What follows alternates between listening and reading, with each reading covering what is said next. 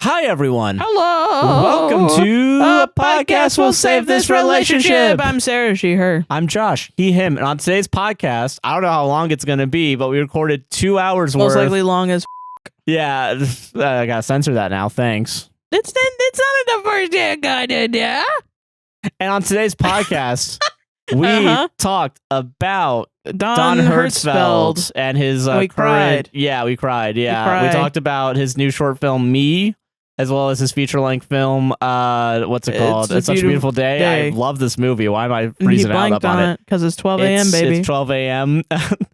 I said at the beginning I thought this was going to be 3 hours, and we're 4.5 hours into recording, so that's cool and fun. We had a lot to talk about. Yeah, and then we just did Reddit stories. It was only a Josh segment. It was only a Josh. Well, because it was 2 damn hours long. I know. I didn't expect it to be 2 hours long. I'm sorry. Well, I didn't plan anything, so I'm glad it was. So that's great. Yeah, but yeah, so timestamps are down in the description. Don't forget to like, comment, subscribe, hit the gosh darn bell, raise 5 stars on Apple and Spotify podcasts. Yes. Go donate to Wallace GoFundMe. We're super close to 40,000. Please. Also, check out all the other links for Palestine, including eSIMs. We also have the Congo and Sudan links down there. Yep. It's also on our link tree for sure. Buy our merch. Buy our merch. All proceeds are going to UNRWA. Buy our coffee at straightforcoffee.com. And go to Patreon, buymecoffee.com/APWSTR and get exclusive content and send us stuff, and we'll read it on the podcast. Yeah. And I think that's everything. Oh, APWSTR Gaming, too. Please go check that out. Yeah. That's good. Yeah. All right. See you all there. Enjoy the episode. Bye-bye. Bye.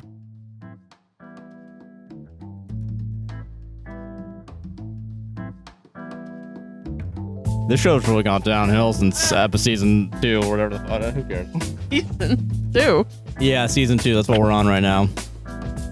You know, podcasts, they do sometimes use the seasons form. I do know that. I know NPR, Serial. They did that whole thing. Shame. Yeah, like, who the fuck are you? Who do you think you fucking are, dude? Who do you think you fucking are, man? The Bear? The only show to have seasons? I was waiting for... someone should have done, like a timer on which one of us was going to get to the Bear first. Yeah. Okay, disclaimer. We're not going to talk about the Bear today. That much. We're still getting through it. All right? We're watching it like 2 episodes at a time. To savor it like you would a delicious dish. Yeah, in The Bear, like the only show that's ever had food in it. Yeah. Yeah. You're doing that to me now? Whoa! This motherfucker just found out who Wilco was, and he's trying to spin it around on me. Listen, I'm 3 drinks in, okay? This is non-alcoholic, by the way. Sarah's has alcohol. I want to say that for the record. It doesn't even taste like it, which is crazy, because it's Tito's in there. So. Oh, Jesus. Yeah. I don't know what that means. No, it's not Tito's. It's Don Q. Oh, really? I don't know what that means. I don't know. I can't bury Don Q enough. That like berry? Like, what do you mean? Like with the flavor. Oh, I get you. That's fair. It always tastes like it every time I try to put it into something. I bought it for Coquito. I was making Coquito over Christmas. Oh, really? And they accidentally gave me the big bottle instead of the small bottle. And then I used like half of it. And then I was like, that's a lot. I'm probably going to make another one. And then I never made another batch because it knocked me off my ass. Oh, yeah. And now I've been trying to use the other half of the Don Q ever since. And it's July. Yeah. So, yeah. That's where we're at? Okay, fair. Yeah. How are you doing, Sarah? Doing good. How you doing? I'm doing good. You know what? Low-key podcast this week. I'm excited. I'm excited. Yeah, so am I. I only have a thing to start us off with. Then we can go into the Reddit. Yeah. We can maybe hit 3 hours. Maybe. Which is short. We're trying to get out of here early. We're trying to clock. It's one of those times where you go into work and you're trying to clock out early. That's what it exactly, is. Yeah. So, okay. But I'm excited. I'm back on my pills. I got my refill of my pills. I'm on my pills today excited as to well. not be depressed. Yeah. And sad during this podcast. Too bad. Because I'm talking about Don Hertzfeldt today. Oh. Is this, I don't want to call this a Josh Mansplains because I'm not. I've never seen it, so. Well, yeah, but this is a hard one for me. What? In the sense of like, yeah, I don't know. First of all, spoilers for Don Hertzfeldt's short film Me, and It's Such a Beautiful Day. If you're able to go watch it, which is I think it's still on tour right now. Like it's doing like there's like a couple cities I think still they're showing it. Go watch it if you can. I'm gonna give it a high recommendation of you should go watch it. You're looking at me. You should be looking at the audience because I'm fucking clocking out, baby. So, all right. I have a weird relationship with It's Such a Beautiful Day. I have had it. This is weird. The energy is off. The vibe is off in this room right now. So, okay. Okay, I'll thank you. I appreciate it. So, this is going to be okay. So, here's why I think this is going to be hard. Here's some background for me personally and Don Hertzfeldt. I think I was introduced to Don Hertzfeldt from my sisters because Don Hertzfeldt, early internet, had one of the first like kind of viral videos. I want to say that's true. He's an animator. Yeah. And he made a animated film called Rejection, which is still one of the funniest things I've seen in online. And it was an Oscar nominated fucking short too, which is crazy. Damn, that's crazy. Yeah. Which is even crazier because it's just about him like doing ads for like companies and they're all like really bad. I think you showed me them. Yeah. Yeah, it's the one where it goes like my spoon is too big. Where that came from. Yeah, I remember that. And my anus is bleeding. I was gonna say, it's that one. It's that one, yeah. Oscar nominated. And yeah. And also I'm gonna say it rightfully so. I do actually think it was funny. Yeah. And so that's how I think it was the first stuff I ever saw from him. And then when I was in high school, I found out about It's Such a Beautiful Day. Torrented it because I didn't have money. I watched it on the bus on the way to school and I cried. Damn, okay. Yeah. And I think that's stuck with me since like probably like 8-7 years ago. And it's always been like in the back of my head. I actually referenced it recently. I remember somebody in the book club. Oh yeah, someone talked about it. Yeah, I think it was for The Last Unicorn. I think specifically is what it was. Yeah. And I didn't know that it ever had a theatrical run, and apparently it only survives by word of mouth, pretty much, which is why I also feel like talking about it because I think this is an excellent movie. Yeah. So okay, Don Hertzfeldt makes a new short called Me, and he's like touring it around, and for like a few months, like a few weeks, it was like not announced that it would be in Orlando because it's why would anyone ever show anything in Orlando? Yeah, it's not like there's a bunch of film people here that want to like engage with film and media and stuff. Totally not. It's why not would like they? Yeah. But there's one art house theater in all of Orlando called the Enzian. I believe I'm pronouncing it correctly. And like, what does the Enzian look like? Because I have been to one theater where I sit down and they give me food, and I want to know if this is it. It looks like an old house from the outside. That's how I would describe it to start. Yeah. To the left of the entrance, there's like an outdoor bar and grill, I think. Okay. Inside, it's like the lobby is like maybe the size of our apartment. Oh, wow. Like really small. And I think there's like one hallway that leads to a bathroom. And then it's just like, it's tables mostly and mostly like bar seating. Oh, it's in Maitland. Yeah, it's in Maitland. It's all I drove 20 minutes for this. Oh, it does look like an old damn. You know what? It looks like it. I was so confused because I got there. I was like, where do I go in? Do I just open this door? Did I watch this shit? You think they would show The Hobbit in there? I wouldn't be surprised because they showed there. Okay, because this is a weird fucking. Okay. When you go in, are there like movies in frames to the right of you? The right or the doors? To the left, there's movies and frames, but yeah. So, like, are there two doors to go in? Yes, there's two and then doors. There's movies and frames. Yes, I think I saw The Hobbit at the Enzian. I wouldn't, because this is a weird theater to me. As I reminded of the chairs, yeah, yeah. Because like it's the only place in Orlando that shows weird shit. But they still have to. That's not weird though. Huh? The Hobbit wasn't weird though. No, let me finish my sentence. Okay. And also we'll show the Lego movie outside. Random. Yeah, you know what I mean? Like it has everything pretty much. I think I was trying to see The Hobbit with my mom. And that was like the only place we could get tickets because everyone was fucking seeing The Hobbit. Oh yeah. And then we went and we were looking at all the movies and there was one for Captain America, the first Captain America movie. Yeah. And some guy behind us was like, "You guys a Captain America fan?" And we were like, "I guess." my brother really likes Captain. He liked the original Captain America. Yeah. And then the guy was like, yeah, I'm fucking excited. I want to know who the fucking guy is. You know what I'm fucking saying? And we were like, okay, we're going to go watch The Hobbit now. Yeah, and then we bye. ate like a whole chicken or something. They like gave us a whole chicken.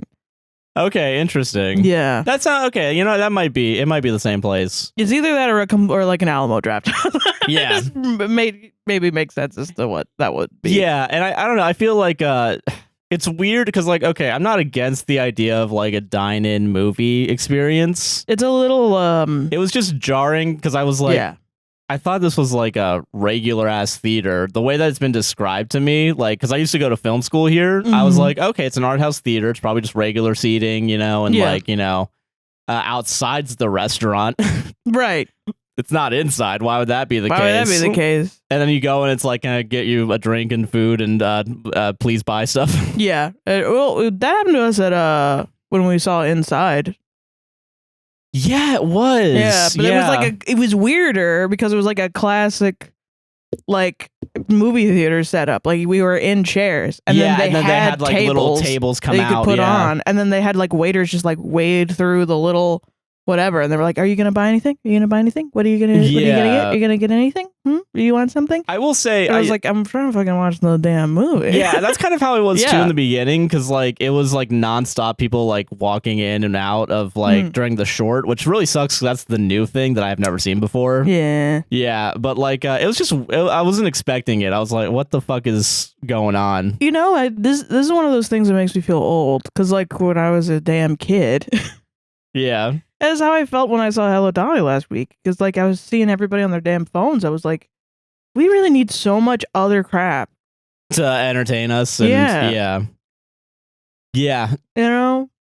Like, that's wild to me. I guess it's good for the people that like it. I just wonder if there's ever going to be a theater that's like, no, we're not doing any of your crap. Yeah, and I don't know. I guess, like, I felt like... And by that, I mean also, like, the chairs that recline and treat you like a little baby. Like, I want the old shitty movie chairs back where you're forced to sit on the edge of your seat to watch a whole damn movie. But also I want movies that aren't 3 hours long anymore. Can we not do that? Give me a 90-minute movie and then an old fucking movie theater seat. Yeah, and that's kind of like the real... Like, there was that Red Letter Media about the death of movie theaters, and it's like how every kind of theater needs a gimmick, and that's kind of how I felt with this, where it's like, oh, this is the only way I'm going to be able to watch any independent movies in Orlando is I have to go here. Yeah. I think that happened too when when fucking there was a movie that came out that was like on a film, like actual film stock. Oh. And I think the only places were probably would have been that. And was it the like, Hateful Eight? It might have been the Hateful Eight. Yeah. And it was like only there or Disney Springs, and it was like, why? Or Oppenheimer could have been. Oppenheimer too, maybe, but still. But yeah, no. So it was just like a weird like. Guys, I like movie theaters. I swear to God, I like movie theaters. Can just no one ever go to them, please? Thank you. Anyone other than Joshua. Anyone other than me. If I go to a movie theater, I want to be the only person in there. Yeah. Because I will say, there's movies that I do want to see that are coming out. There's one called Kinds of Kindness that I want to see. Yeah. And if there's anyone else in the theater, I'm leaving. I think I just want to be me alone. Paying $20 to go see if maybe someone else is going to be there. There was one time where I went into a movie and it was only me. And it was on my 18th birthday in Tallahassee. I went to the mall. Yeah. I took myself to the mall because I was like, I don't go out of FSU. Yeah. Let me go and like explore. I'm like, oh, there's a mall. I'll take myself out to the movie theater. That'll be nice because I liked going alone. Like, you know, my mom and my grandma and I, we would go to the movie theater. We'd all go to different movies. Yeah. And we'd come back and it was really fun. We would talk to each other about the movies. Yeah. And so fucking, I was like, let me take myself to the fucking mall. I get on the bus. It's like a 45-minute bus ride to the nearest mall. It's like 3 different connections to get there. And then I have to walk all the way from the bus stop through the huge parking lot that's empty to the mall that's also empty. Yeah. Like half as many, it's only half filled with stores. I think it was the first time I'd seen a dead mall. Yeah. And I'm walking through it and nobody's there except for the movie theater and like a phone repair shop that's not manned. Oh shit. And neither is the movie theater. It was all like you do a like a digital screen. Yeah. And so I'm like, okay, I wanted to go watch the fucking Salem, not the Salem Witch, the Blair Witch Project. Oh yeah, the second one that had come out. Yeah, and so I went there and I clicked on it, and there was no one else in the theater, and I was like, yes, this is gonna be awesome. And then that movie sucked balls, and it ruined my damn birthday. Damn, I am sorry. Yeah. God, man. I don't know, because like, man, I really when you want it, you get it, and then it's like the movie is crap. It's like, dog shit. It's like, God fucking damn it! This was almost one perfect. time, yeah. And then I think my phone died, and I didn't know how to get home. Shit. Yeah. Jesus Christ. I just waited at the bus stop until they came back. Fair enough. Yeah. But yeah, man. So okay. So that's why I feel like fish out of water, kind of. And also, I was there alone doing this. This is a Josh activity. Yeah, I was like, you made me go to Hello Dolly alone, so you go to this alone. Yeah. Fucker. Mostly because I didn't want to get up at 10. That is fair. Yeah, it's 11 o'clock screening of this movie. And I'm like, what's going on, guys? Yeah. Can we calm down? So, okay. I will say, though, I do recommend seeing it in a theater, but just wish no one else was there. Yeah. I was also surprised that it was actually sold out. I was like, who the fuck in Orlando is going to know about this shit? And apparently it's a lot of people. Well, yeah, it's film. Yeah, it's film. You're right. Yeah, there are a lot of film people here. Yeah. For Full Sail, I think. Yeah, and also all the other programs like Valencia, UCF, yeah. Well, I mean, I think, that I feel like Valencia and UCF have like the regular ones. Oh, and then Full Sail has the draw from other states. Because when I was dating around pre-Joshua, most of the film guys were like, I'm going to Full Sail to be a VFX guy or like a whatever. Okay, that makes sense, yeah. And they were all dicks, and they all lived in fucking those expensive-ass apartments you see on the side of the highway that you're like, who would live here? Yeah. People going to Full Sail, apparently. Literally, yeah. Yeah. But yeah, okay. Yeah. So, I don't know where to start with these movies. Okay. I'm going to start with the short film. Mm-hmm. Real quick, I thought, okay, the Enzian's also weird because like they had like 2 movie trailers, but then they had like a 5-minute long like presentation of like all the shit going on at the theater with like a guy narrating it, right? Yeah, the guy narrating it that's never narrated anything beforehand. Or he just does this and he does it bad. Yeah, well, he does it in like kind of like the same like thing for every movie. So there's like there was like a movie called like Happiness, I think, and it seems like a serious drama, and it's like coming up next it'll be Happiness, and it's basically about Philip Seymour Hoffman finding himself or something, whatever he says, right? Yeah. And then the next movie's like like a actually like happy movie, like then the Lego movie, you can watch it available at the outside for free, you know, like, and it's like, why are you using the same tone for both movies? Yeah. It's a little, I mean, I get it. I mean, I guess the guy's not passionate about his announcing job. You know what I mean? I can't blame him for that. That's fair, yeah. But it is also like, come on, man, you got 30 seconds. Put some little stank on it. Come on. Stank on it, yeah. Be a performer for a second, you know? So I was confused when it started because I thought like, oh, the Enzian did something weird where it was like and now a short film will start before the feature presentation, and I was back on like a what is it, like a curtain backdrop and then white text, and I was like, oh, is the Enzian just letting us know what's going on? And then it turns out it's just Don Hertzfeldt himself made that decision because it happens 4 more times for the he plays like a video of like a marimba, what's it called, marimba, yeah, like a marimba band. And then it's a random person. What do you mean by marimba band? The with the big. Yes, that's a marimba. Yeah, and but there's it's like a band. Yeah, there's of multiple people. Yeah, and like 4 marimbas, 1 bass player, and like 7 people playing all together. Yeah. Oh, okay, cool. And it was weird. It was a weird. I'll talk about that in a second. It's like this whole experience kind of thing. I've seen one of those performances. They're good. Yeah. But it was like from like the 30s or 40s because it was black and white, and like it's very obviously like that quality, you know. And then it's and now it had that backdrop of the curtain and then the white text, and then it was, and now a person will speak to you before the feature film, and then it's Don Hertzfeldt himself speaking. I was like, oh, this is him. Okay, I get this now. This is like a little. This is a bit. Great, love it. It's just so weird. Like I was like, the Enzian doing some weird shit to this guy's thing. Yeah. And then the movie played. But okay, I'm gonna start off with the short. Okay. And the short, I'm still processing because I'm not entirely sure. everything besides the marimba and him speaking is experimental and abstract and fucking weird, which is awesome, and I love it. But it's basically like it's like I don't know this. Okay. Social commentary. Let's start there. Okay. Basically, it starts off with like a guy making an invention because he sees a bowl. Because like a guy gets home from work and he's like watching his wife like wash his kid in a bowl or something, like her kid in a bowl, and like there's no dialogue, which is gonna be a thing that happens in both things, both the feature and the short. Yeah. And he's basically like it's all just like little question marks or little like exclamation points to decide how like how they're doing stuff. Yeah. And then the guy just says like a picture of a bowl.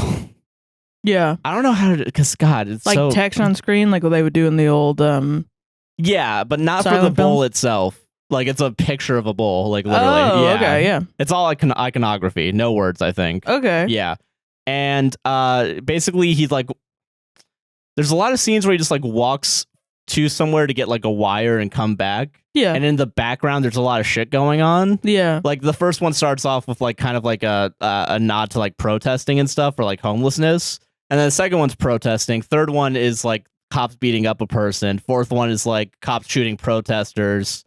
And like right. kind of escalating more and more. Yeah. Yeah. All the while, this guy keeps walking back and forth and just not noticing it because he's focused on this invention, which I'm assuming is like a stand-in for like a phone kind of, and like the internet is how it kind of is perceived. Oh, I was going like he's creating something. Well, he is. He's creating the internet, basically. Oh. Yeah, so he's like walking back and forth. And he's making like this huge contraption that basically you put a bowl on your head and you're able to like look through a screen. And I think it's like capturing your memories is how it's presented. Wow. And like your memories of yourself at that moment. And then it cuts to like the future. And like he just goes to the thing and watches back his old memories. Wow. Yeah. And that's all. I'm not explaining this in chronological order because there's a lot of shit to kind of go through. Yeah. This is 20 minutes, by the way, and it does a lot. And it's also, they show like when it comes to like the homelessness stuff, there's also scenes interjected where there's like mass graves and shit that's all going on while this is happening. Crazy. Yeah, and I don't know when this was like. I think he's been working on it for like the past couple of years, like a year or two. Yeah. It's just wild to me, like seeing it in that way. And that's like, there's like 3 acts. And the first act is this, and the third act is kind of the opposite of it. Second act is the funny part. Okay. You gotta have a funny part. Guys, I swear this is funny. So, all right, it's the wife character, like, because I think it's the same family, right? And the title of the short's called Me. Sorry, I should have. You got it out there already. Okay, hold on. Just like, I got it. Daddy needs his juice. Hold on. Yeah. Okay. All right. Second part. Okay. Woman is getting like what's it called? The fucking when she's pregnant and she's like getting the image of the the ultrasound? Ultrasound, yeah. Getting an ultrasound, she's at the thing. They look at it, cuts to the screen and it's just a big eyeball with like legs. And it cuts back to them like, what the fuck? Okay. Yeah, it's like a weirdly jarring thing. And everyone in the theater laughed, and I was like, all right, cool. Hell yeah, let's go.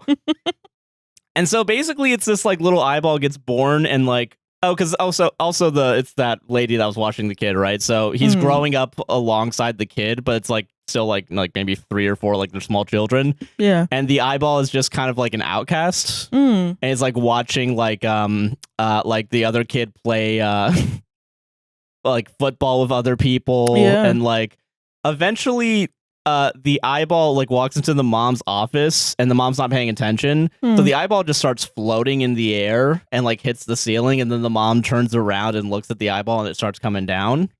And then she like starts experimenting with it, like looking away. Eyeball goes up, she looks back, eyeball goes down, stops floating. Wow.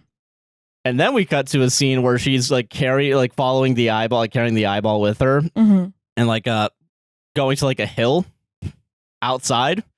And she looks at him and then turns away, and the eyeball starts floating up all the way out into space. And the mom like gets on her knees and starts crying.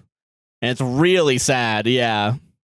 And then the eyeball becomes like just one in space. The eyeball never dies per se, but the eyeball always stays in the frame now because like there's a lot of what is it, like starry nights in the footage, but then there's like an eyeball shape outline, so there's like it's like still there and present and overlooking everyone.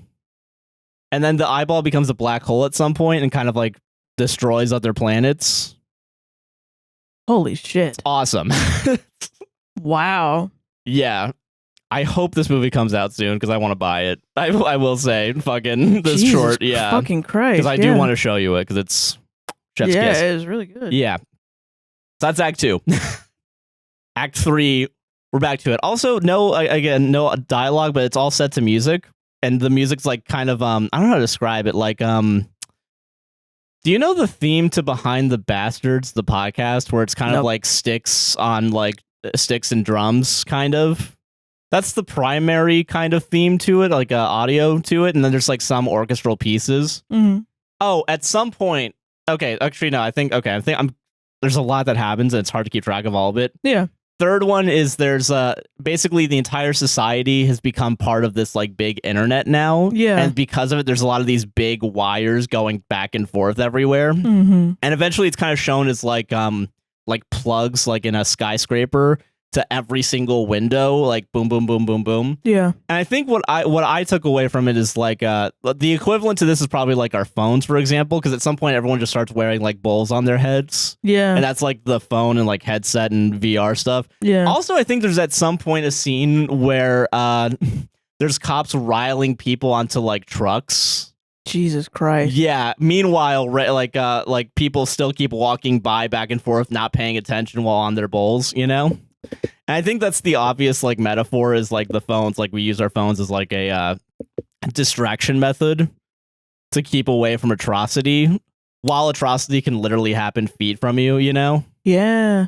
Well, I mean, you know, I don't know. I didn't see it, so I have no idea. But from what you're telling me, it strikes me as like, I personally have been having a kind of ever since October 7th, and I've learned more about the Palestinian genocide and other numerous genocides, Sudan, Congo, Kashmir, what's going on in Ukraine, Haiti, everywhere. Yeah. All genocides everywhere, and sort of about the horrors of U.S. imperialism, which I kind of understood on like a superficial level, but I think the Palestinian genocide, because it was sent to my fucking phone, it really was like, oh shit, this is what's going on. This is what has been going on for a long fucking time.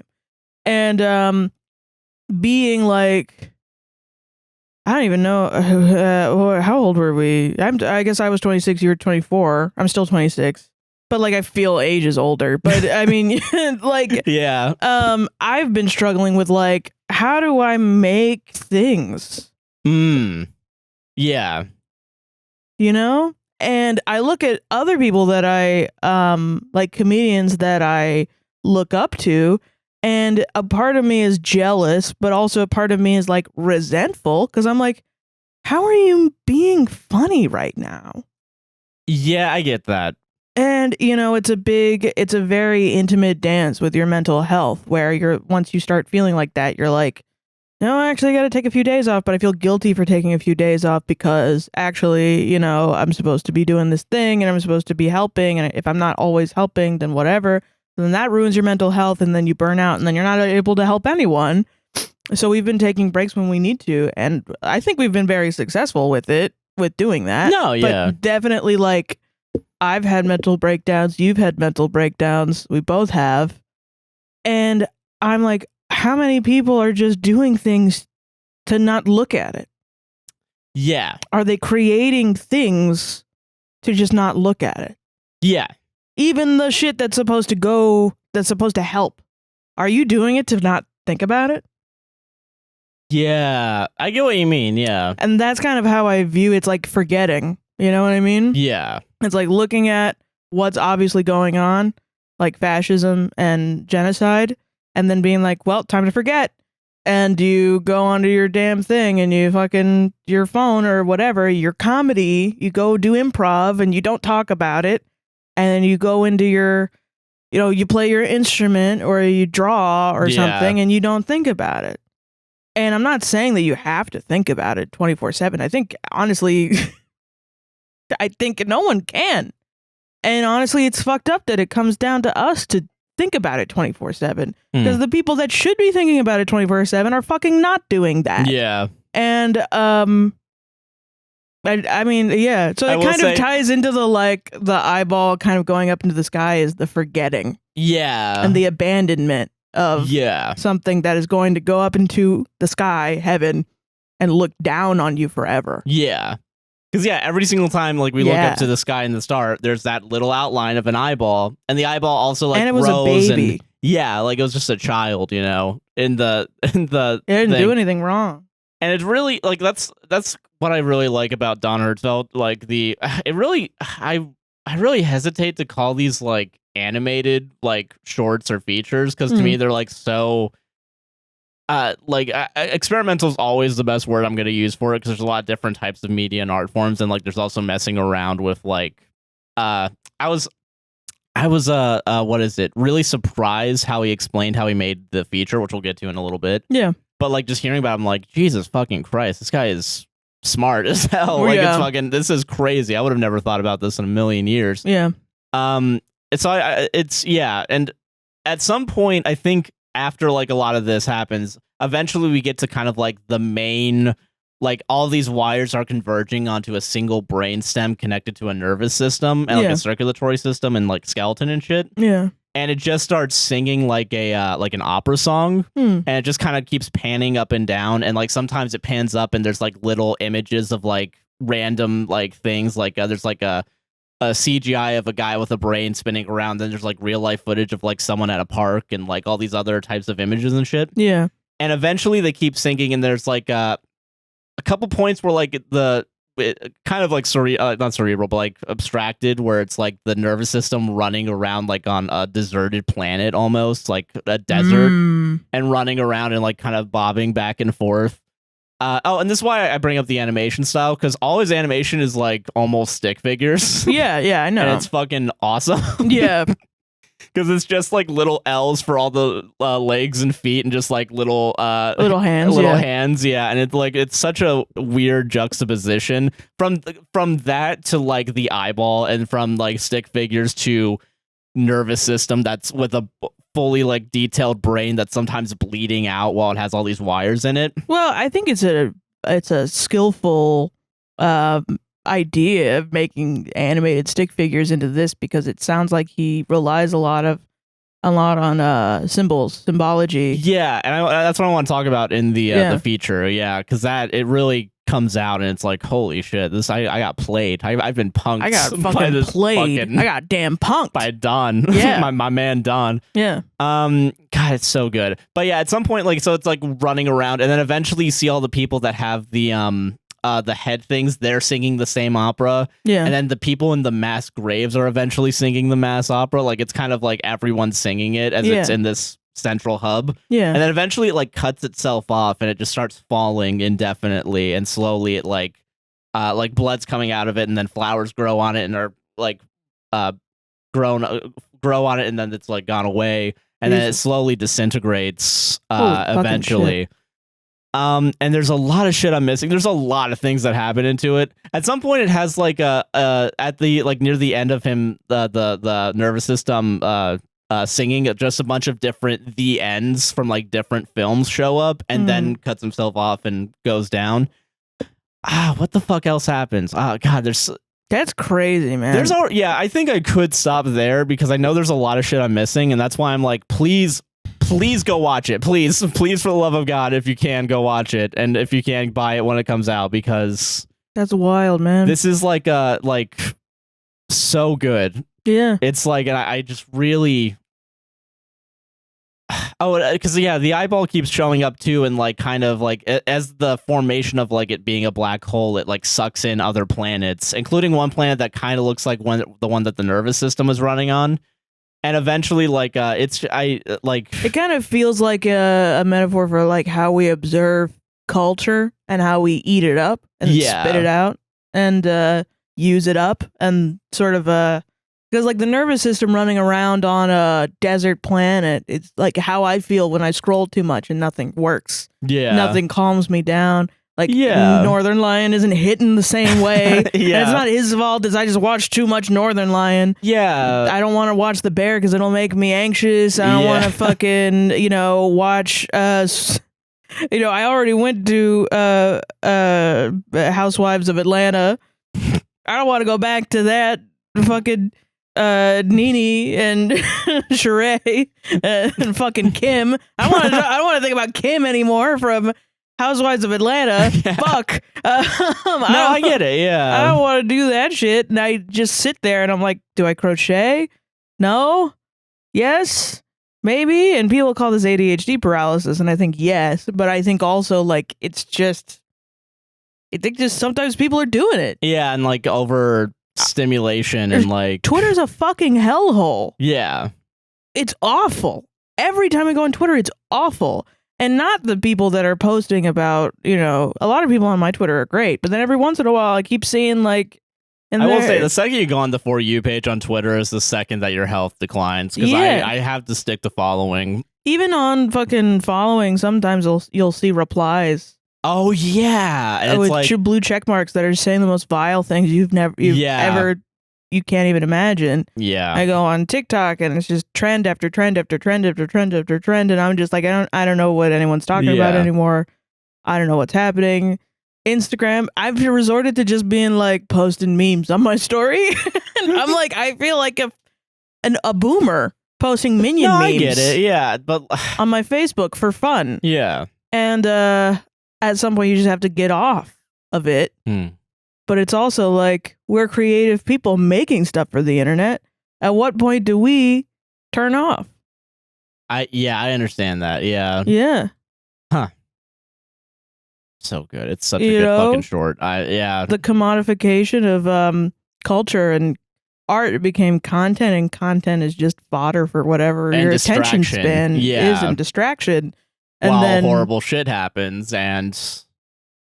Because that's the other thing too, is like there's a lot of symbolism of like in the beginning of the first part and the second part, it starts with like electrical lines, like regular ass like low voltage electrical lines, like the ones that are out there, Yeah. Like standing up, and it's just all humming and doing it. At some point they're all destroyed and replaced by these big, like the big wires that everyone's connected to. Jesus.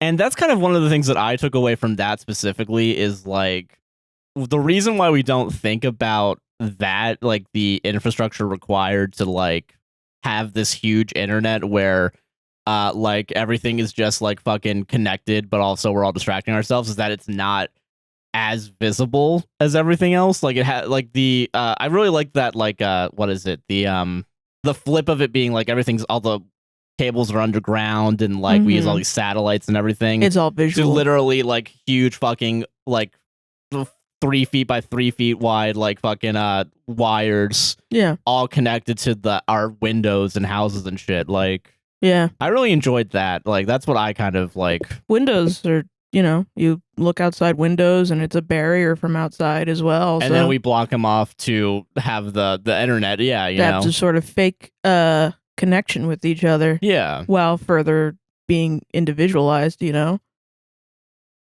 Exactly. Fuck, man. So that's good. really good, because fucking how many people are out there trying to do the same thing, and then they're just writing like hate in a thought bubble or something. Yeah, and they're just like, I'm and like so it really cool. is like they don't do that at all. It's literally just like the thought bubbles are just the exclamation point or like question mark or bowl. Yeah, I think at one point that I don't remember what exactly it was, because they're fucking servers and so they're all running around. That's why I was annoyed during this part. That's so crazy to see the mother of an eyeball give up on it, and then he's like, and abandon it fully. Coke and water. Like, hey, what are you? How did you want your burger? Was it like medium, or what kind of cheese? And it's like, I'm sorry, you don't have Asiago. We gotta do a different one.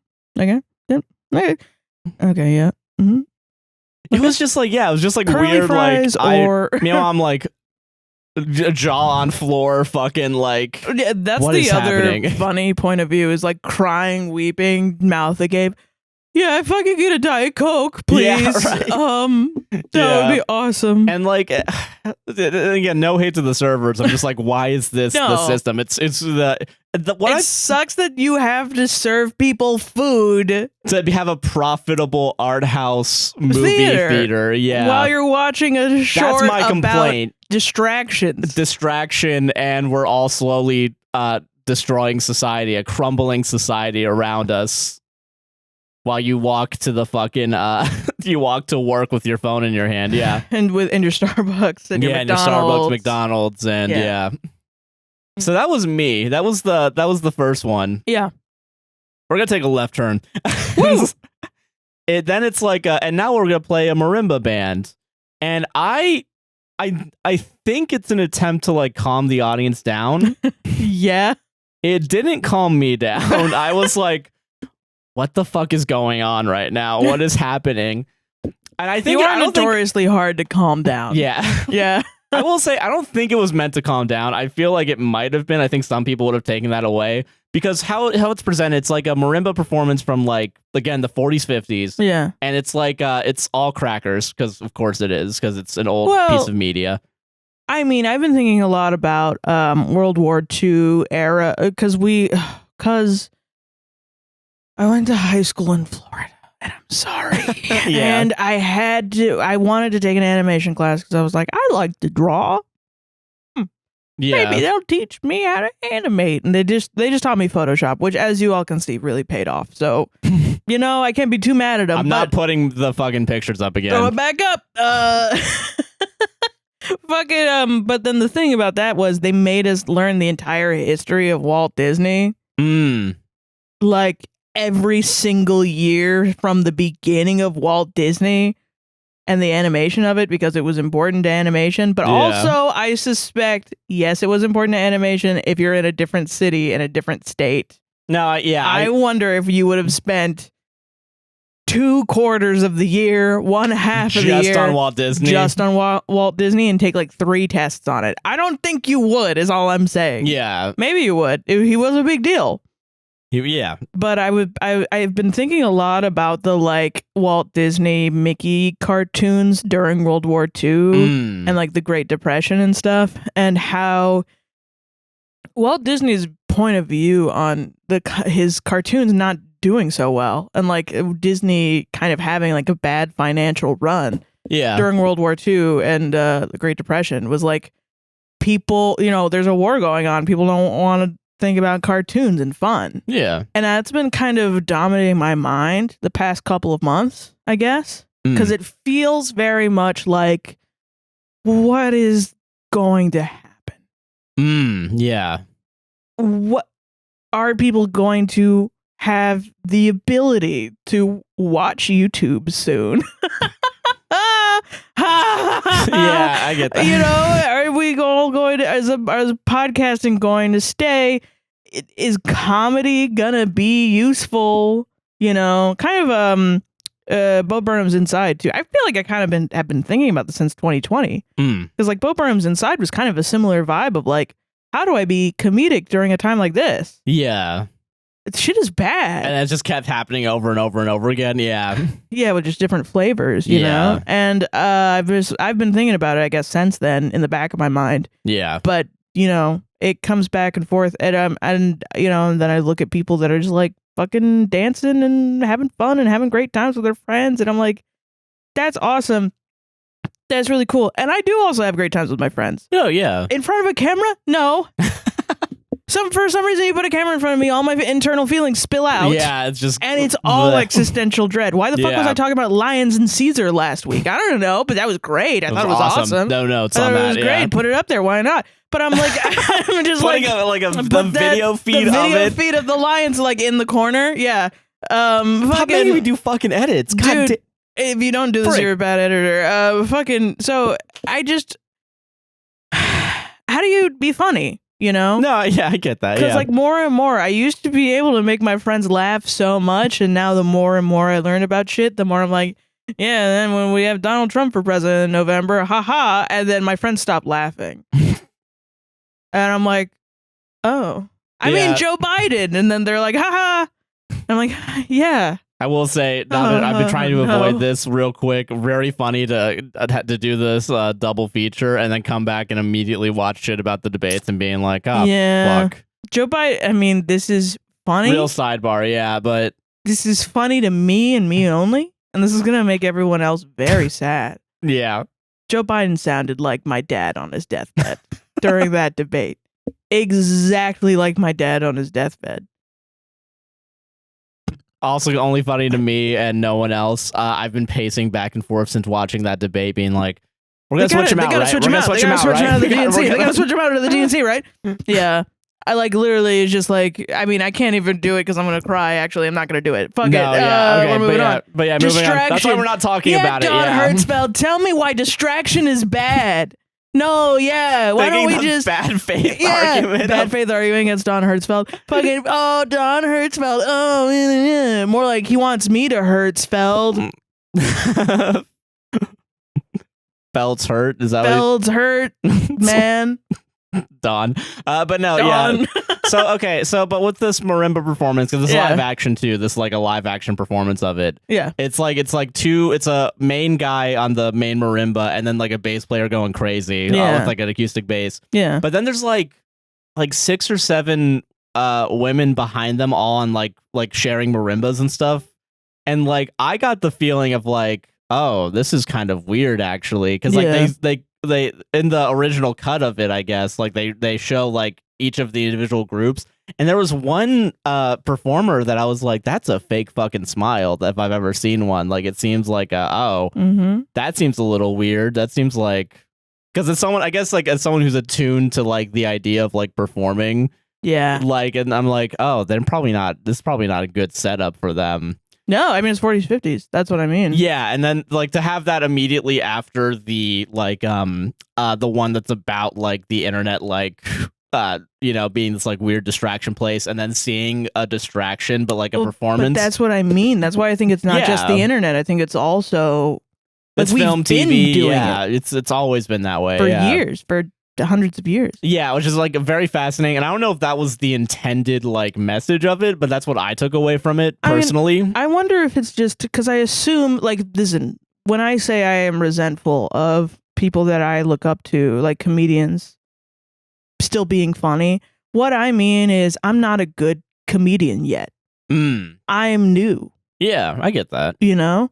And I find it hard to not be overly personal with my comedy. And these people are professionals, and they're figuring out how to divorce. Why did I say it like that? They're figuring out how to divorce their feelings from their professional comedy, and they know how to do that. And they understand that comedy is needed because people do need a distraction. You don't need to just. Like, if you just got so sad that you offed yourself, you're not going to be able to help anybody. No, yeah, and that's why, like, I know that the short itself is like the extreme of it, where everyone's so distracted that they're not doing anything. I wonder if it's just an expression of feelings, though. That's what I'm trying to say is, like, I know all those professionals are probably on some level feeling the same thing that I'm feeling. Yeah. Because I feel like every time I'm ever like, why isn't anyone else feeling like this? They are. They're just putting on a performance every day. Yeah. And that, I think, is the ultimate conclusion of we all are. Yeah.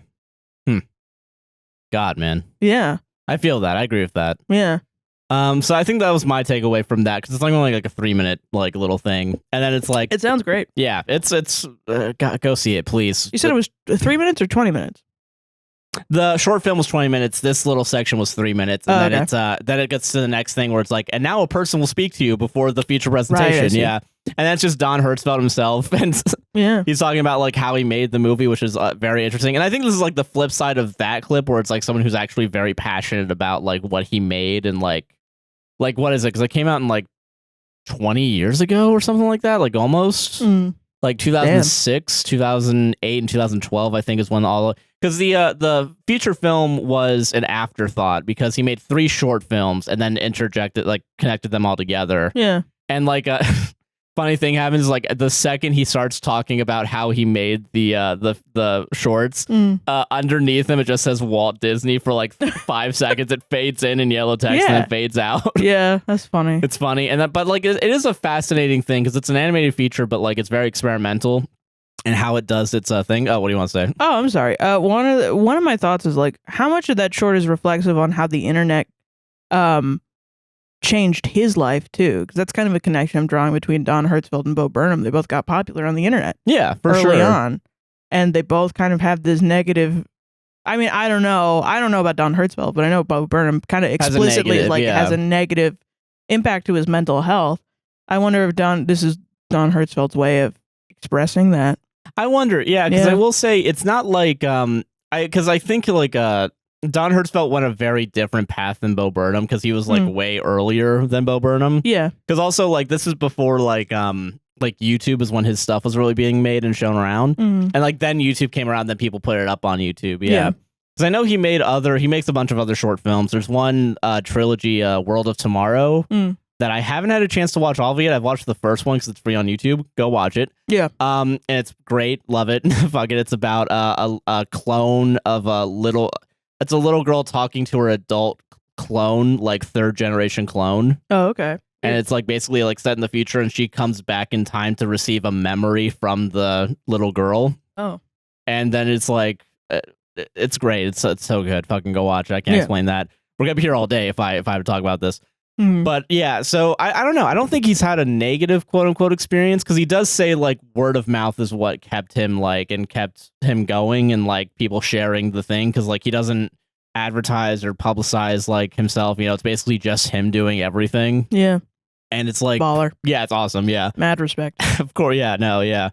But he's talking about like and I want to talk about like how he made the shorts and the eventually feature film.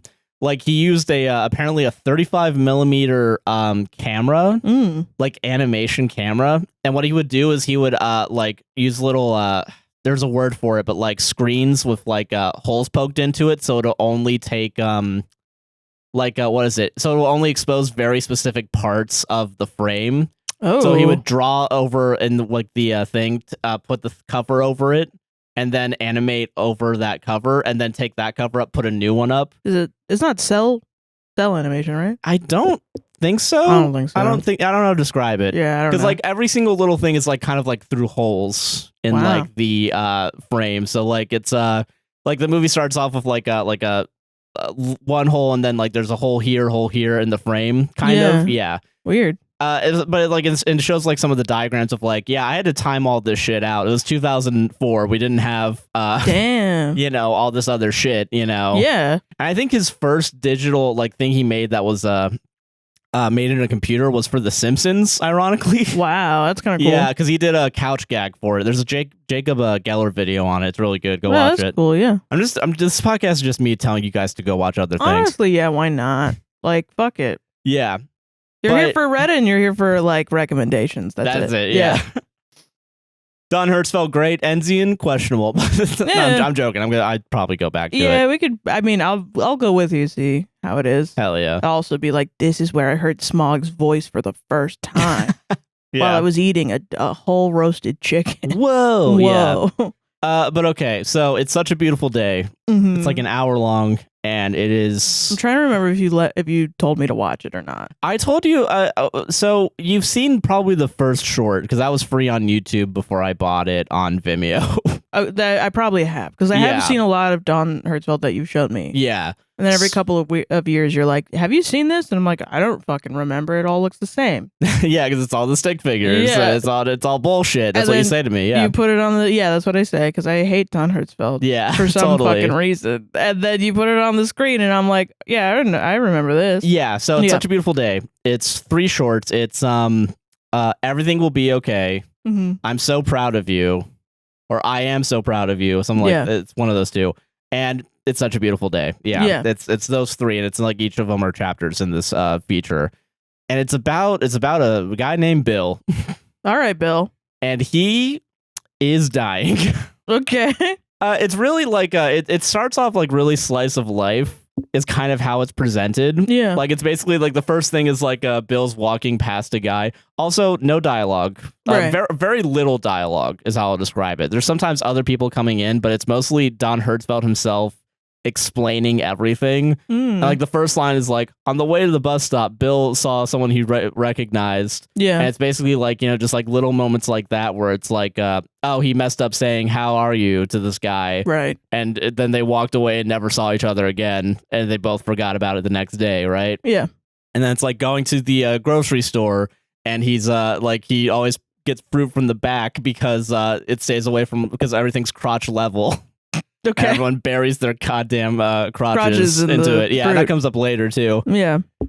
Because this having changed moment is when he doesn't worry about that. Yeah.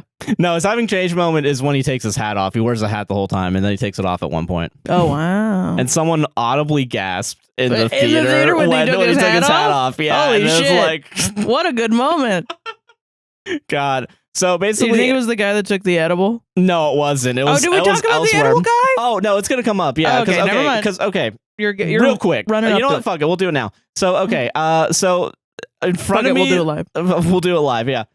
So in front of me, there was like these 4 like college students like around our age that for sure were film dudes because of course they are, and I can never escape it. Yeah. But like one of them, like midway through the feature, brought out a Ziploc bag and just like ate something from it and put it back in his like thing. And I'm gonna assume it's an edible because I was like, what the fuck is going on here? Yeah. And maybe it wasn't. I don't know. But Yeah, it was just like his grandma's cookies. but it's just in a like the Ziploc most bag. like crinkling like sound like during this like tense scene, I think. Can you imagine an intense scene? In a tense scene, watching Don Hertzfeldt, someone pulling out a crinkly bag and being like, "I'm gonna take some weed now." Yeah, no, That'd be exactly. great. I was just watching. Hey everyone, I'm gonna get high off of this edible. Yeah, and it was so like also like the guy sitting next to him, one of his friends like turned around and was like, "What the fuck are you doing?" And then just turned back to watch the movie. Didn't really do anything about it, but it's just like, what's happening here? I feel like that's less evidence that it's an edible. Yeah, Because the film guy's like, "Oh, what are you doing? Oh, can I have an some? edible?" Yeah, and like Rather than like I feel like I would be less likely to believe that it's 4 film bros. One of them wants to get high, and the other one's like straight it. yeah, I don't believe that for a damn second. fair, yeah. Yeah. But okay. This is why it's hard to describe because it seems like not a lot's happening until there's a lot happening. Yeah. Because this is again experimental and it's all like in this very it starts off all day like slicing the day in the life, you know, basically. Yeah. And like slowly it gets revealed as like some more weirder things happen. Like at the bus stop he imagines or he sees the guy next to him has like a bull's head. And like his dreams are getting weird. Like one time he dreams like his head has a giant fish growing out of it. Awesome. Yeah. And eventually like it goes to the baller. Yeah. Yeah. And eventually, and then like it cuts to eventually like as he's slowly getting worse and like he's getting more angry and he's talking about like the like how we're all like what is it? Oh, he's talking to his neighbor and he's talking about like the neighbor's like oh, if you just like cryogenically freeze your brain, maybe in the future that'll cure whatever you have. And then all he's thinking about is like, so when our brains like died, is everything just gone, or like, is it always preserved forever? Because he's thinking about all the jars of brains he's seen in like school and stuff. And he's like, oh, I wonder if like are we all just a little more than our brain stem, you know? And then like it shows like all the brain stems and like cars and walking and yeah, listening to horrible music is one of the jokes. Yeah. And then, oh god, one of my favorite jokes doesn't add anything to the plot, but it's a guy at the grocery store holds up an onion and says "big onion" to no one in particular, and then smiles and turns to Bill, and Bill pretends to not notice. Awesome, so good. Man, Bill's a dick. I would have been like, "Big onion, big onion, big onion." Yeah. And like slowly he's like getting more and more like at some point he walks downtown to like go meet someone. He just sees 3 dead horses. Wow. And it's like not explained if it's real or not because at this point you're not really sure what's going on with them. Yeah, it's disturbing though. Yeah. Something about the imagery of a dead horse. Like I told you I had that dream about a dead horse, right? I think so. I'll go We through gotta it explain it to real the quick. yeah. So it's one of Sarah's classic nightmares that should be short films, and I guess you can take it if you want to, and you want to use it for a horror film or something. Yeah. It's 1900s. Mom is using a telephone. Doesn't matter if the telephone has been made yet. Shut up, okay? Was using a telephone. And the mom is gay also. Ding, yeah. But yeah, so the mom calls her daughter because her daughter's just gotten married. My brain has already preloaded this context into my brain. Mom's calling her daughter because she's just gotten married and moved to the middle of nowhere, and the mom gave the daughter for her wedding a horse. And she keeps calling and no one's picking up. So then eventually the mom was like, you know what? I'm worried. I got a gut feeling. I'm going to go over there myself. So she rides over down to the fucking house. Mm-hmm. House, like a doll house, is burned completely halfway down. Oh, interesting. There's a bedroom in the attic. The horse is dead and it has been like obviously like died from like starvation. So essentially like they moved in and immediately the horse was not fed. And then her daughter, who's like also half burned, is like cooking in the kitchen and is cooking horse meat. Yeah. And the husband has burned alive, chained to the bed in the attic. Jesus Christ. Yeah.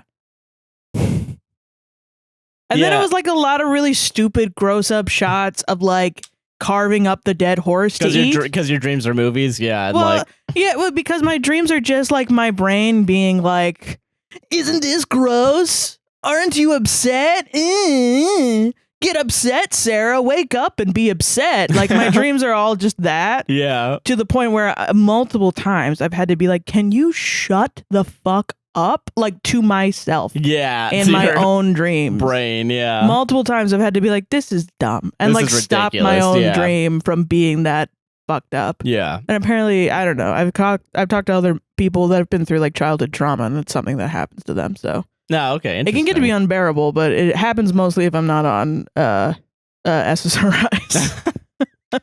Fair enough. Yeah.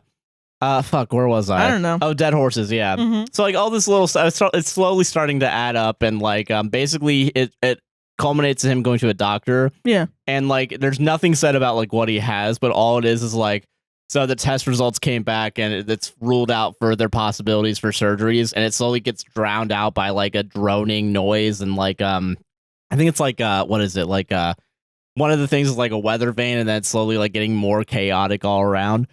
At some point too, there's like they're talking about like there's a scene where it's like there's a big fish, I think it's right after this one, and it's like just going back and forth like the pipe is leaking. The pipe is leaking, and it just starts doing a little dance, and then underneath it is Bill in a different like little hole, and it's like something else is going on, and then eventually like Bill just gets drowned out and it's like slowly lowers into the water, and it's just his hat. Oh, this is why it's his having changed moments, because he realizes there's not a lot of that can be done, so it's the one time he takes off his hat. Oh wow. That's why it's the having changed moment, and that's why that one person gasped. Yeah. Yeah. And that's like, and it's like so they were completely in it. silent. They were fully understanding what was happening. Yeah, exactly. They were film we shouldn't students, have made fun of them. Actually, they were awesome. Yeah. And it's like slowly like getting like he's getting worse and worse, and he's getting angrier, and like because at some point he sees like everyone has like crotch is infested, like yeah, and like it's all buried in the goddamn produce is the line. Yeah. And like he's slowly getting angry and angry. Eventually his like mom comes to like care for him at like his house, and like oh yeah, there's I'm skipping a lot because again this is one of those things where so much shit happens that it's like undescribable in a way. Yeah. Because it's just like you have to fucking see it. Yeah. But like eventually like, you know, he's like one of it's like he wakes up and he says like his room looked a little different, and then it's like 15 different layers of different opacity of like the same room. Yeah. And like and then eventually his mom comes over and like they just like they like it's talking about like they just do puzzles together, and there's like she's just looking after him, you know. And at some point like Bill's wearing a sweater and she sees like a little thing on like the end of it, like a little like piece of lint coming out. Yeah. So she grabs scissors and tries to cut it off, and then Bill freaks out and slaps the scissors out of her hands. And she's like, "How could you think I'd ever want to hurt you?" And it's like this really really sad like thing. And then Bill, and I thought when I was younger, this was a funny scene, what's about to happen. Yeah. And then no, like only a couple chuckles happened during the thing. Bill just says and then the narrator says, in that moment, Bill thought she looked really old. And that's his only response to his mom like crying on the floor. Whoa. Not funny anymore. I'm not gonna lie. I thought it was like, I guess as a kid, like a little comedic, like to cut the tension. You're but old. Yeah, I get it. Wow, though. yeah, That hurts. yeah, it's like really, it's really sad. It's Shit, fuck, man. yeah, and then eventually, like he goes to the he just stays in the hospital for like most of the rest of it, and like it's like he felt worse, he felt bad, then he felt even worse, then he felt great, then he felt the worst he's ever felt, like every other day. Right. And this is kind of like the start. There's like a little running joke of like, and Bill's uncle, whom he didn't even notice was in the room, just kind of stared and looked annoyed, like, you know, in the hospital room. Yeah. And then, like, because he's slowly getting better finally. Yeah. And there's a funny scene where once it was obvious he wasn't going to die, his mom got rid of all the flowers in the room. Oh, shit. Okay. Yeah. All right. And then it's basically like this first part, this is just the first chapter in the first short film. It ends on him it's like Bill went to work the next Tuesday after being discharged from the hospital, and he just watched the rain pour out the bus window, and it's just like a musical piece playing over like different puddles forming, and then like a bus window, and then it drives away. That's the first chapter. Oh, so the interesting part of it is it reminds me of a movie I watched in my intro to existentialism class in college, by the lady that was the apprentice of the guy that wrote the intro to ethics book that we have. Oh yeah, the textbop. Yeah, and I'm trying to remember the name of it, but it was about an old Japanese man who is like I've probably talked about it a couple times, at least with you. I don't know if I've ever said it on the podcast, but it's a really awesome movie. It's I'm gonna find the fucking title of it. But yeah, it's called Ikiru, which means to live in Japanese. Oh, interesting. Also, apologies if I'm not pronouncing anything correctly. But yeah, it's also based on Leo Tolstoy's novella The Death of Ivan Ilyich. Ilyich. I don't know how to say that. Yeah. But yeah, it follows like an old man that works in like a parks and recreations office. And his whole life is just him stamping paperwork. Oh, yeah. And he never sees anything get done. And when he was a young guy, he wanted to get a bunch of shit done and get like parks made and stuff. And then when he gets older, he realizes that's not going to happen. And so he just kind of like he stops fighting the bureaucracy and just kind of lets the system go the way it goes. And nothing ever ends up happening. And specifically what happens is he goes to the doctor, and it's like the same exact scene that you described. Oh. Where he feels something hurt in his liver. He sits there in the waiting room, and then like another guy is like, oh, you know, my uncle had that. He had cancer. He had like kidney cancer, and he died within 3 months. And then he leaves. And then this old guy goes into the doctor's office, and they say, oh, you know, nothing's wrong with you. Everything's fine. But he knows, and it's because of the like social structures in Japan, is like the doctor is saying this to him, like trying to be like, you're gonna die in 3 months, but it's impolite for me to tell you that. Yeah. Because then I'm giving you this like despair. So I'm not going to tell you that. But he knows, since he knows the like manners of it, that him not telling him that means that it is true. Ah, shit. And because he doesn't have anything to help him with, it means that he's going to die in 3 months of something. And we don't know what it is. Yeah. But it was kind of a similar scene where it's like the shit goes away. And he just kind of like realizes that his life is going to end. And what has he spent his life on? Nothing. Yeah. And then what ends up happening, I recommend everyone watching it. Apparently, it's been nominated for so many awards. It's been regarded as one of the best films of all time. Yeah. According to Wikipedia. And there's like a blue underline of that too. So I feel like it's actually legit. There are sources. Okay. But I thought it was fantastic. I think about it literally all the time.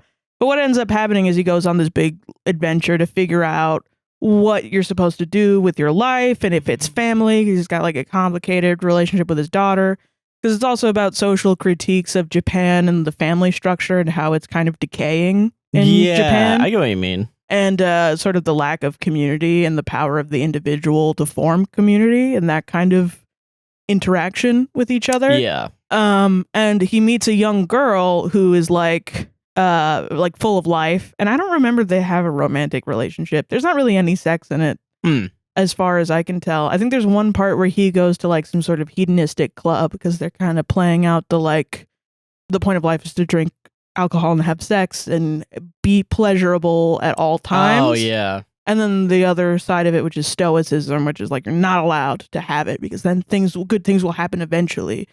And by the end of it, he works with everyone around him to create a park. And his sort of like, my life's goal is just having a park, and it's going to be here forever. Interesting. You might have told me about this movie now that you've told me about it. Yeah. It's about here. Doing good so that it lasts past your, Okay, I feel death. that. It's fucking great. I think about it literally fucking 24/7. No, that's fair. Yeah. Damn. I will Interesting say, though that it's very similar. And that like this first part, I'm gonna double check. I just want to make sure I don't miss anything like important, because there might be important things. I love how this is described as Bill's doctor concludes that Bill will not die, surprising and inconveniencing his relatives. I forgot about that because as they return his casket, there's like a little scene of like carrying a big ass casket. That's a fucking good point though. I was like, god damn it, I was fucking ready for you to die so we could have this big event. Yeah. There's also scenes like I think right after that the dead horses, it establishes that Bill has meetings with his ex-girlfriend, basically, where he just keeps talking with her, and they like have a discussion about death, where it's like, I don't want my head to be cremated because the internal temperature causes everything to explode. So he just wants to cut his head off and then send it out into space. And that's going to come up later. I do want to bring that up now. Yeah. My dad's head explode? I don't know if it's true. I mean, it's in a movie, so I mean, who knows if it's real or not. It's like a wacky zoom in on my face when you do that. Yeah. I'm just reading what I know, okay? Okay. But okay, so part 2, which is I'm so proud of you. Are you gonna be surprised? I'm gonna say we're gonna take a left turn here. We're gonna take a left turn here. Oh my god. So Act 2, basically it starts off with younger Bill. Who wears a little baseball cap. It's really cute. And basically it's talking about his brother who has hooks for arms, like literal like hooks for arms. Yeah. And like legs that don't really work that well. Like he stumbles a bunch, and the way the movie shows it is him falling downstairs. Okay. Very loudly. All right. And they're talking about, it starts off like discussing like a beach trip where his brother gets really emotional because he sees a seagull and he starts running towards it as it flies away. And his arms are wide open, and all he can say is boon, boon. And then he's lost in the ocean. He just runs into the ocean to never return. And then everyone's like, that's fucking weird. So that's how we're starting this one. Jesus Christ, though. Damn. Yeah. So then it starts talking about how his mother becomes really protective to the point where she forces Bill to wear like this really big sweater during the winter that eventually becomes wearing it every day for like 5 years, and then eventually puts on like a helmet and asbestos gloves. Yeah. And like becoming super overly as whatever. Yeah. Asbestos gloves. Okay. What? I don't know. It's okay. I'm 3 fucking drinks in, Sarah. I'm saying this for the audience because they're gonna be like, asbestos. I'm funny because I'm making fun of someone. That's what jokes are. Is when you're mean to people.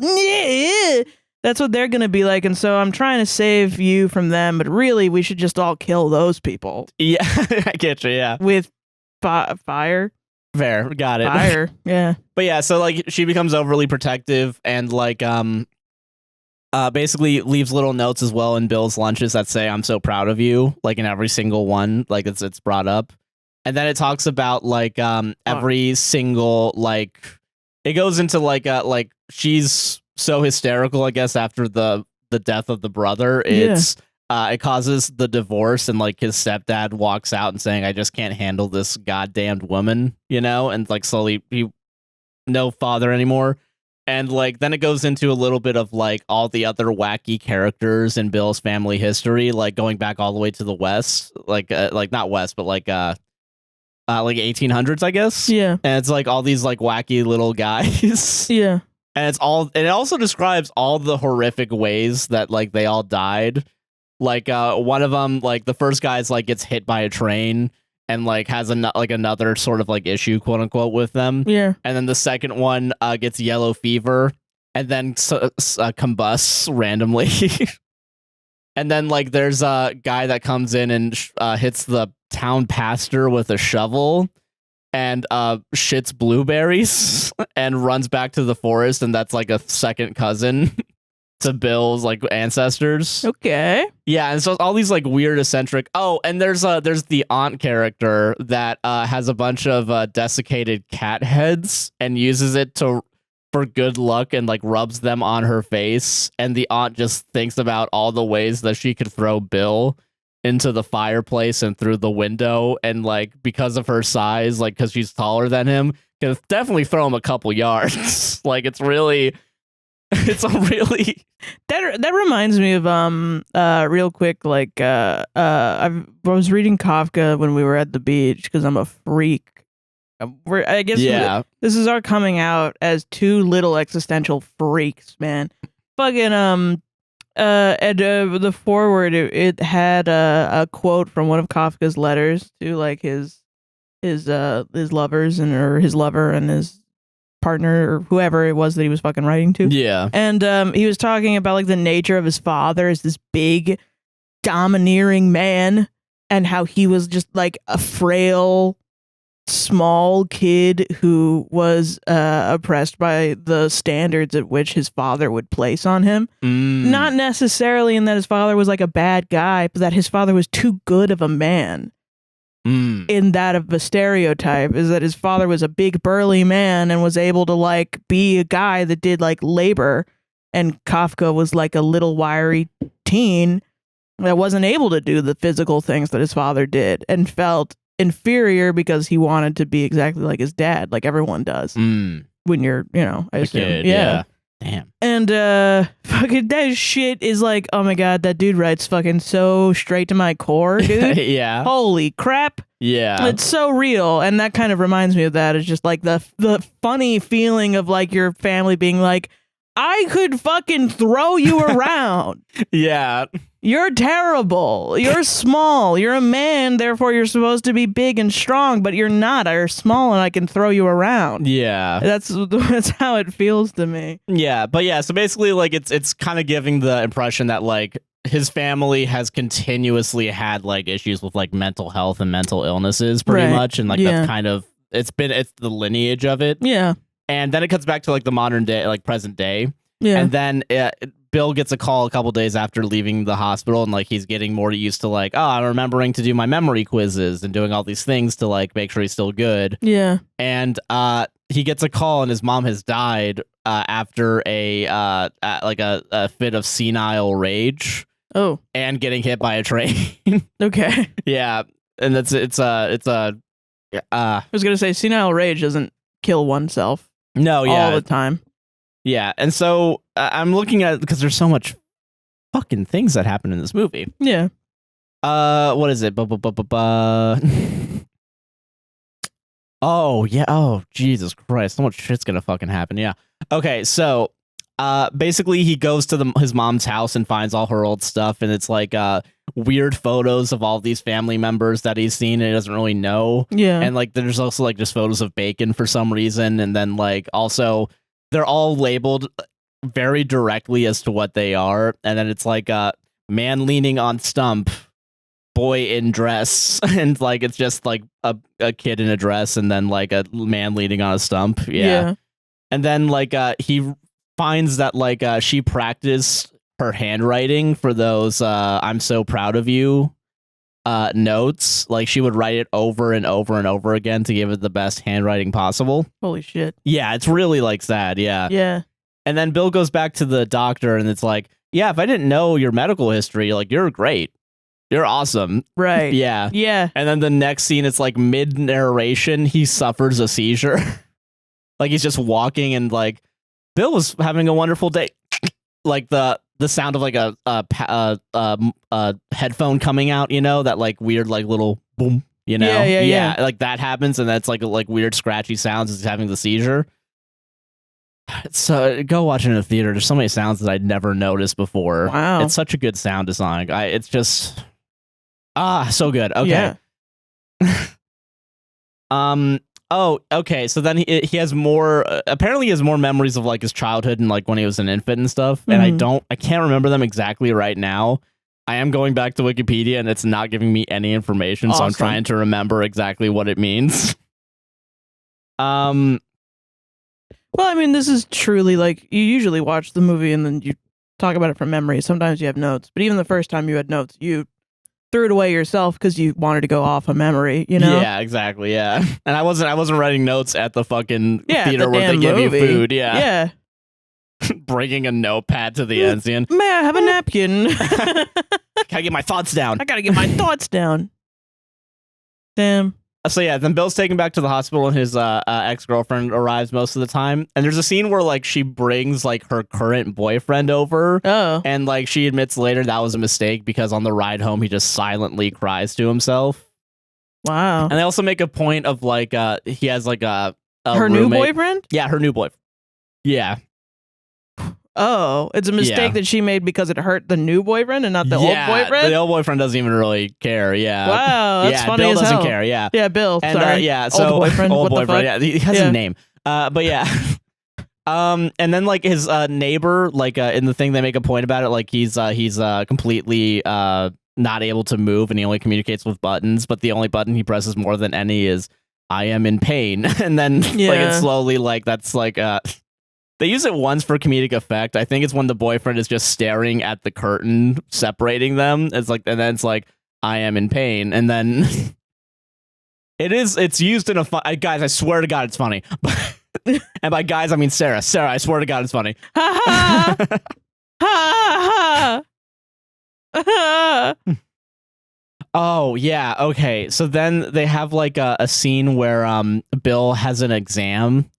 Like, and they show the literal, like, they have to check like the left side of his brain, so they're like putting in the ink so they can do x-rays. And then it's like, all right, Bill, Bill was told to keep his hands up and count to 20, and then it's like the text on the screen 1 2 3 4, and then mid narration again, complete silence, that left arm falls, and then we cut to like a bunch of different overlapping like numbers and shit, where it's like other new people that are in here. It's not the narrator being like, "Bill, can you hear me? Bill, can you tell me what these numbers mean? Bill's who's this person? Do you know her name?" And I think they're referencing the ex-girlfriend too, where it's like, "Do you know your ex-girlfriend's name?"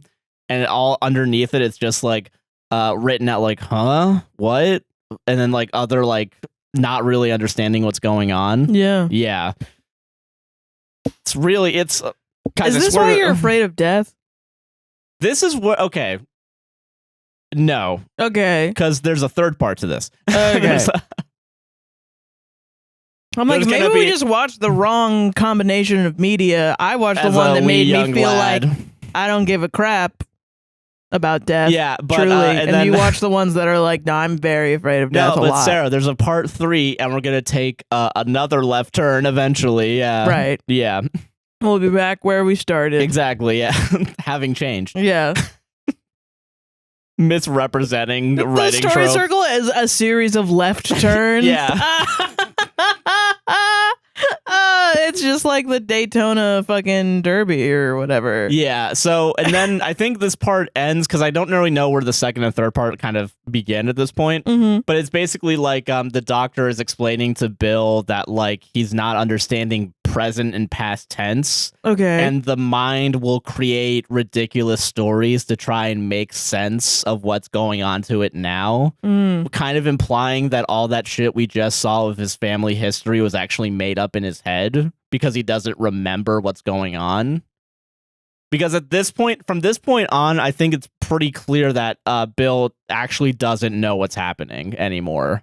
And very rarely will remember it, kind of. Oh, fuck. Yeah, this is how, like, because that's like, because, like, and there's, like, little clues, too, right before he goes to the hospital where it's like, I don't remember where I put my memory test and, you know, like, what's going on. Yeah, like, little shit like that. That's fucking terrifying. Yeah, so it is, in that sense, I think it made me scared of my brain, I think. I don't think because I mean that I feel that I that's get. fair. I have chronic think, depression. yeah. I'm terrified of my brain, dude. Yeah, no, Yeah. 100%. Yeah, it's awful. That shit Oh. can fucking fuck you up. Understatement of the year. Yeah, I think this is the part of the third one where everything. It's such a beautiful day. So, all right. Bill's released from the hospital because I think they're basically like, there's nothing we can do at this point. And basically it's like, or I think they're like trying to get the test results figured out. So then it's like, we're going to take you home to family care, but no one's at the house. So it's just him. And there's like these little moments of like, his neighbor must have been real nice to give him groceries. And then it's kind of like this weird repetition where it's like he drops the keys. He opens a door, but doesn't realize how doors work, where he's like slamming himself in the door on accident, like, because he doesn't know what's going on. Yeah. And like he's slowly kind of just doing these mundane tasks over and over again. And at some point it's like, what is it like? Do I really need all these groceries as the groceries start piling up as he repeats the same tasks? Yeah.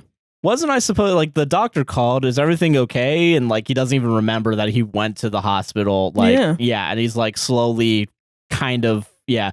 And at some point it's shown too where it's like he walks out of the house and then the narrator's like, it's kind of a really nice day. Bill went down the street, down the alleyway, across the bridge, or next to the bridge, and then back down the alleyway. And then he's right back in front of his house again. And then it's like, it's kind of a really nice day. Bill went past the street, and it's like she's just repeating over and over that same kind of thing. It's basically just about repetition at this point with Bill as he's like kind of deteriorating. And like he doesn't even realize like his whole left side of his body's kind of giving out. Like the first time like he drops his coffee mug and it's like, my left hand isn't really that good at holding things anymore. And then the second time it's like, what the hell's up with that mug? It is sad. But it's What do you mean but? But what do you mean but? But we're gonna it's gonna get sadder. Oh great. Oh good. Okay. And I recommend this movie. So God, looks at camera. This shit? You guys. Yeah. Yeah, he doesn't. So yeah, he doesn't seem to understand. As Wikipedia describes it, he does not seem to understand that he's ill, and he goes back to the doctor, and the doctor's like, "You don't have much long to live. Basically, like you're gonna die soon." And then the movie takes a real.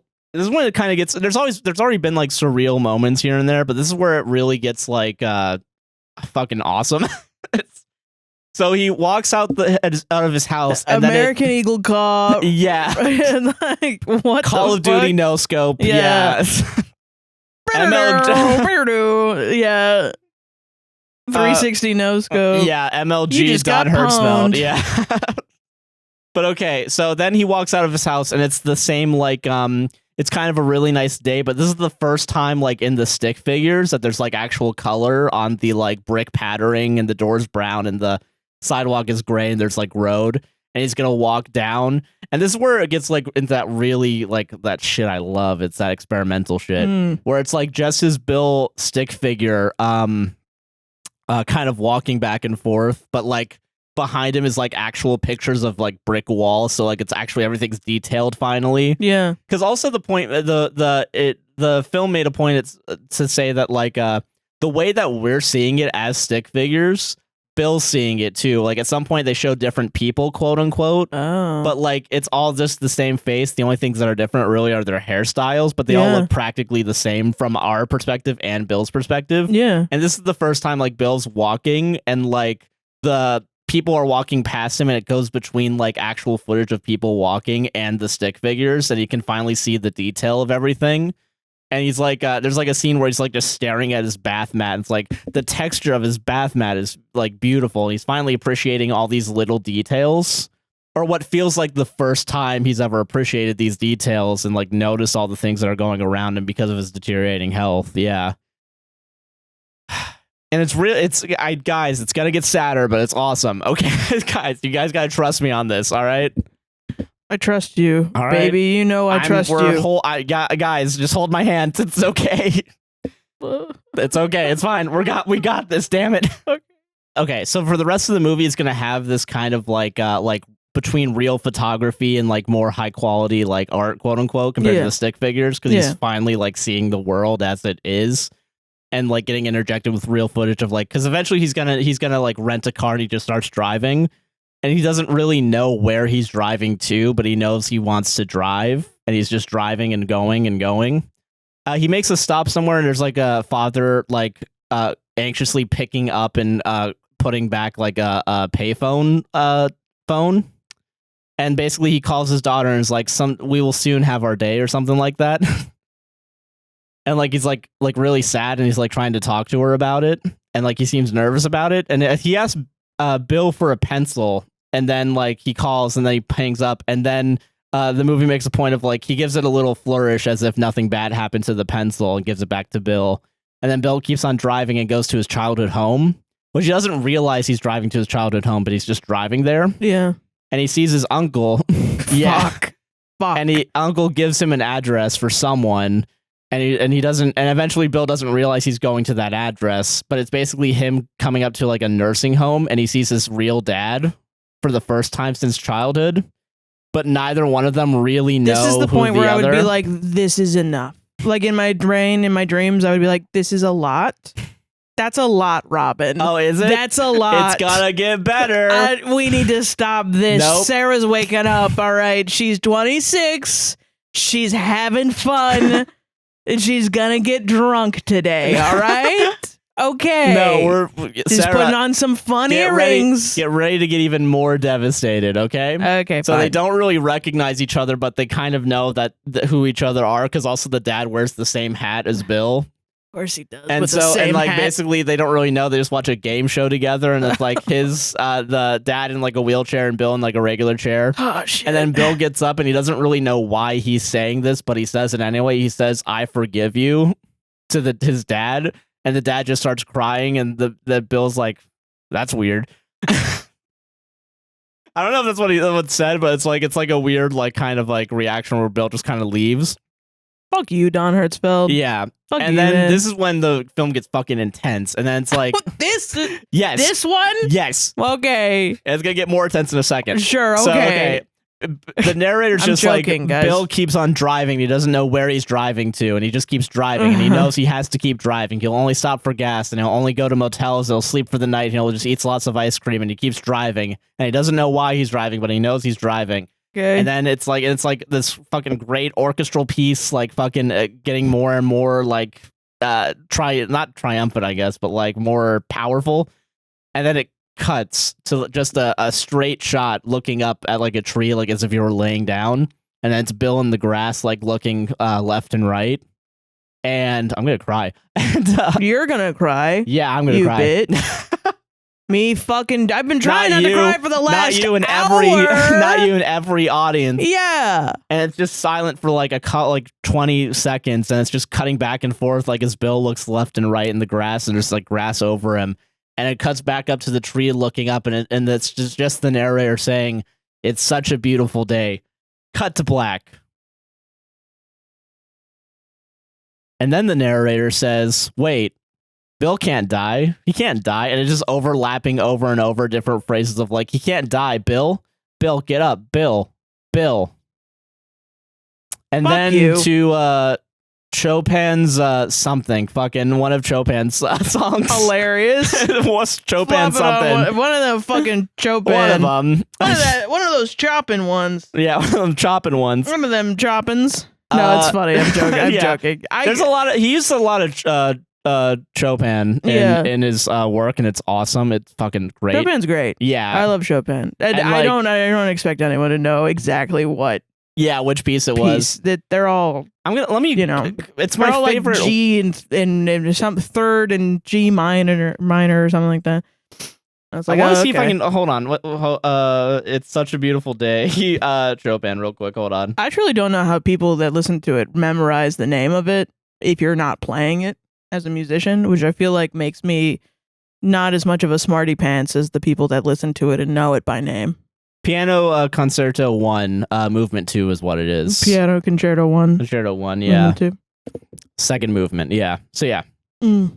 So that's the ending. That's gonna be the backdrop for the rest of the movie, and basically it's kind of the fairy tale ending where Bill gets to be immortal, and he gets to go live on and read. He will learn. Basically, it's like he will learn every language. He will read every book, and he will find every love, and then it becomes kind of a loop of like it'll be a tale of love found.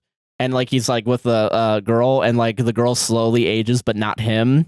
And then it's at a grave, and it's like lost and found. Yeah, aging slowly, lost. Yeah, and found. Yeah, and found. That's why and found. I never understand the concept of immortality. You're just gonna watch everyone die. Yeah, and that's what this movie is kind of getting to the point to right at this last second, like where it's like, what's the point of being immortal? Yeah, where it's like he will learn everything there is to learn, millions upon millions of children that he will slowly lose contact with and lose track of, and still Bill will go on as the world slowly like collapses, and even though everyone's dead, it's still Bill will still live on a deserted planet.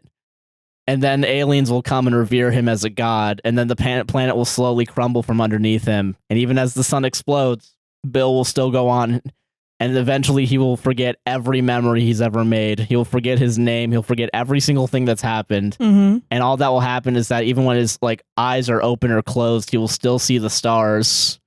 And slowly, one by one, he will watch them all go out in the night. And the movie just ends with every star like slowly going down, and then end of the movie. That's the actual end of the movie. Damn, dude. Yeah. And so what was the awesome part? All of it, Sarah? Do I need to fucking explain it all again? I mean, that's interesting because like you are afraid of death, but like I agree, like you should be afraid of life. Mikey, sorry, death is the least scary part.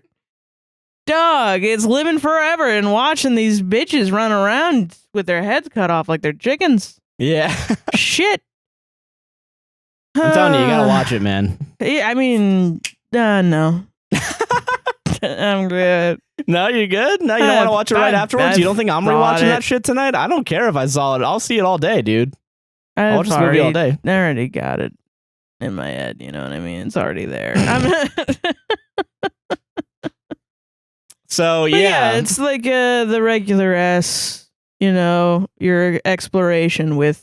it's a great film. It sounds like a great film. I'm not genuinely shitting on it. It sounds amazing, and he sounds like a masterful. Oh yeah, it's great. Yeah, it's very. Yeah, I don't know. I love that experimental shit. That's just like I'm gonna tell you the story and show you the visuals and like. Yeah. I don't know. And like it's really interesting to me that like films like style where it's like he had to plan out every single thing with each individual like. That guy got high during that. Yeah. What? He also did explode. Are you kidding me? He did it at a weird, opportune time. He did it like 2/3 of the way in. So I'm like, why are you even doing it? Why are you even doing it now? Like during the part where Bill is like slowly losing his faculties. Yeah. And he's like, you know what? I want to lose my faculties too. I want to be Bill. Like, that doesn't make any sense. I think the point is we are Bill. We can't not be Bill, dude. Yeah. Like... That's so funny if he did take an edible. Yeah. Holy shit. So yeah, it's such a beautiful day. It's so good. Yeah, it sounds great. Everyone should watch it. It should be required viewing. Yeah. So yeah, I watched that on a school bus on the way to fucking school in 2016 for some reason. I don't even know why. How did it affect your behavior? I don't know. It's okay as a teen. There's one scene I forgot to talk about it where it's Bill imagining himself on his deathbed surrounded by loved ones that he can't fully recognize. And he realizes that like this is what his whole life was waiting for was this one moment, and now it's this stupid inconceivable moment, and he wishes he could tell everyone about it. And all he can say is it smells like dust and moonlight, and then he imagines himself dying. And I think in that scene too, there's kind of like this really like abstract way of like Bill's at a bus stop, but his head starts floating like a balloon, still connected to his body, and he slowly like floats more and more into space, and then he eventually lands on like another planet. Yeah, and it like he lands on it, and his eyes just close as if he's resting. So good. That's great. I can't wait for the comment that's going to be like, no.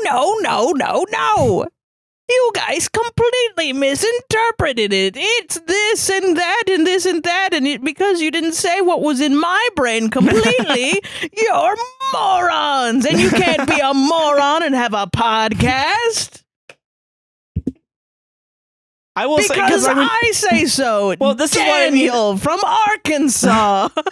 This is why I say this is like a hard movie, quote unquote, to describe, because there's so much going on. I'm sure everyone takes parts of it. Like I don't know. I feel like because kind of like in the same way that like I took from that marimba performance. Right, I feel like I took something unique from that I think some people might not, just only because that's where I am professionally now. You know. Like, well, I mean, I think if you're not a performer and you don't understand the like stress of performing when you don't fucking want to. Yeah. And you're not, I mean, you might get it visually, you might get it intellectually, but you're not going to get it in a visceral sense, you know? Yeah. And I think that a lot about a lot of performances. Yeah, and I guess to me, it's kind of like, it's, so like if I were to give like themes that I take away from it, life's crazy, dog.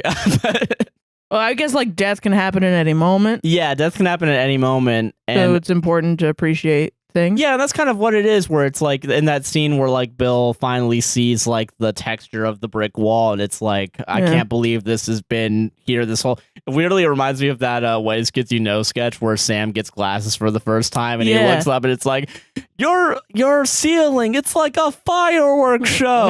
Wait till you see a real fireworks show.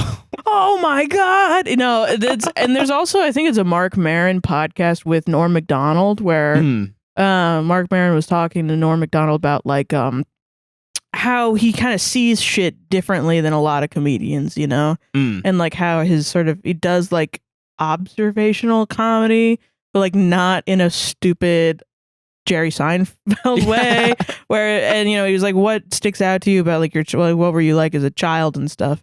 And Norm Macdonald was talking about how he was at the grocery store and he was kind of like, I don't want to fucking be at the grocery store. And there was like a blind guy there, and the blind guy walked up to him and was like, can you describe what's going on?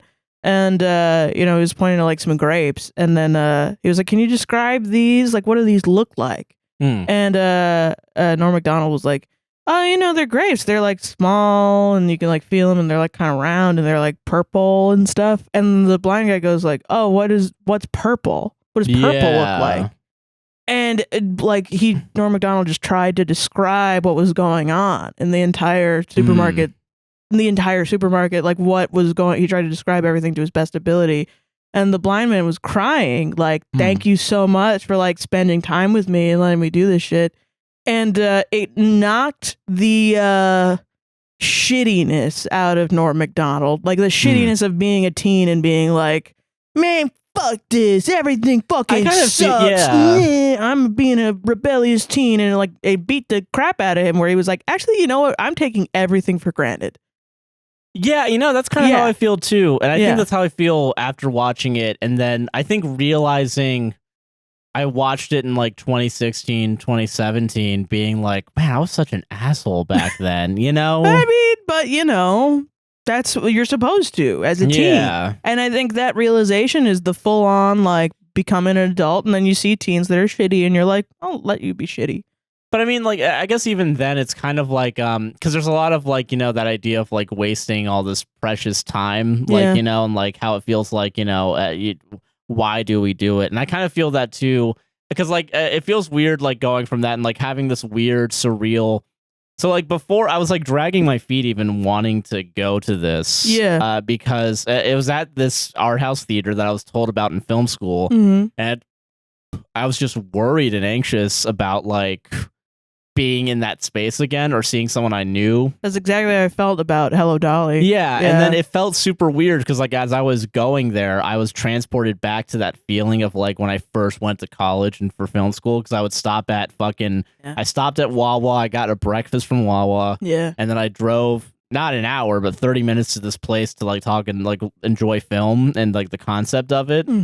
And like, and then I came back home and I was still in that weird mind space of like, and it felt like a weird, like fucking, felt like Venom, like fucking, like this weird part of my brain was reawakened, like being taken back. And it's just like, during that time, I felt like, oh man, I was a huge asshole then too. And like, and it doesn't feel like, I don't think you were. I don't think I was either. I think it's my brain being like, you're a piece of shit, Josh. Yeah, but you like, need to get on SSRIs. What? Yeah, Josh needs depression pills for real. Nah, but fucking, I don't know. It just felt like this weird moment of like this weird journey that I've been on, and it's like, sometimes I feel that too with like the podcast, like how we're doing this as their job, and it's like, why would I ever be angry? Why would I ever be sad? I know, I feel that a lot. But it's also like you can't not be angry or sad. Like you can't live a life physically where you're happy all the time. Yeah. That's not worth it, A. B, it's not possible, I think. I think even if I had a level of comfort that was fucking that's why I think comfort's like not a fucking big deal to me. And it's weird because I say that and I feel like people view that as like a rich person's mentality. And I'm like, I don't know how you can hear anything about my worldview and my life and see that I have white privilege. Yes, I have like, I've never been homeless. I have gone without eating for days. I have been so poor that I can't pay bills. But, I have a level of privilege, but also I feel like I don't have entirely that much privilege to make my ideas invalid about the concept of comfort. Like, it's why I'm constantly like, and I was like this when I was a teen, and it baffled my mom. She was like, why do you always want to make things harder on yourself? Like, why do you want to suffer? It sounds like you want to suffer to live. And I'm like, because like, why would I want to? I didn't have the words at the time, but really, like, why would I want to? It's true suffering to pursue capitalism just to have comfort. I just don't fucking believe in that. Like, I would rather be an artist, not eat, work a shitty job on the side, and make whatever it is that I'm making, than work for fucking Lockheed Martin. And be the guy that fucking builds the bomb that kills the kids. Yeah. Even though that gets me a fucking high-rise apartment. What is the high-rise apartment? Why? Why do I have that? I'm still gonna cry and I'm still gonna piss. I'm still gonna shit. I'm still gonna fucking rage, every day. So I might as well be doing something that I like and care about and believe in. And she just couldn't get that. But that was because she grew up without. And she wanted to live a life where she could provide not only for her kids, but for herself. And she had a sense of entitlement that I think a lot of people in older generations than us have. Yeah. That I'm not even dissing. Like, I understand it. It's like you were told physically. Yeah, it's rough. You were going to have a house. You were going to have a career that you liked for fucking 50 years, and you were going to retire, and you would be able to like have kids and support them, and it wasn't going to be that expensive, and you would be able to live. And you would vote, and it would make sense. Yeah. And the world would make sense, and it's not making sense, and you're freaking out, and you're upset, and I get it. But also, our generation, I think, Gen Z and younger, it's so like obvious that none of that shit is gonna fucking happen. So I don't get being upset about it for longer than like 20 minutes. Like, what are we doing about it? I just remembered something too from the movie. Yeah. There's a scene where they're talking about like, you know, how all our cells like slowly die and are regenerated and we're all just like different versions every of 7 ourselves. years. Yeah, or something, something like that. And which I don't even know if it's true. But like it's basically because also this movie was made like 10 years ago, so all the science, who cares? Yeah, but it's about the meaning of it. Yeah. But like it talks about like because Bill like says to himself he's kind of resentful to his younger joyous self for wasting time, and I guess in that moment it's also kind of him wasting time being resentful to a younger self. Yeah. I feel that a lot because I feel like, I mean, I had like a joyfulness when I was a teen, and it was cut short oftentimes. Like it was like, obviously if I was having fun, my mom would have to cut it short, you know? So I wasn't really allowed to have years and years of happiness. Like post 8, like I remember saying to my dad at 8 years old, I'm not happy anymore. And I only know that because my dad was like, I'm worried about you like at 10 because 2 years ago you told me I'm not happy anymore.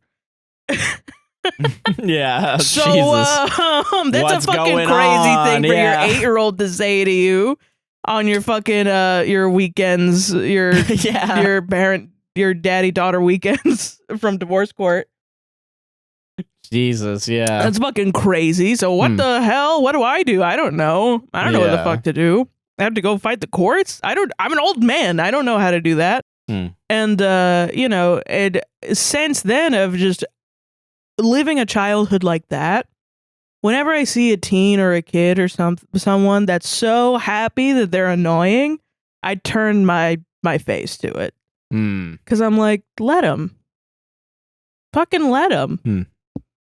You know? I feel that, yeah. This is time. It's not going to last. It doesn't last. Because then all of a sudden, everyone else in the world looks at you as an adult and is like, get to fucking work. Yeah. Why are you happy? Why are you wasting time being happy? Go to work at Lockheed Martin. Yeah. So you can get your high-rise apartment. Isn't that what you want? That's what you wanted, right? Oh, you want to be a creative person? You want to have fun every day? Huh? No. What do you mean? You don't want health care that they take out of your fucking paycheck and then also out of your taxes? That also you can't get a psychiatrist with it, and the only way that you can get mental health is if you fucking clock yourself into the psychiatric facility, which that 100% will happen if you continue working at Lockheed Martin. To build the bombs. To build the bombs to kill the children, to get your high-rise apartment, which you better pay, because if you're homeless, that's a crime. We're going to make it illegal, yeah. And you know what happens to prisoners? They do slave labor. So get to working at Lockheed Martin, bitch. Stop being sad all the time. Stop trying to be happy. And then you go off and you do it as a freelance artist, and then all of a sudden people like what you say because they relate to it, and then they get mad at you for having the privilege of doing it. And you're like, and the worst part is they're right. It is a privilege. It is a privilege. Unfortunately, it is. Yeah. And so I can't even be mad at anyone else other than the fucking government. Yeah. Jesus, man. God, but yeah, that's why you gotta let kids be kids, man. Yeah. No, I get that. You know, they're not. I just don't agree with that. The fact that they're not wasting time. No, yeah. That's all that it's fucking supposed to be. Yeah. Yeah. No, man, I agree with that. Great movie. Yeah. Go watch it, and if the Don Hertzfeldt worldwide tour comes to you, go watch it so you can watch that short film. Yeah, do it. It's good. Yeah. I didn't even go, and I'm kind of kicking myself about it. No, it's all... listen. But honestly, I really love waking up at 12 p.m. I really like it. I think that's half the reason why I was so grumpy at the Enzian. Is just, why is it at 11? Why is it so early? And I gotta eat a whole roast chicken in the middle of the day. Oh, God. I didn't even get food. I I got a water and I think it was a Coke, whatever the soda was. Yeah. And I was like, I'm gonna feel real bad if I don't tip more than like $5 on this because I just wasted this server's time. So I paid $10 for a $3 Coke. I think is what it was. Dude, the guilt isn't even built into our tipping culture, man. Like you know how I always talk about like a real wake up call with how I think about baristas and stuff. Because like, you know, we always go to Stardust and the baristas are always like, what do you want? Yeah. Like, I didn't do anything. Why are you being so mean to me? Why are you being so mean to me every time? And it's like, I've just always had this fucking issue where it's like, it's not them, it's my depression that's like overly sensitive. And they're just tired, man. Yeah, they're just fucking tired. Because the guy before me is like, yeah, I need 12 black coffees, and if I see anything, if anything's fucking wrong, then fuck you. Yeah. And then they got to do that 12 times. Yeah. And then I show up and I'm like, please, can I have a and they're like, speak up. Please talk to me like they've been traumatized. Yeah, exactly. That's it. Yeah. That's all it is. So I'm like, God damn it. You know, it's one of those fucking you grow up. Yeah. And you're like, it's not about me, actually. It's about everybody else all the time. And, you know. Jesus, man. But the best part about that is when we say stuff like this, people in comments are like, but it is about you guys. I'm like, no, it's not. No, it's not. You guys have a parasocial relationship. Calm down. Calm down. It is not about us, actually. This podcast is. Everything else because we were both so fucking narcissistic. It was 5-6 years ago. What are you talking about? That we decided to make a show that was just us yapping. Gonna fake a hand coming on screen to feed me the strawberry real quick. Hold on. God. It's just funny as fuck to think that anyone thinks that we're Caesar eating the grapes. And they're the lions. Like, no, dog, we're all lions. Anyone that you think is Caesar is not even Caesar. I'm gonna be honest. Yeah. It's so funny. Lion merch drop when? ? I know. How do we monetize this? Like How do we Steven monetize Universe lion real bad? How do we make money off the product? Yeah, I know. That's the thing. We gotta monetize every little thing we do. Actually, did you know that? Yeah, we do for sure.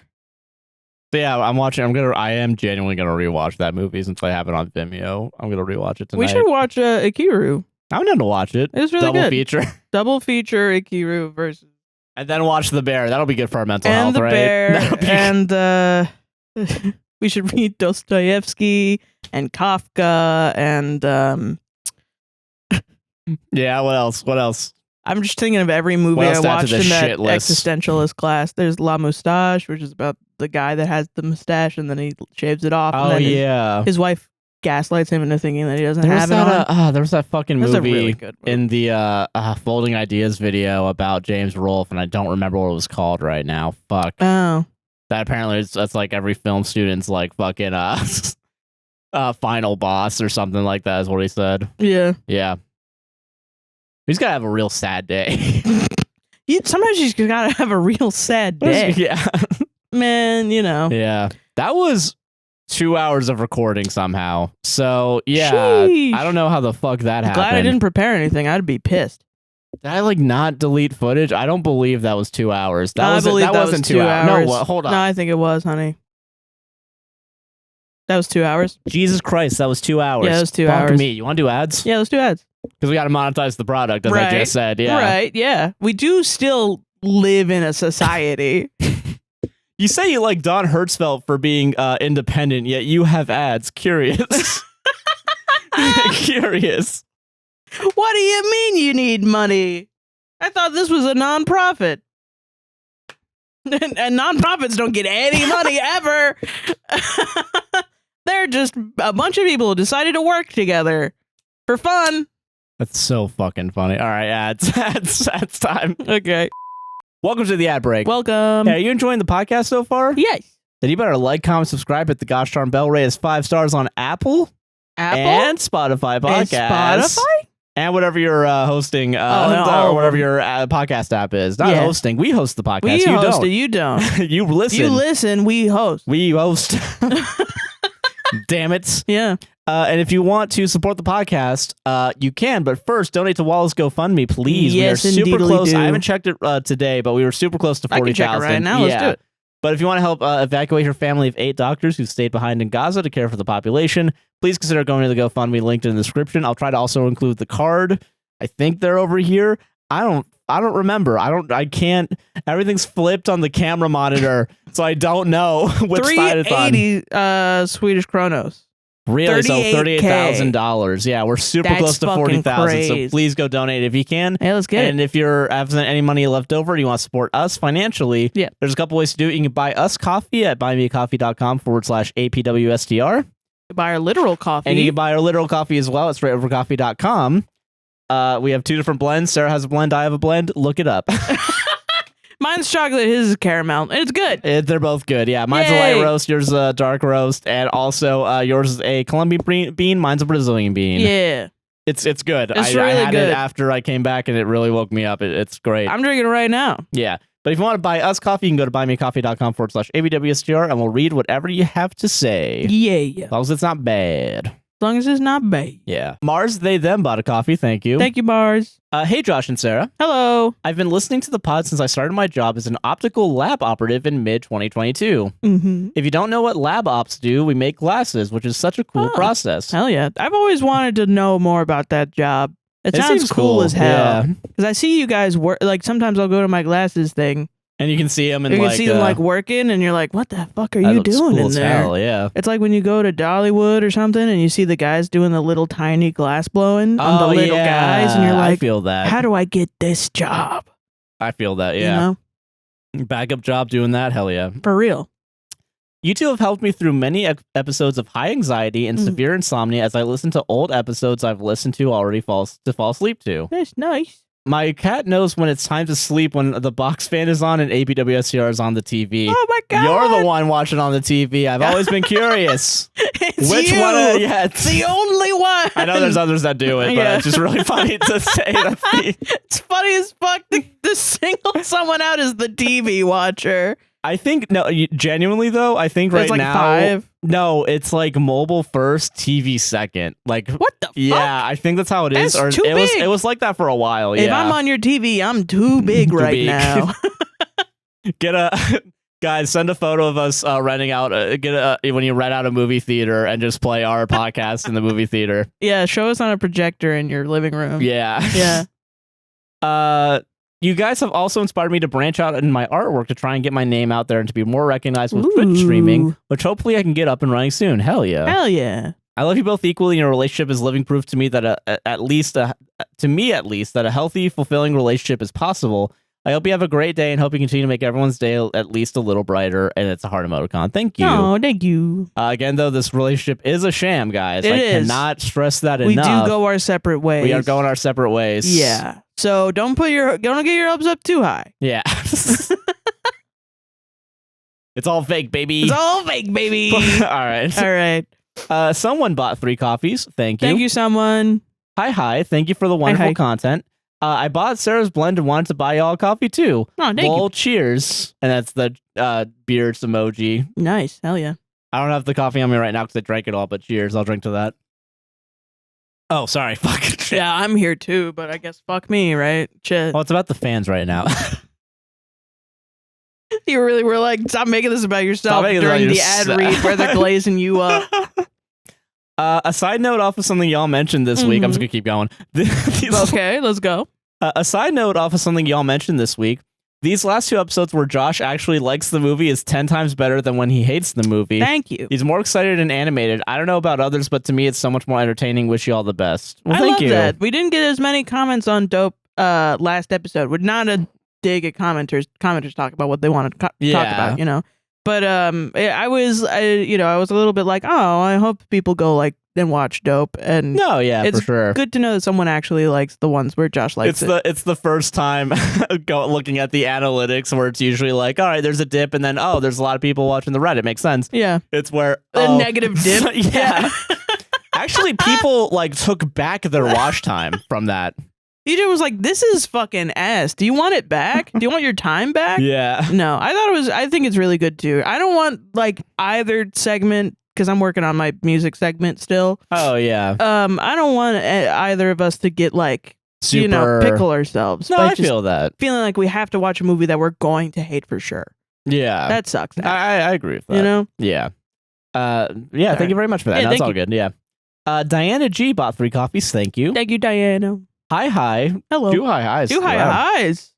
Saw your post about the sale and thought I could support here because I already support as a Patreon, lol. Oh, nice. Hell yeah. Thank you. Which we'll talk about in a second. I love you guys very much. Your podcast is the highlight of my week, and I always find it funny how Sarah and I have the same reactions every time Josh picks a crazy Reddit story. Ha ha ha. Ha ha ha. I'm waiting to see if you guys are going to have something funny to say about the debate, lol. Nope. Again, Did this I just come out? I wanted think this came out before the debate. I think this was 2 days ago, so I'm not sure. When did the debate happen? It was like last night. Was it last night? Or 2 nights ago. It might have happened right before ago. the debate. Yeah. Hold on. Oh shit. Yeah, I think it was 2 nights ago. You might have been like right during it. It might have been. Yeah, it might have been sent during the debate. Yeah. Yeah. We're scared. We're scared. I paced in my house. Paced. He had to go outside. Yeah, and shower. Which is a big deal. Yeah. I had to touch grass. Yeah, Josh literally had to touch grass. I'm from 'Cause Mexico. it's not gonna be here anymore. Yeah, that's the outside's not gonna be here anymore. The grass. Yeah, it's not. Yeah. Yeah, it's gone. Yeah. Yeah. I'm from Mexico. We had our election early this month, and the best part of it is that I don't have to see the candidates everywhere. Real. Anyways, I'm going to finish listening to the last episode. Please continue with the movie reviews. I love them. I'm going to watch Dope this weekend with my sisters. Yeah. Thank you. Thanks, you two. Oh. And then it's 7 of the heart emojis, and then, or like the hand heart emojis, and then 6 of the regular heart emojis. Oh, thank you. That's thank a you very lot much. of We heart appreciate it. Yeah. We Appreciate it. Yeah, debate. Yeah. No. Joe Biden sounded like my dad like a couple of days before he was gone. Yeah. Literally. But it was also because Joe Biden weirdly, when he was like alive, sounded like my dad, like when my dad was alive. So I think they just have similar voices. Oh, maybe, yeah. Because my dad had a very similar voice to a lot of older dudes. It is why I had to quit my CapTel job. Oh, yeah. Because I had to, there was a lot of reasons to quit that CapTel job, but one of the main ones was old deaf men would call in to talk to their kids. Oh, Jesus. And it would sound like my dad. And now it's funny, but back then I was like, I'm being tortured this. Yeah, by God. This is hell, yeah. God is torturing me. But yeah, no, I can understand that. Yeah, and it sounded exactly like him, man. It's fucking wild. Yeah. Not fun. Not fun. Don't know how to make fun of it. The golf thing was kind of funny, but it was also kind of like, Jesus, they're in cahoots. That's what, yeah, They're kind of in cahoots, man. Jesus, yeah. Anyway, thank you for those coffees, though. Thank we you so appreciate much. it. If you want to support us on a monthly or yearly basis, you can go over to patreon.com/APWSTR. And you can help the podcast directly every month and every week. Is the sale still on? I think I don't know if it'll still be on by the time this podcast goes out, but we usually do sales at the end of the month for rent. I might let it go until the 3rd. Yeah, why not? So you have until the 3rd to help us pay rent. Yeah. By getting a yearly subscription for 2 months off, or about 16% off on any of the tiers. And you also get a free trial for a week if you want to try it out for the $1 and $3 tiers. Yep. And at the $5 and $10 tiers, you get your name added at the end of the video podcast, as well as in the description. Yes. And there's also exclusive content. You get early releases. This week there should be an early release, thankfully. We're recording on Saturday, so you always get the fingers gaming crossed. releases on Sunday. Yes. I want to pat myself on the back. I've been doing that really well. Yes, you have. For the Yeah. past couple of weeks is all I'm saying. There's like the first 10 or so episodes of Let's Book Zarathustra. Trying to get back to it. Got a lot of other shit on my plate right now, and it doesn't make money, so it's on the back burner. But also, like, I've just been super busy the past, and this is the first time that we've actually recorded on Saturday in like a month or two. Yeah. So yeah, we're finally kind of back on a schedule. That might make sense. Dude, recovering from that sickness fucking sucked ass, dude. Yeah. Yeah. Jesus. But yeah, so all of that is available in the description. Please go check it out. I'll try it again. Card. Josh, card, remember? Card. But yeah, what else is there? Oh, distributed computing links are down in the description, as well as other links for Congo and Sudan. There's also Palestinian eSIM links. Please go check those out in the description. Yes. Coffees. Patreon. Merch. Currently, go to our merch. Yeah, as of right now, all the proceeds are going to UNRWA. Yes. Have this. I stole it from outside. Oh, from my dirty shirt that I wore to yeah, so that it looks like that minus all the cat hair. Please go check it out. We don't have a clean one, so Yeah. Couldn't be fucked. Couldn't be fucked up. what else? What?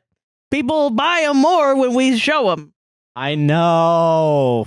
I'm 5 drinks in. No, you're fucking not. That's not alcoholic. But yeah, please go check all of that out. Links are in the description. Thank you for watching so far. Thank you. And now the Reddit segment. Welcome to the Reddit segment. Welcome, everyone. As you can see, I have prepared, and by I have, Sarah has prepared a drink for me. Oh, this is my 7th one of these, all right? So it's totally, it's his we're first one. fine. We're good. I put ice in the fridge. There's like a little bit left of one. Nice. Hell yeah. I feel like 1 glass maybe, and I'm gonna. Yeah, because I drank 7 of them so far. Because I'm so drunk right now, dude. Sorry if it looks gross. The foam is getting on the glass. And yeah, I've tried to lick it. I didn't think about it. Whatever. Who cared, dude? Fucking, we gotta get those metal glasses from the circle. I thought about it, dude. But yeah, I'm joking, guys. I probably shouldn't hold this because I think TikTok will think it's alcohol and be like, You're you don't deserve right. any money, actually. Yeah. Hey, I know you're having a good month right now. Let's just fuck over your July real quick, just for funsies. Okay. I guess this one's funny. Okay, that's a strong start. I think it's funny, but you know how I think things In the same way that Anton Chigurh is funny. In the like, I'm laughing at this man's downfall kind of way. Okay, all It's right. like, you know, we just have this big existentialist. We're all connected, and life and death, and you know who's gonna be there for you when you die and stuff. Fuck all that. Let's just like make fun of some people for being pieces of shit in the moment. Let's fucking go, dude. And I will say, I think this guy does like reconnect with his. There's an edit. And Okay, cool. He reconnects. Okay. Okay. My daughter just contacted me after 17 years asking if I want to meet my granddaughter. Am I the asshole for telling her that I don't care about her or her daughter and to never contact me again? You said this one's the funny one? Yeah, mostly because of the edit, but yeah. Okay, all right. Sounds good. But also the edit gets sad at the end too. So Great. for Even me- better. Okay. Oh, but hilarious for me. I guess good for the people involved, sad for me. Okay, all right. Okay, I am not sure if I am an asshole. Going to provide more background. Good. Yeah, fucking just write your story, dude. Come on. Like, Hoping if this is was a ChatGPT Yeah. so bad. I am in my 60s now. I was married to my ex-wife and we had a daughter. Our marriage was going through its up and downs, but I was really close with our daughter. But as our marriage was going through its difficulties, I made a huge mistake I still regret to this day. I started having an affair with my coworker. Oof. She was in a violent, physically abusive relationship at home. We became friends at work and things just escalated from there. She got, quote unquote, an out from me, and she got the support she needed to file for divorce from her husband, who is currently in jail now. The affair went nowhere and we called it off shortly after, but I was glad that she got out of her abusive relationship and that she was safe. Okay. You still like had an affair, dog. Yeah, it's so funny to put all that shit in there. But like, I'm glad that lady's safe. I but did like, do a good thing by saving her. That's why I rewarded myself by having an affair. all the comments call out this guy for being like, wait a minute. you had an affair so you could save her from her abusive husband. Yeah, sure, dude. What's the for sure, man. What's the white savior equivalent of when you fuck the person that you get out of an abusive relationship? I think that's just being a man. Wait, what? Fuck the person that when you get out of a what? When they get you, the person that you help get out of an abusive relationship. Is that's what happened? Yeah. I mean, it's just manipulative, I think. I guess, yeah. Fucking the dude's writing it like, well, because we had sex, she was able to be saved. Yeah, that's what I mean. Yeah, what's that like white knighting of like? It's just being a dude. Yeah, I guess Being a piece of shit. But time passed on. Oh, wait. But when my ex-wife found out about the affair, things expectedly didn't go well. She lashed out and said a lot of horrible things about me to our daughter, like I was having an affair, who was 15 at the time. I admitted full fault with the affair, but even though I'm not doing it in this post. But guys, I saved her though. But even after the divorce, I sensed that the distance between me and my daughter was growing until one day my daughter said she wasn't going to speak with me anymore and she was going to cut me off from her life forever. Guys, did you know that you could save people, quote unquote, without fucking them? Did you guys know that you could actually help people without... Believe it or not, you could do that and still be faithful to your wife. Yeah. And not hurt your daughter in that way. Yeah. That was the most painful thing anyone had ever said to me. Sounds like a cushy life, dude, man. That's all I'm saying. Like, maybe that's pretty fucked up, but like, someone should have said worse shit to you then. Yeah. That's my opinion. I begged her to please reconsider. I still remember that day. But time passed on, my daughter kept her word, and after trying to connect with her for the first year, I gave up. 1 year. Yeah. And then he gave up. Calling it. Can't do it. I found out from one of my mutual friends. By the way, she's 15. She cut him off when she was 15. And he tried for 1 year, and then he gave up and left. Yeah, it's like... Okay, good. Really You're tried. Good. You're such a good dude. I gave up. I found out from one of my mutual friends that my ex-wife married a great guy. I was happy because I was hoping that would remove the hatred from my ex-wife, and my ex-wife would advise her daughter to at least rekindle a relationship with me. But that never happened. I moved states a year later. Okay. Like, willingly? So you, 1 year after she's 15, she's like, I don't want to talk to you. 1 year later, you're like, fucking, I stopped trying to contact her, right? She's 15. 16, you move away to a different state. Whole different state. Willingly, question mark. Piece of yeah, shit like, come on. Yeah. 16, 17-year-old is. Yeah. Goddamn. A couple of hours ago, my daughter called me on my phone. I hadn't spoken to her in 17 years. I instantly recognized her voice, but I didn't feel anything. Good. That's Why good. would you say that in your own post, dude? No happiness, no sadness, just indifference. She was crying a lot on the call, and we caught up on life. She's married and she has a daughter who's now 12. She apologized for cutting off contact, and she says her mom asked her to reconnect with me. What? Okay. As her mom felt guilty about how everything played out. Why? Wait, what? She said she really wanted me to meet her daughter, but her daughter was constantly asking about granddaddy. But I wasn't feeling anything. After we caught up on everything in our life, I told her I don't care about her or her daughter and to never contact me again. I then hung up. Was I the asshole? Yeah, and that... Yes. Yeah. Yeah. Yeah. You cheated on your wife. Your teenage daughter got upset with you. Then you moved away. And then she called you and was like, hey, we should catch up. And then you were like, fuck you. And you want to know if you're a dick? Like... I don't... Come on, yeah. Anyone that is like, this guy is not the asshole, is you just... I don't know. I don't know how to save you anymore, man. I try to put myself in your shoes. I truly do. And then you think that I'm not, and you think like I'm a piece of shit and I'm not doing anything. And yeah. I just care about... I always side with the women or something. And I'm like... Man, shut the fuck up, dude. Yeah, I'm sorry. Well, okay, what's with this edit, though? That's what I want to know. This edit's hilarious. Okay. Look. I was extremely drunk last night. The words which came out of my mouth weren't the best. And my comments on my post weren't great either. You fucking Bill Clinton or something? Like, why are you acting like a politician? Dude, what do you come out and you're just like, guys, I've been gay since I was 12 years old. You're Kevin Spacey. Kevin Spacey in it. Guys, this is my secret. I'm so brave. Christ. Okay, let me just start over. Yeah. Look, I was extremely drunk last night. The words which came out of my mouth weren't the best. And Forgiven, you were drunk. Was that what you want us to say, my guy? And my comments on my post weren't great either. Seeing how everyone said I was the asshole, I decided to call my daughter again an hour ago.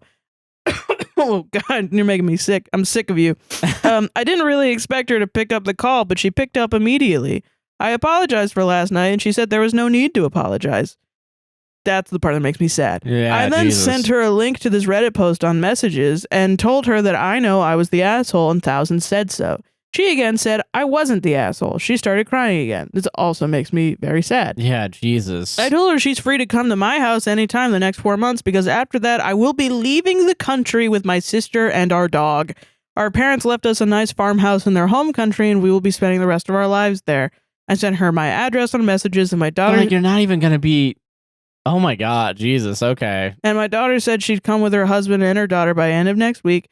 She asked if she was welcome to stay there for multiple days, and I told her she could stay for however long she wanted, as our house was spacious enough.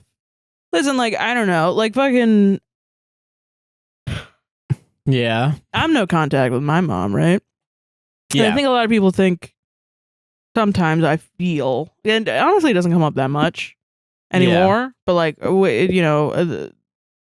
oftentimes parents that are estranged from their children will see like a child of estranged parents and expressing themselves and talking about their shit, and then they'll be like, well, you just because you have estranged parents, so because you think all parents are bad people, and it's like, no, that's not true. I know that parents fuck up, and they can fuck up in really bad ways.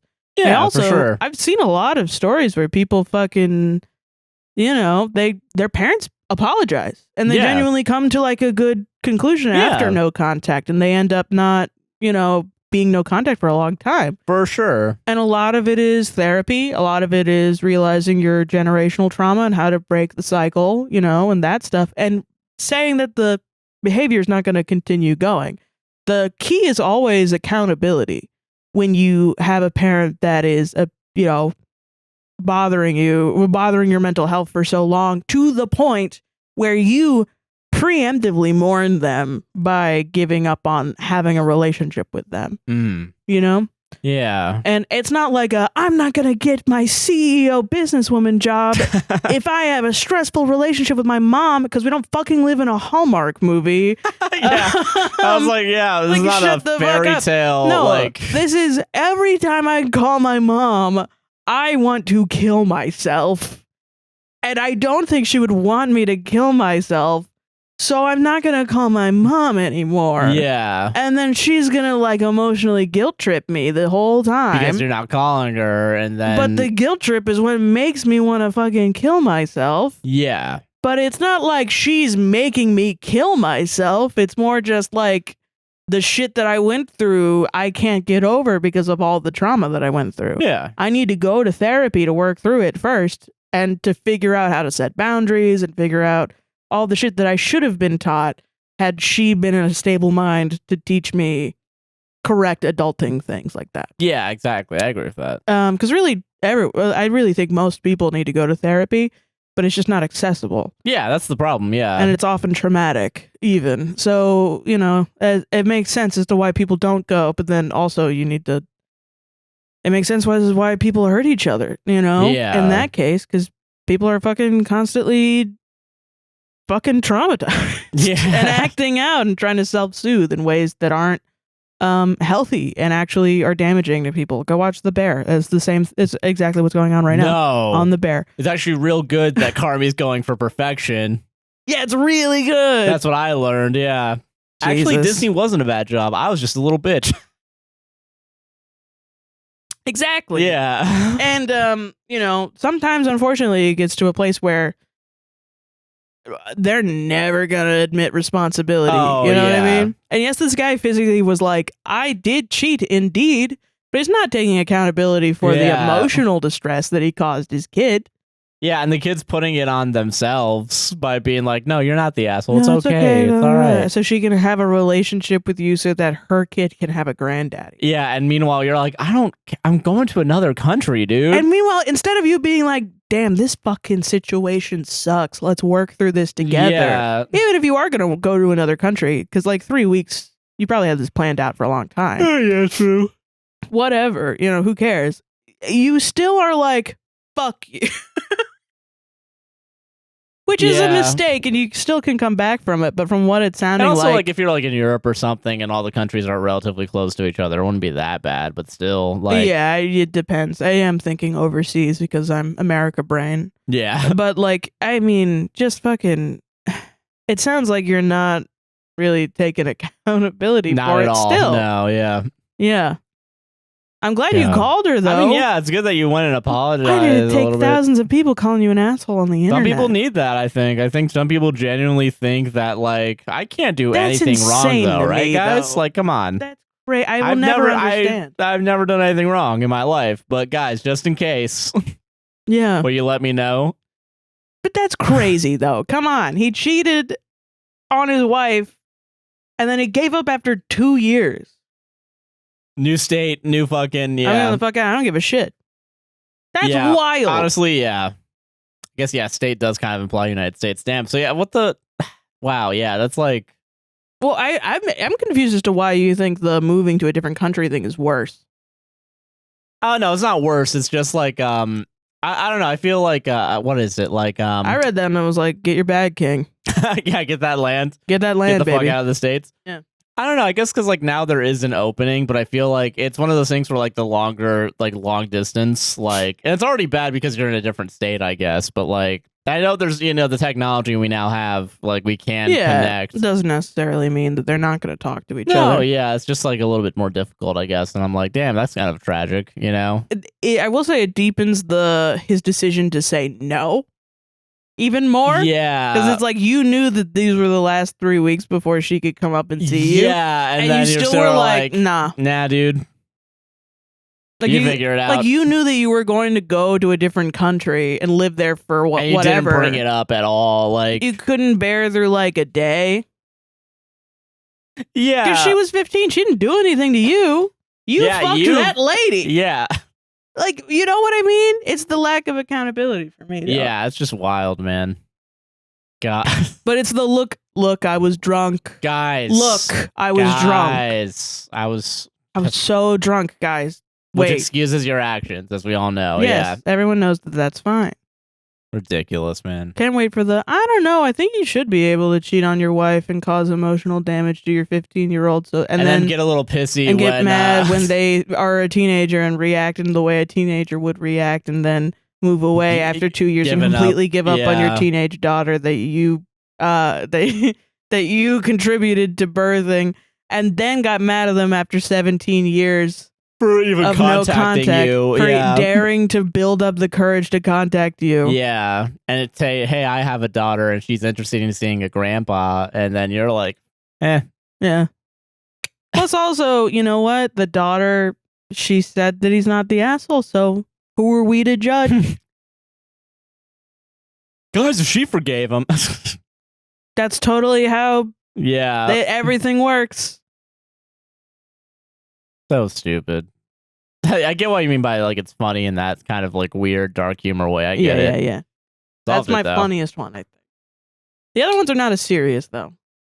But they're not really as funny, I think. Gonna be a rough week on my end. Great. Yeah. Real appreciate it. Yeah. What's the name of the website? Reddit? Okay. I'll start with this one. How about this? All right. This is from Unpopular Opinion. Ooh. The Am I the Devil title is 35 male yells at cloud. I just want to state that for the record. Okay. r/unpopular opinion. Travel is not necessarily an attractive trait. Okay. So when you told me this, I was like, I can kind of understand it. To me, it just kind of means like you're rich. Or that you want someone rich. I can understand that. Like, who the fuck is traveling every 2 seconds? Yeah. And also, like, give me your secrets if you're doing it cheap. Like, I don't get that. Like, or like you have some level of privilege that you have a credit card to put all the shit on. Do you think? I don't think that's brought up though. If I'm being honest. Okay, that was my first opinion, and I've said that multiple times. And you're like, no, that's not what he's talking about. And Don't I'm like, worry, okay. I got you.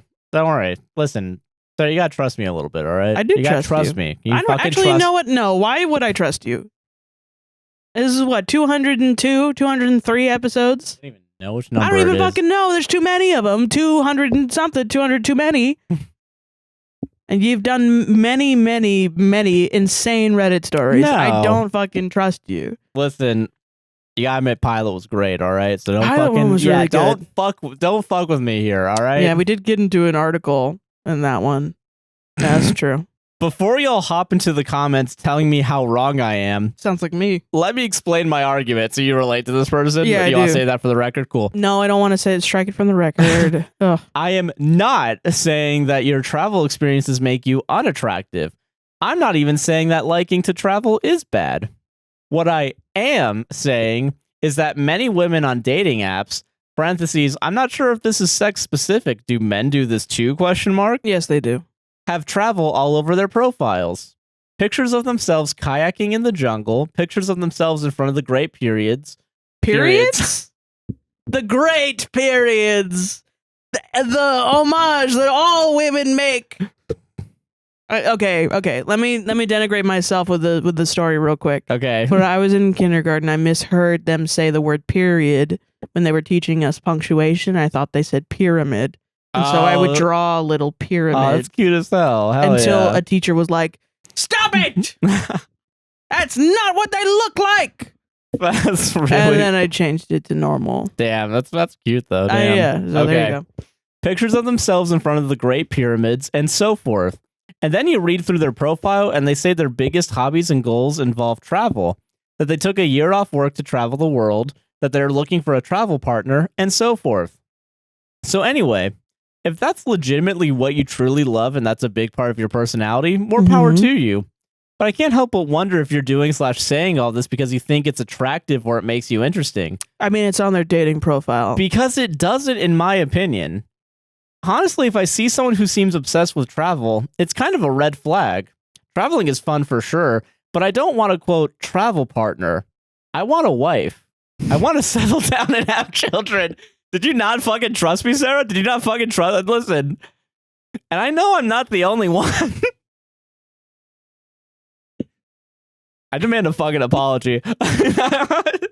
Laughing at any man that's like, I want a wife. Any man I've ever met in my life. Yeah. I want to make her my wife. Like, fucking bro, that's cringe as hell. Ew, disgusting. That's so funny. It's really funny. Why is it so funny to say, I want a wife? I want a wife. It's really funny. God fucking damn it. And I know I'm not the only one. I also want someone who's responsible with money, not someone who's going to blow all of our life savings to go to Paris. Okay, but you know that means that they have money, though, if they travel everywhere. So they're probably responsible. And I didn't know that what you couldn't. What about the people that blow their life savings? Dude, on the airplane and on the cruises, they're like, wait, you guys are married? Oh, sorry. You're not allowed. You're not allowed in the plane or on the boat. Only single people that love to fuck in here. Which one of you is it gonna be? All the asexual people and all the married people, get out of here. Yeah, exactly. It's only singles. We have to only. fill this boat with syphilis. Woo! We have to. That's why they call it Virgin Airlines. Oh, shit. Shit. Okay. I'd rather save that money to send our future children to a private school or save it for retirement where we actually can travel without having to lose our jobs because we don't have jobs anymore. Right. Yeah, right. I don't know. Maybe that makes me boring. Yes. Yeah. But your obsession with travel and being willing to risk losing your job to go on a year-long African safari just seems irresponsible to me. And that's kind of unattractive to me. But that's just me. It sounds exhausting both mentally and physically. And that's it. That's the end of the post. Okay, I'm going to say this and listen. I don't believe in this. Like, I would date a poor man. I do currently. I would date a poor man. I would date a rich man. I would date any kind. I honestly probably wouldn't date a rich man. No, actually, it goes against my morals. But I think you're just poor and you need to say that. And the women aren't looking for you. Ghani. Not that there are women out there that don't want a poor man. Wait, what? Not that there aren't women out there that wouldn't date you while also being poor. That's fine. But the women saying, I would like to travel every 2 seconds, they mean like, I need a rich man to take me traveling. Please. What if they also just have the money to travel? Yeah, that could be. Yeah, they could be a sugar mama too. Well, I mean, I said that earlier in the damn post. So delete that comment, please, YouTuber. Yeah. Be like, Sarah's being sexist for not thinking that a woman could have her own money. Sorry, I didn't encyclopedia dump on you. It just means that they're irresponsible with their money. I think it means that, I've already said this before. Why do you need me to say it again? Hold on, real quick. Yes, you're allowed to be a girl boss and go and travel, but Sarah, do you think people are allowed to be girl bosses? Yes or no? Oh my God, yes! Why do you need me to say it to you this many times? Stop being insecure and be a girl boss. Part of being a girl boss is being secure with yourself. I thought. That's what the Barbie movie told me, I think. Right? That was what that was about? Yeah, that's totally what it was about. Yeah. Just fucking, oh my God, chill out. Damn, fuck. Shit. Anyway, yeah, the dating profile was not for you. They wouldn't swipe right on you, dude. They're looking for other people. What's on your dating profile? I want to know that right now. Mine? No, on that the dudes, yeah. I don't have one. We're dating. You have a dating profile? We're breaking up. This is the last podcast. Yeah, what's on this dude's dating profile? It's probably one of those ones that's like, do not swipe right if you're, and then it just like describes his ex-wife. I feel that. Name is Karen. Like 5'4", 160 pounds. So yeah, like an accountant. I don't know. It's just like, yeah, you have a different preference, but why is it like you're going to such great lengths to be like, it's kind of unattractive it's never hot and sexy. Never hot and sexy. Yeah, be a world experience traveler. It's, it used to be like you would make a generalization about people and it would be like, that's a joke. That's a valid joke that some people will think is funny. Yeah. And there are ways to make it funny and there's ways to make it not funny, right? Yeah. And now it's like you make a generalization and when you say the generalization, you're saying that this is true and that you're like Aristotle for making a generalization about a group of people. And then useful generalizations like, oh, fuck it, I hate all men do this, men are the bear or whatever. Yeah. Where it's just women expressing their feelings about the majority of men they've come into contact with. Yeah. Become turned into, well, that's not true. That's not true. That's not true. Not all men. Not all of them. Yeah, bitch, we know. We have dads. We have brothers. We have boyfriends even sometimes. What? And we actually love them. We have sons and we love them also. Yeah. I'm talking about you. Because when I say this, it's like putting honey out for the fucking bees, dude. You flock, or like a light out for the moths. You just flock right fucking to it. Yeah. And then you burn yourselves alive. And now I know to block you. That's great. Awesome. That's a great tool. Yeah. Yeah. But have you considered that they blow all their life savings to go to Paris one time and that's not worth it, actually? Because everything is only matters what your monetary worth is. Yeah. That was my other thought, was like, this guy needs to sit his ass down and watch Our Town.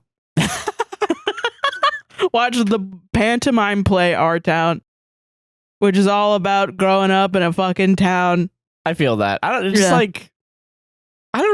Chill out, man. Just chill out. Yeah. You would get so much more attention, women. Yeah, on the dating apps. You would get so many more right swipes if you just fucking chilled out. Yeah.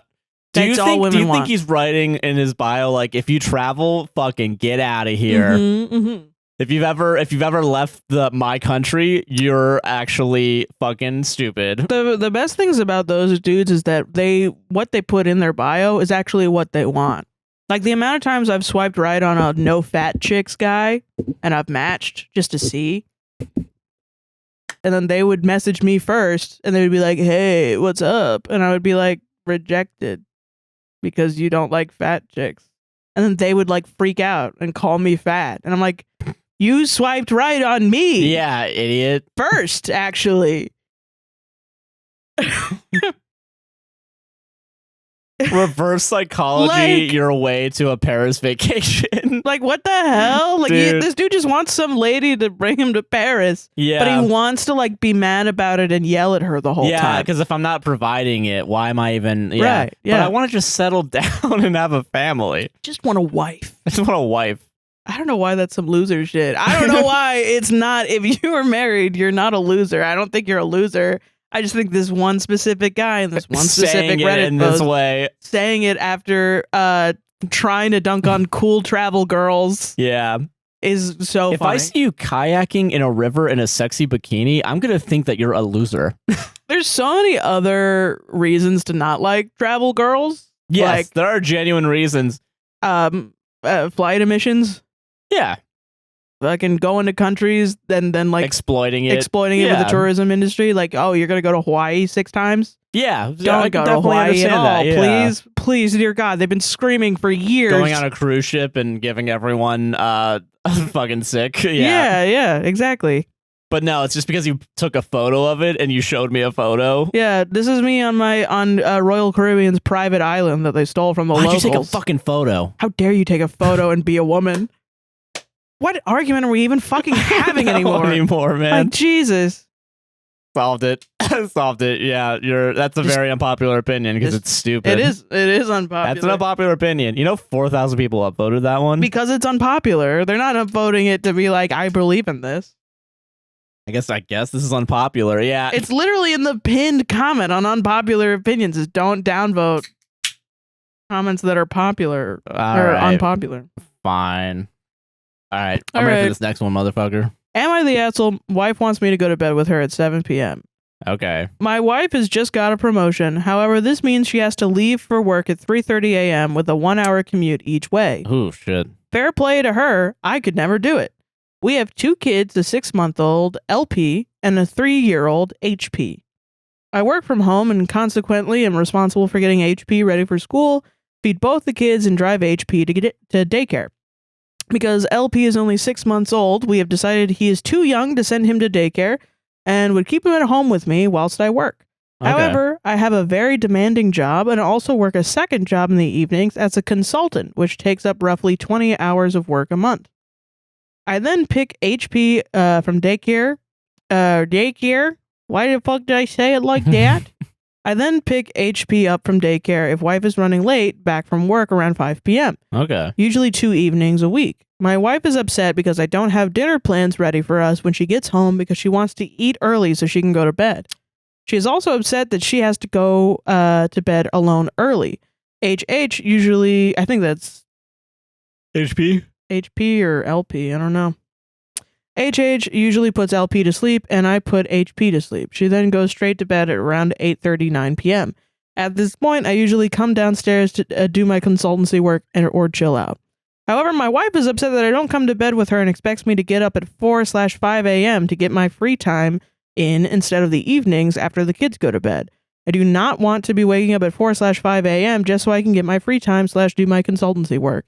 So am I the asshole for not wanting to go to bed at 7 p.m.? This is confusing because like a lot of commenters are like, but you go to bed at, she wants you to go to bed at 9 p.m., not 7 p.m. Oh. Because she's going to bed at 9 and she's upset at you for not going to bed with her at 9. So why are you saying 7? Yeah. But I think what he's saying is she wants to go to bed earlier, both of them, after getting the kids ready, so that they both can wake up early in the morning. He'll have his free time. She goes to work. But I don't think you can tell. Yeah, it's kind of like he works a different type of job. You know what I mean? No, I get that. It's just bad scheduling, and it sucks when you have like a new job and it kind of does that. Because I mean, like even when we were working different time slots, I would definitely like understand if one of us had to go. There's kind of like a weird. I don't know why people just don't accept the idea of going to bed at different times if you're partnered. It can be hard, man. It can be hard too. We did it for years. I will say too, it does suck to have less time with your partner, but that's what the jobs that you have to maintain whatever like lifestyle you have or like keep a roof over your head. Yeah. Because like even when like I was at the convention center, I would work at night. Yeah. After you like worked. Yeah. So it was like not ideal. Yeah. Like I would end work at like 10 or something. And then you would be home like at 2 or 3. And then I would be off work at like 5. And then you would be. I would be out of work at like 11. Yeah. You would like start to go when I would end work. And then I would have like a whole week, like afternoon off. And it was difficult, honestly. Because then. For sure. Like, I would always end up waiting up for you. That's honestly why we go to bed at 3 a.m. every night. Yeah, so I can definitely understand, like, wanting to fall asleep together. It just sucks sometimes. Yeah, it just seems like this is a situation where it's just not possible. Yeah. Damn. Yeah. It just sucks. Fucking, if she's genuinely mad, I don't understand, like, getting mad about it.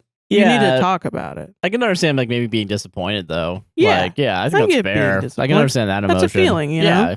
I mean, getting mad, yes, also. I understand like the feeling of getting mad. I don't understand the feeling of getting mad and being like, you have to fix it. Yeah, I feel that. That's also, not communicative. Yeah, like, what's going to be the kids' schedules in this? Hold on. I know, it's kind of wild to go to bed that early at 7 with kids, I think. Yeah. I mean, how early are kids going to sleep? Because I feel like 9 makes sense if you have a family, and that's probably The kids seem pretty young, though, so they might go to bed at like 7:30. But then wouldn't you want time afterwards? To relax, yeah. But I guess, are you doing that so then you wake up early, then have the free time? Or when's your kids waking up? That's just weird. But I can understand, okay, because if she has to be up at like 3 or whatever, I can understand wanting to go to bed at 7 because I think that gives you about 8 hours of sleep. Yeah. Yeah. So that actually is, damn. And he's working 2 jobs and is doing the management with the children while she's off all day. Okay, so if she's doing this, if she gets this promotion, I wonder if is there a possibility that he can take one less job if he wanted to and like spend more time with the kids and also like maybe have a more flexible sleep schedule if that's like really. But that's still a little shitty that like one person has to change. Yeah. Yeah, I mean, you know. I guess not the asshole. I don't think he's the asshole. I don't think is there an asshole here? Honestly, I mean, if she's not communicating well, I think maybe. But like that's not really information that the post gives us. Yeah. So I'm not gonna assume. Yeah. If she is, then a little bit, but like one of those assholes where it's like, I get why. No, yeah. I totally That's completely get reasonable. Yeah. You're not like you're not like like, why is my kid calling me? Fuck you, kid. Am I a dick? Why are bitches making photos of themselves in kayaks? Why ain't you wearing a milkmaid dress making bread in my house? In my house. Dude, fucking dating in Florida, and then someone's like, oh, I went kayaking at Wakava Springs in Florida. Wakava Springs in Florida, and then be like, you fucking traveled there? Ew. You drove an hour? You drove an hour to Wakava Springs? I'd be like, how did you get into Wakava Springs? You went in there at 4 a.m.? The fuck? Like, you have that amount of money? That's crazy. Yeah, crazy. What the fuck, dude? Yeah. Solved it? Oh, yeah, solved it. Yeah, I don't know. You have any more thoughts? Someone else said in the comments, they were like, maybe you could do like a reset and both of you get a 9 to 5 and like completely both of you change your lives and move somewhere else and get a 9 to 5. And he responded with, that's what they're working towards. Okay, that's good. So I think, it's just one of those things that's like, it sounds frustrating, but it's like sometimes in a relationship you go through a transitional period like that. Yeah. It's not really anyone's fault. It's just shit happens. There's a lot of stuff out of your control, Yeah. But if you let it bother you, like, I mean, it's going to bother you. You're going to have feelings. Don't like push down your feelings. Yeah. But like if you don't communicate properly through it and process your feelings, it can fuck be a problem, your shit up. And it's like for no reason. Yeah. You probably could get through it. I agree. Yeah. Damn. All right, now solved it. Hell yeah. Yeah, that was a saucy one. Yeah, that was a saucy clap. Should I do the next money one? Because I do have 2 money ones. Do I have 3 money ones? A lot of money ones. Oh, okay. Yeah, here we go. All right. Yeah, I got a money one. Money. Money. All right. Money. All right. Yeah. Am I the asshole for saying you should invest in our future and not shoes? What the fuck does this mean? I've been dating my girlfriend Sammy for 6 months and found her mom's birthday present ridiculous. Sammy has a different taste in clothes and goes for an edgier look. We have talked about getting a place together or me moving in together. She had a small birthday party and her mom got her ballerina flats, which cost over $1,000. Wow. I asked my girlfriend if she could ask her mom to invest in her future instead, or maybe return the shoes for cash for our apartment. Is she a ballerina? So she danced? Not mentioned, so I don't know. Sammy said her mom likes to get her nice things, and it's just a pair of shoes, and that it would be tacky to ask for a specific gift. I told her I was being practical about her finances, and she told me to be useful with mine and leave her family finances alone because it's not my business. And also, it's a gift. It's not like... You can't just you can't decide what gift you get unless you're a person that does that. Yeah, even then, or- like if someone's gonna give you a gift, they're gonna give you a gift. Or even being like, you should sell those shoes so you can get money back so that we can invest in ourselves. That bothers me, man. Yeah. Yeah. I tried talking to her again about the shoes, and she opened her apartment door and told me to, quote, be poor somewhere else. Shit. Okay. All right. Well, This was out of character for her, so I left to let her sort her emotions out. Later that day, she had all the stuff I kept in her apartment delivered by Uber packages and hadn't responded to my text. delivered by Uber packages? That's a thing now, apparently. What? Yeah. They do shipping? Yeah, we get economy shipping. Isn't that fun? Isn't that cool? Oh my god, we just reinvented couriers. Yeah. Holy shit. I thought I was practical and wanted her to invest that money in our future, not on shoes. I mean, you did say, hey, listen, I think you should give up those shoes for my future. And you put that question in her mind. And she was like, you know what? I like the shoes better. Shit, dog. I mean, go be poor somewhere else. I would be like, ew. That's a little mean. Like, Listen, what it's the a little fuck? mean. Okay. But I feel like Gross. okay, here's how I interpret this, right? This is some alpha bro, like, why are you going to Starbucks and spending $5 on coffee? Which, yes, why are you going Why are to you going Starbucks? to Starbucks? Why are you going to Dunkin' Yeah. Donuts and Yeah, spending okay. $5 on coffee? Yeah. And then being like, oh, this gift you got wasn't a good gift, actually, because you should have actually gotten an FTX fund, ETF fund. Forex. You should have gotten a Stock Forex portfolio, money penny stock. market account. Yeah, I wouldn't want to deal with it either. I'm honestly would 6 probably months. say 6 months. I Did I gloss missed over that? Did I gloss No, over I that? just wasn't fucking listening. Wow. What Yeah, a 6 dick. months. Okay, yeah, he's gonna get more and more controlling as time goes on. I don't like the way that what she said, but I'm not gonna diss it because, like, I'd probably say whatever I needed to say to get this guy out of my house. Yeah, It should have been posted on Am I the X? it was. Oh, it was? Yeah, that's where I what found the it. fuck? I'm such an idiot. I don't listen. I never listen I didn't to say you. that it was on Am I the X. I just read Am I the Asshole. Oh, it sounds like it. Wait, Yeah. you get packages of your stuff sent to your house. You'd probably just be like, well, kind of boot Well, up the old Sarah, dating profile. Have you considered that she needs time to let her figure out her own emotions Yeah, about this? That is true. I missed a lot of good shit in that post. Fuck. But yeah, so, okay, let me refresh some details. Yeah, okay, go. Refresh. Okay, 6 months dating. 6 months is crazy for all this crap. She did not buy the shoes. She didn't buy the shoes. It was a It gift was a from her gift mother. from her mom. We don't know if she dances. We don't or know not. if she dances. Who 'Cause- cares? Also, like, I do know a little bit about ballet shoes. Like, they are expensive. But also, like, if you are into dancing and you are into doing ballet, I don't like, even. Okay, real quick. I don't know. they're if- very durable. Yeah. Like, do you have to physically, like, I watch videos of ballerinas getting new ballet shoes and, like, physically, like, breaking them in half because you have to do that to break them, Really? to make them comfortable. I wonder if ballet shoes is like a mistype.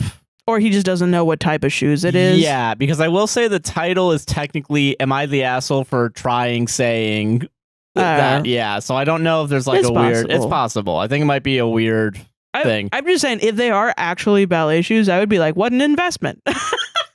That is an Just because investment. I do know about shoes. In It's like shoes, buying an yeah. instrument. I'm like, well, that's very nice. Yeah, Maybe she can learn dance. yeah, she can learn dance. Yeah, Or I'd wear them if she fucking wants to. Who fucking Doesn't have to- goddamn not everything has to- cares? not everything has to be about money. Yeah. Could just be she likes them. I think that's fine. Yeah, I mean, yeah. and then you're like, hey, you should ask your mom for money or trade these shoes back in for money so we can invest in an apartment. Wait, hold on. Apartment, wait, hold on. Yeah, they You were don't going to have- move in soon. And I'm like, after 6 months? That's crazy. To me, Investing in her I future, don't not know. necessarily an apartment. Yeah, so investing in her future. that's why I asked, is she doing dance? Because, like, that would be an That is her investment. future, yeah. Yeah. A photographer does need to spend $1,000 on a camera kit that allows him to fucking... Yeah, Yeah, yeah. there are different types of investments that aren't bonds. It just sounds like he got himself into some shit that he didn't know about and then, like, just assumed his way through that And shit. then, yeah, brought it up 3 different times and then was like, Why is she acting so weird? Like, listen, I don't know. I guess I always view like the OP as like what I would do in that scenario, and then when it veers wildly off course, I'm like, what the fuck? What are you Come fucking on, talking dude. about? Yeah. And I mean, I don't know. If I was the girlfriend, I'd probably. It sounds like her mom's rich and she's got some weird classist crap going on. Oh yeah, for sure. I don't want to. Yeah. I don't want to not talk about that. No, that's fair. Like it seems it is weird. strange. Yeah. But I'm also like, if you're gonna date someone that's classist, you got to play by the classist rules, man. What, you thought that she would be like all hunky dory? With you saying no, give that gift back. Yeah, that's a little. And take $1,000 and spend it on me. If you're gonna deprogram the classism out, you gotta be a little start more. Out by shame with shame. And then being like, give me the money. Yeah, that's crazy, dog. You know what solves classism? Yeah, Me getting rich. me getting rich. Exactly. Me and me alone. I feel like people are gonna gloss over that they were together for 6 months. They're gonna be like, no, but 6 months. But putting a down payment on an apartment is a better financial decision than the shoes. No. Buy shoes. Who fucking cares? Yeah. Don't over. You know. No. Yeah. This was a gift. She didn't even buy it. Yeah. Damn. But she should be It's investing. a gift for her birthday. But her gift should have actually been an investment in her future. She's not allowed to have fun stuff. And if you just stopped eating avocado toast every day, yeah, from Dunkin', Yeah. you would be a billionaire. and if she's rich, people are gonna be like, don't you just want to "But strangle no, every? she probably is way more whatever. She could probably cut back on other stuff, and so we don't know because we know the information in the post. Yeah. We know what is being said in the post. It's funny that this guy thinks they're not broken up, though. Yeah, I would never in my life use Uber to send packages to someone if it Unless it wasn't was to like, someone I fucking you're hate getting a my- lot. Yeah. I can't even be bothered to go to the post office and pay shipping. But hey, I can just put a thing in a box that's barely closed and give it to some random Give it guy. to some random fucker to put in his. I don't care if your shit even gets lost. I don't care if he takes your shit. Dude, me as an Uber driver opening up. Oh no. What did he do to you? That's crazy. Damn, that's so crazy. I'll just take a photo of it outside and then just bring the box back. It's fine. I don't know. Yeah. I mean, maybe she's dealing with some overconsumption and then he's whatever. Yeah, no. I'm trying to play devil's advocate here, and everyone loves that. So, yeah. But yeah, no, I get it. I will say it is. I don't want to be the girl bossification of like, yes, queen, say go be poor buy somewhere else. $1,000 ballerina shoes that are made in a shitty warehouse 5 million times. Yes, queen. You only deserve a man who's rich. Yeah, I don't want to be like that, but I do want to say this guy was a little. He's a little bit of a dick. Yeah, solved it. It's funny as hell. It's really funny how much you missed that first time too. It's so funny to me. Whoa. Because you don't listen to me. I don't. All right, there's another one about waking up. Yeah. Am I the asshole for not waking up earlier when my boyfriend made me turn off my alarms? I'm going to preemptively say no because your boyfriend was the one to tell you to turn off the alarms. So, okay, we're going to get into it. Great. My boyfriend, male 25, and I, female 25, had plans to go to a stately home today and have a picnic. Okay. I take my antipsychotic quetiapine, I don't know how to say it. Quetiapine, I'm going to say it that way, at night, and it works as a sedative. That shit knocks me the fuck out. The only way to get myself up is to blare alarms into my ear every minute for about half an hour. I do get that. Yeah, me too. So I set my alarm starting at 10 a.m. this morning. Before they can unzombify me, my boyfriend asked me to turn off my alarms as they are annoying him. So I turned off my alarms. Fast forward to 12 p.m., I'm still asleep. Boyfriend comes to wake me up, and I can tell he's slightly peeved that I haven't woken up sooner. He pretty much wants me to just jump up and start the day, but I haven't had my alarms blaring in my ear for half an hour to kickstart my wake up. I feel completely sedated and am unable to communicate properly. He's upset I'm not more apologetic and rushing to get ready. Whoa, okay, wait. He's upset with me that I didn't quote-unquote wake myself up sooner because I knew we had plans. Just wake yourself up by your bootstraps, dude. Okay, I'm unable to wake myself up anymore because of the meds. That's what the alarms were for. He says I should have set more alarms for later? Question mark. Wait, when? I don't know.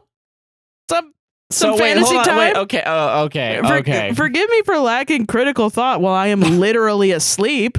Also, wouldn't that have been equally as annoying just later? He's now really upset because he feels I am not taking any responsibility for our day being ruined. Take some responsibility for your actions. Yeah. Am I missing something here? And if you become a lobster, you'll fucking... Okay. So then someone was like, hey, here's some tips if you're on this medication. Okay. They said, I'm on Seroquel 2, been on up to 800 milligrams. My 3 suggestions are: 1, take it earlier. If it's not ER, the half-life is pretty short. Use sleep as Android or something to find out when your sleep is lightest so you can use fewer alarms. 3, check out vibrating under pillow alarms for deaf people. I sympathize because sometimes I have to use the bathroom at night and I can barely walk or see because I'm so sedated. It's some heavy stuff. And it's the most easily tolerated antipsychotic for many people, so sometimes there's no other options. Wow. And then they said, edit, I guess I'm the top comment. I'm going to say not the asshole because he was a dick about something you can't help and didn't even try to discuss any compromises, even though us strangers were willing to. No, I agree. No, yeah, I understand that. Yeah, man. Okay, first of all, I want to talk about the alarm thing real quick. Yeah. Because, first of all, him being like, you should have just said it later would not have solved anything. It doesn't make any sense. What is he... So, okay, wait a minute. So are they getting up at the same time? No, I think so. Maybe. Go to a different room before the alarms go off. What do you mean? So he's asleep, they're in bed together. Before the alarms go off, he's supposed to wake up and go to a different room? No, when her alarms go off, he also is probably going to wake up. Yeah. Fuck off after that. The alarms are going off for 30 minutes. So he's missing out on 30 minutes of sleep, which I will say is annoying. And I can understand that being annoying. There are some comments that are like, YTA, you need to figure your shit out. Oh, fuck those people, though. I don't agree with that. If you do agree with that, get the fuck out of here. Get the fuck out of here. Go to one of the other ones. Because I can understand being annoyed by a fucking alarm that I didn't set. For 30 minutes straight, that's wild. I can understand that. And I think it is good that... About this very specific situation, he didn't wake her up. That's the thing. He didn't even try to wake her up. He let her sleep into 12, then got mad at her for sleeping in until 12 by taking away the thing that she at that time knew would be the thing that wakes her up. And he's still like, that's your fucking problem. You need to take responsibility. That's crazy. Wild. Yeah. Unless he's tried to do that before and she can't do it, but then don't stop talk to her later and be like, hey, I can't keep doing the alarm thing. Don't just be like, you got to turn that shit off now, and then she does that. Because you're miraculously, I do that shit all the time. Dude, the amount of times I'm setting an alarm because I have to play games with my friend. And then I wake up and I'm like, I don't fucking want to do that. Dude, I don't fuck this alarm. And no, I feel that, I do it myself. And then I wake up at 2 and I'm like, oh shit. I have to fucking, oh my God, I'm so sorry. I feel that too, because I will say that is a good one, because I know there is supposedly a time you're supposed to actually wake up and how your sleep cycles are. But who the fuck does that? I used to, and it didn't really work for me, I'm going to be honest. It worked for me, but I don't do it anymore. But I don't know, it's just yeah, there used to be an app or something where you would calculate what the different cycles of when to go to sleep. Well, I mean, on my I'm not wearing it right now, but my Fitbit it has that too. And I think it worked for a little bit, and then I just stopped doing it. I will say, someone who does need an alarm to wake up earlier than whatever my normal bedtime wake up time is, I can definitely understand. I don't think it annoys you too much, right? No, I'm a heavy sleeper. Not to put you on the spot in front of all our people. I'm trying to remember. I think I got woken up today. Did you wake up from my alarm? Yeah. At 10, whatever the fuck it was? Yeah, and then you turned it off, and then I went back to sleep. Oh, okay, cool. Yeah. Sweet. But that's what happens every single time, is that. Yeah, so I don't know. I feel like... Also, if I'm I'm having an insomnia where I'm waking up through the entire night, I'll just go into the other room. That's, I feel, yeah. So I don't just get pissed at you for having an alarm, because I know you have to get up. Yeah. to do your shit. And then that's the thing is like, no, the fact that there was no compromise is crazy. No compromise, no talking. And no research of like what type of alarms are there that don't blast music or It's so funny, dudes like this, but they won't offer a compromise. They won't do anything, like, blah, blah, blah. Fucking fix it. And then when they like cheat on their wives with someone from work, they're like, you know what? No talking about it. None. Why won't she talk to me? I'm leaving, actually. Where is my wife? Why won't she fucking talk to me? I don't get it. Why does she think I'm bad? I don't understand. It's like, because you don't fucking talk about anything, dude. Yeah. Jesus, man. Jesus. You do like a worse crime, a worse moral crime in a relationship, and then you're like, what the hell? What the fwick? Why do these women not want to talk through my cheating? Why are they kayaking? Why are they kayaking? What the hell? Bitches be kayaking. But my girlfriend didn't wake up for 2 hours. And she didn't invest in our future. And she doesn't invest in our future. And I'm pissed at her. And she needs to figure it out. No talking. No talking. Which I will say, like, I think some people were like, well, I've been in a manipulative relationship, before. And I get the not wanting to talk about stuff, talk things through. And I'm like, I do get that. I do get that. Because I had a situation like that with my mom where we would go through constant cycling. Yeah. And sometimes with certain individuals that I don't count as communication. No, yeah. It's not communication. It's someone abusing you. Like, abuse is not communication in any shape or form. And so that's why I don't count that in there. But I did want to add that in because some people were like, no, I get it. And I was like, nah, I don't think that's the same thing at all. No, I agree with that. Personally. But yeah. Yeah. Solved it. Yeah. Hell yeah. All right, you ready for this one? Yeah. This one was made for me. Mm-hmm. Oh, yes. Yeah. I know what it is. I'm so excited. Am I the asshole for doing a half-assed job taking family pictures at a wedding after being told to shut up and stop being a smartass?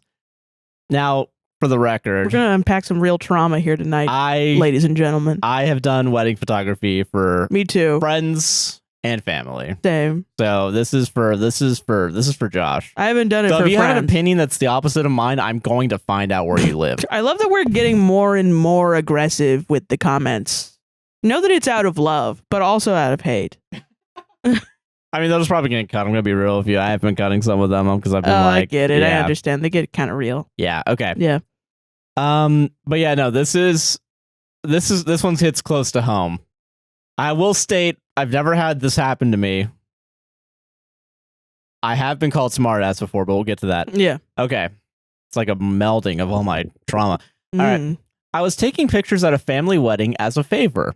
I was being paid about half of what I normally charge, and I was fine with it. You got paid? Fucking goddamn it. Josh also said this as he read it. I didn't get paid for either of the weddings. Yeah. The bride is my favorite cousin, and her husband is amazing. During the formals, the wedding party was great, and I got lots of great shots. Do you think they'll offer free photography at our wedding? You bet your ass they aren't. When it came time to take pictures of different family groups with the couple, people were assholes. They wouldn't stop talking or looking away from the camera. I tried politely reminding everyone that the camera was the big black thing on the tripod and that it took still images, not video. Okay, guy. All right. I love this guy. I love this. I was repeatedly told to shut up and stop being a smartass. All right, well. And that they knew what a camera was. I asked my wife to record video of the responses for me. To take to the police? Yeah, the moral police. Yeah. My cousin was delighted with the pictures from the ceremony, the great. formals, and the reception. She laughed her ass off at the family pictures, and about half of them, people are looking off in all directions instead of at the camera. And most of those, there are also people with their mouths open. She thought they were hilarious, and her husband agreed.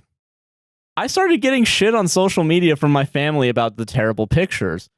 I replied that I had tried to explain to them that the camera was the big black thing on the tripod and that it only took still pictures. They said I should have waited for them to be ready, so I started posting the short video clips of people being jackasses towards me. This is based. If you it was for the moral police. It's for the motherfucking moral Facebook police. Your Honor, evidence A. My mom said that I went too far and that they won't ask me to take pictures for them again. Fine. And did a fake cry. Oh, I'm sorry. I did a fake cry and said boo-hoo. She called me a smart aleck. Dude, fucking epic Owen from the mom there. Please let me state that I do not think I am the asshole in this situation. All caps. But many people do. They are upset because they don't often dress up and get together and they don't get good pictures. They didn't get good pictures. This is a situation where people are ascribing you as an asshole based on your tone, not your actions.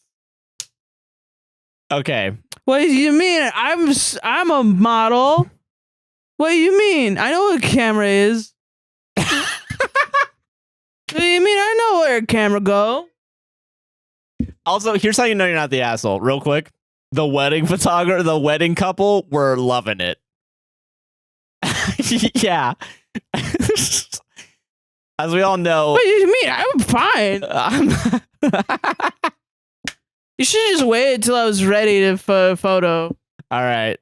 So this is like, you know, they're all drunk, right? Oh, for sure. For sure. Yeah. It's a wedding. It's a goddamn wedding. Maybe they're not. Maybe they're just dicks. Maybe I just can't imagine someone's sober and they're that much of a dick.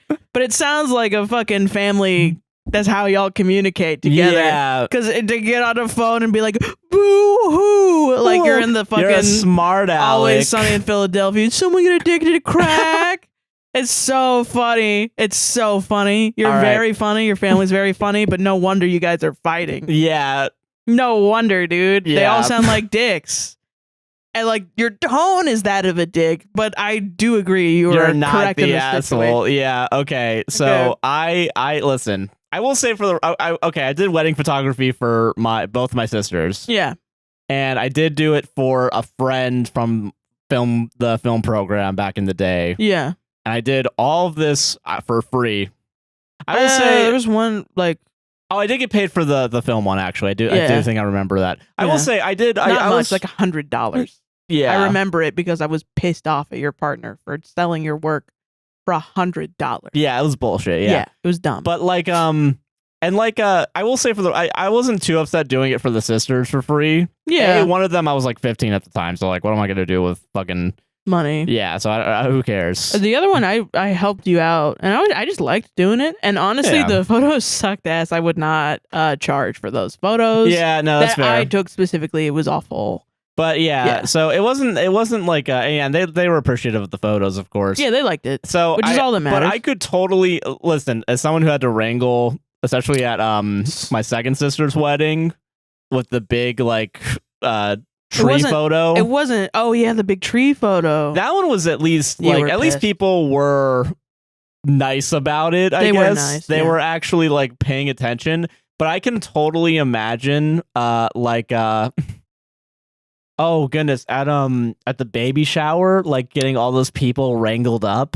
I could understand if I was taking photos, I'd probably be getting fucking pissed. I'd lose my mind. That's why we were outside kicking it. Yeah, we were not vibing. In there. Yeah, we know now to not offer up our services. Exactly. Yeah. Yeah. And I guess with the smart ass thing, that comes to me because my parents used to be like, "Oh, you're a smart bless ass." their souls. They would if I ever talked back at all ever, they'd be like, "You're a smart ass." Yeah. And now it's the white people's version of like get rid of that attitude. Yeah, pretty much. Yeah. And I've been festering for years with this. For years. You don't like smart ass, you don't like asshole. Yeah. Because ironically the show. Yeah. But like in high school people would call you an asshole and stuff. Yeah. But now I've just, I've been festering, and I finally I can live vicariously through this person. Dude, I'm going to be honest with you guys. Just know if you're ever called a smartass, you're right. Just know that. Like, not always true, but like I'm willing to bet. Like, I mean, actually, 7 times out of 10. How about that? 70% of the time you're right. I think 70% is a good number. I think that's a good round number to say that you're probably right. Like, okay, so here's my analysis of the situation, right? No one's looking. They're all talking to each other. They're enjoying the wedding. Being polite. And you're like, hey, everyone look at the camera, please. They don't do it. And like, oh, the big camera thing. That's when I was like, okay, guy, hold on. And it only takes still photos, so please stay still. Please stay still when I fucking take the goddamn photo. Look at the big black box. There are 100 people I gotta get through. Come on, we gotta do shit this. Up. And you're doing the regular wedding photography thing, and you're also family, so like you don't have like a sense of professionalism because you're not a professional. You're just like a guy. In this moment, they know you too, so you have a level of rapport with them. But is it because they know you? They think that they can also be like just walk over you. Yes. Yes, 100%. So they don't do that, and then you end up taking the photos, and your photos look like shit, and now it's your name on the photos, like they're treating you like a professional when you're not a professional, and then they start criticizing your photos. That's when I flip back around. Yeah. So you know how they talk, and you know that, look at the camera, dumbass idiot, fucking dumbass. You know that that's their language, and you communicate with them, and they still were like, fucking shut up. Yeah. Like they took offense Stop to being it a smart ass. when they literally like that's the language that they use. I'm a fucking professional. I know what I'm doing, dipshit. I'm a professional wedding guest model. That's really good. Yeah. Big light. Chandelier in this place is crazy. Oh, is dinner ready? Yeah, like, they just do that, and then you're like, well, okay, you're gonna look dumb in the photos because I have to move on. I only had 30 minutes to get everyone photographed in this section because we still have to do other shit. The other thing is you don't get to just relax ever. You're doing a job. Yeah. Yeah. Like, it's great you're getting paid for them. For a one-time event, they have to get right at least the one time for each person. It's the very first stressful. time, like... And then, and the bride and groom love it. They're not mad. That's all that matters to me, too, is like if they like it and they were like, I know how to look at the camera. If they didn't like it, it'd be like, okay, maybe you got to pay them back. Maybe. But if you get to have this moment where like, because I'm willing to bet, too, they didn't want to take, like, I'm willing to bet for them, they also probably got annoyed at the photo taking process. I'm pretty sure 90% of the time, and photographers will tell us in the comments because we have artsy fans, no one wants to take photos. I think 90% of the time, literally no subject wants to take a photo. Yeah. And that's like half the job is getting people to just like fucking stare at your shit. And by the way, like there's not like there's ever a time where you don't necessarily have to care that someone's looking at the camera, but if it's very specifically the time where they're gonna criticize you for photos where they're not looking at it. Because I was like, why don't you just blame you for it? Yeah, because I was like, why don't you just do candid? But this is like, shit. I'm assuming this would probably be a setup where it's like there's a backdrop and like there's lights very specifically meant to be like they're in a line, looking forward. There's props. You got the key light, you got the fill light, you got the backlight. Yeah, we're smart about this. Yeah. Dude, oh my god, getting the fucking that shit that was outside and was constantly we were changing the ISO like every 2 seconds. That was so funny. Yeah, because also you have to deal with... It was in the shade of a big tree and you're outside. That's just so fucking hard to do. And you're inside in a controlled environment, hopefully, and then the people are like, well, this is too easy for you. I won't even look at it. I'm not even gonna look at it. Dude, doing this whole podcast. Yo, so yeah, wasn't that guy in that? Wow, there's an echo doing it that way. Yeah, I actually didn't like wild. that, actually. I didn't like that at all. I didn't like that at all. That's hilarious. And then being like mad that the podcast comes out bad.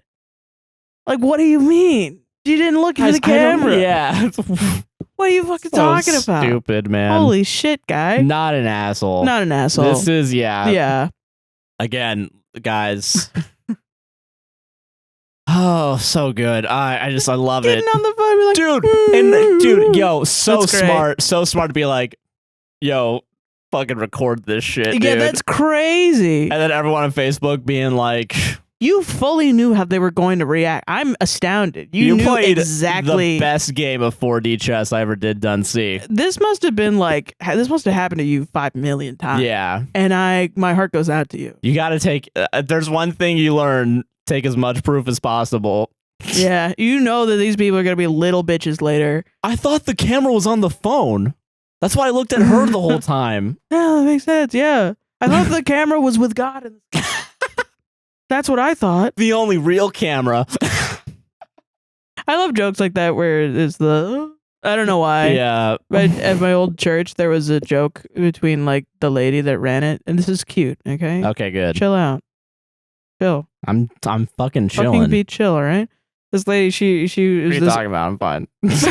I'm only 9 drinks in. it was an old couple, and she had to give him eye drops. The wife had to give her husband eye drops, and she would be like, "Ernie, look up," and then he would go like this. Hold on, he would go like this. She'd be like, "No," or she'd be like, "Look left," and he'd be like, "He's like, no, I had to give you eye drops. Look left." That's what she wanted him to do, but he would go like, Oh yeah, that's funny. Cute. It's really cute. Solved it, man. Solved it. Not an asshole. Not an That's asshole. awesome. Dude, I love toxic family structures like that. I used to do that with my mom, where she would come home and she would just dump all the anxiety that she had on the day. She'd be like, and then I don't know, I'm gonna have to take the trash, and I would just start screaming at the top of my lungs, like, "Oh no, everything's going wrong. What's gonna happen?" It's just don't like, need to be a smart ass. yeah, exactly. Yeah, she'd get like upset, like I hurt her, and I'm like, fucking fuck you. I'm a piece of shit. You're now. the problem here, actually. I was born from you. All right?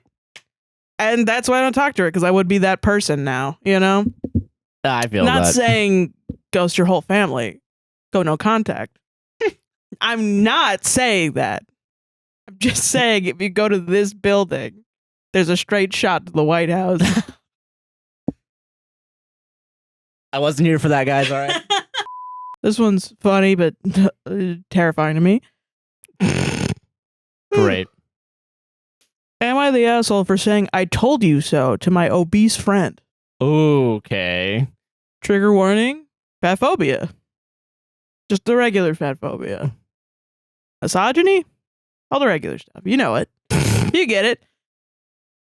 You know what to expect from this show. My 26 female friend, Natalie, 25 female, is obese.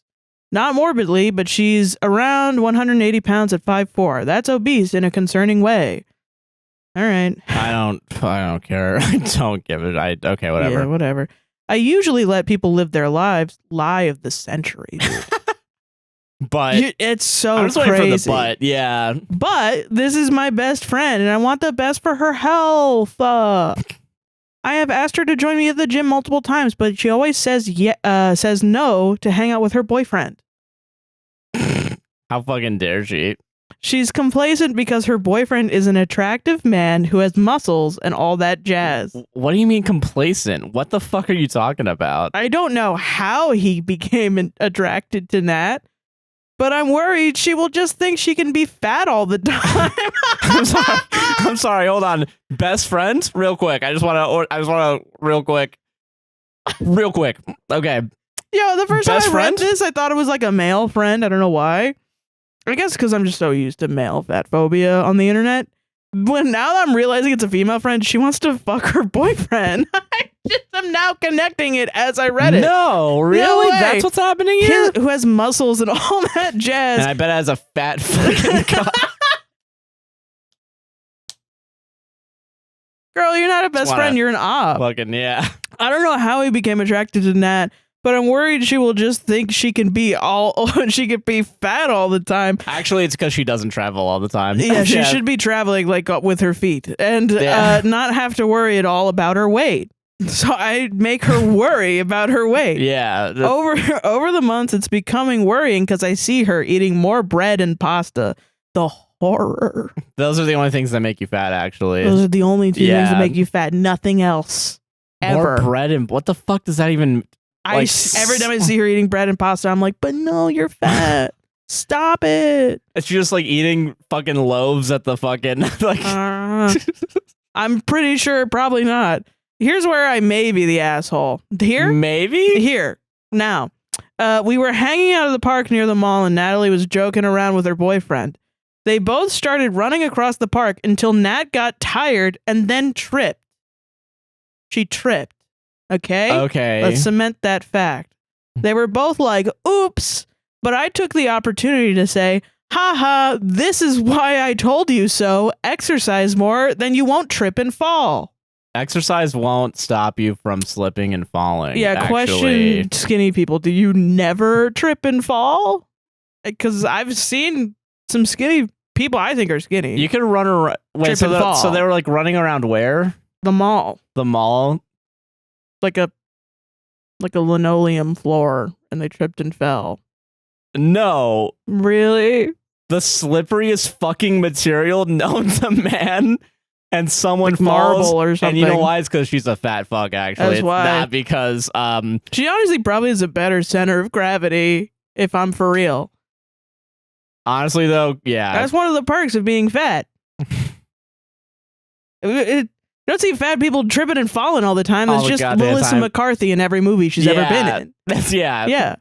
I meant to say it as a joke. Oh, well, if it was a joke, that's fine. Yeah, if it was a joke, you're actually you're no longer liable for any shitty things that happen afterwards, as we all know. But Natalie said she's had enough of my comments, cussed me out, and called me an asshole. Yeah. Her boyfriend called me one too. Yeah. I don't understand. But anyway, we went back to the mall with them both giving me the cold shoulder. How am I wrong for wanting my friend to be healthy? 4 question marks. Am I the asshole? 1 question Yes, mark. you're the asshole. Yeah. You're obsessed with your Yeah. friend's weight. Seek help. Yeah. Why do you think the best strategy is just to keep being like, You're fat. You're fat, go to the gym, you're fat, go to the gym. You're fat. You're fat. You're fat. That's you're fat, never- You're fat. You're fat. that has worked, I'm willing to And bet, zero like 0 times. Yeah. And you know what? If they have lost, because the thing about it is, like, the people that say this, they don't actually care about you oh, no, and not your at all. health. They care about you being skinny. Yeah. That's it. But they don't care about if you're genuinely healthier at your current weight, or also if you're fucking mentally healthier at your Yeah. current weight. They don't give a shit. They're just like, care I don't about care how if you die look. tomorrow. I just need you to die skinny. Yeah. That's it. Yeah. I need you to be skinny. Skinny people die all the time. You guys realize that? You guys might be surprised. And also, like, if you're gonna date a man that I think is attractive, you need to look the part. Yeah. Please, my worldview You know, is crumbling. People are attracted to different things. They might not even be attracted necessarily to the weight, like whether it's skinny or fat. Yeah. You Might got just be a attracted brain to your here. damn mind. Yeah. Yeah, you could actually do more things with there's more to life than superficiality, you know, and like It shouldn't, like, this makes me sad a little bit, because I'm like, no, yeah. like, dog, like, you're really just living your life every day thinking about whether or not you're fat or skinny, and whether or not you deserve, like, This is how you get fucking eating disorders. If Yeah, you're just worrying exactly. about this Yes. all the time. Yeah, that's not Yeah. good. That's actually that's gonna why I'm like, you need to seek help. yeah, like And stop putting it on your friend. That's Yeah. the shit that's fucked up, man. for sure, yeah.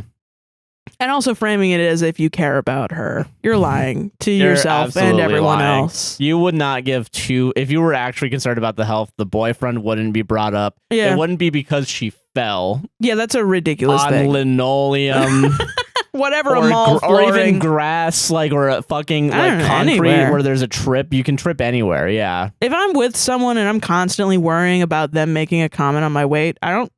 You can bet your fucking ass I'm not going to hang out with them again.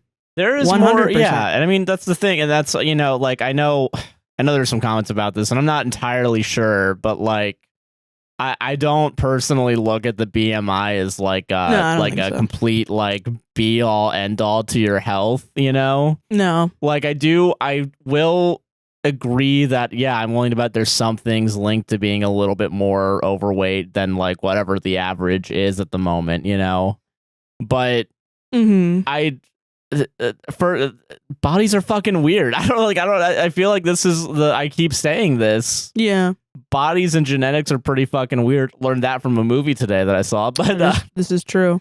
Well, I mean, you know, it doesn't fucking matter. Yeah. Like, the point is that, like, you could have a skinny person that eats a bunch of junk food and is unhealthy, yeah, and they're gonna be more unhealthy than if you're a fat person and you're eating healthy meals. You know what I Yeah. mean?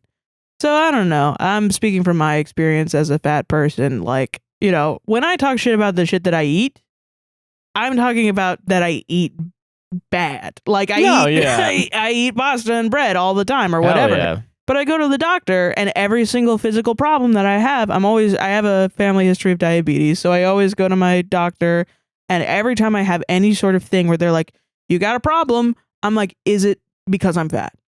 I ask the doctor first thing. And then they say, is it no. diabetes? Is it because I'm fat? And they go, no. What? Yeah, why? This is a genetic thing. And I'm like, oh. Yeah.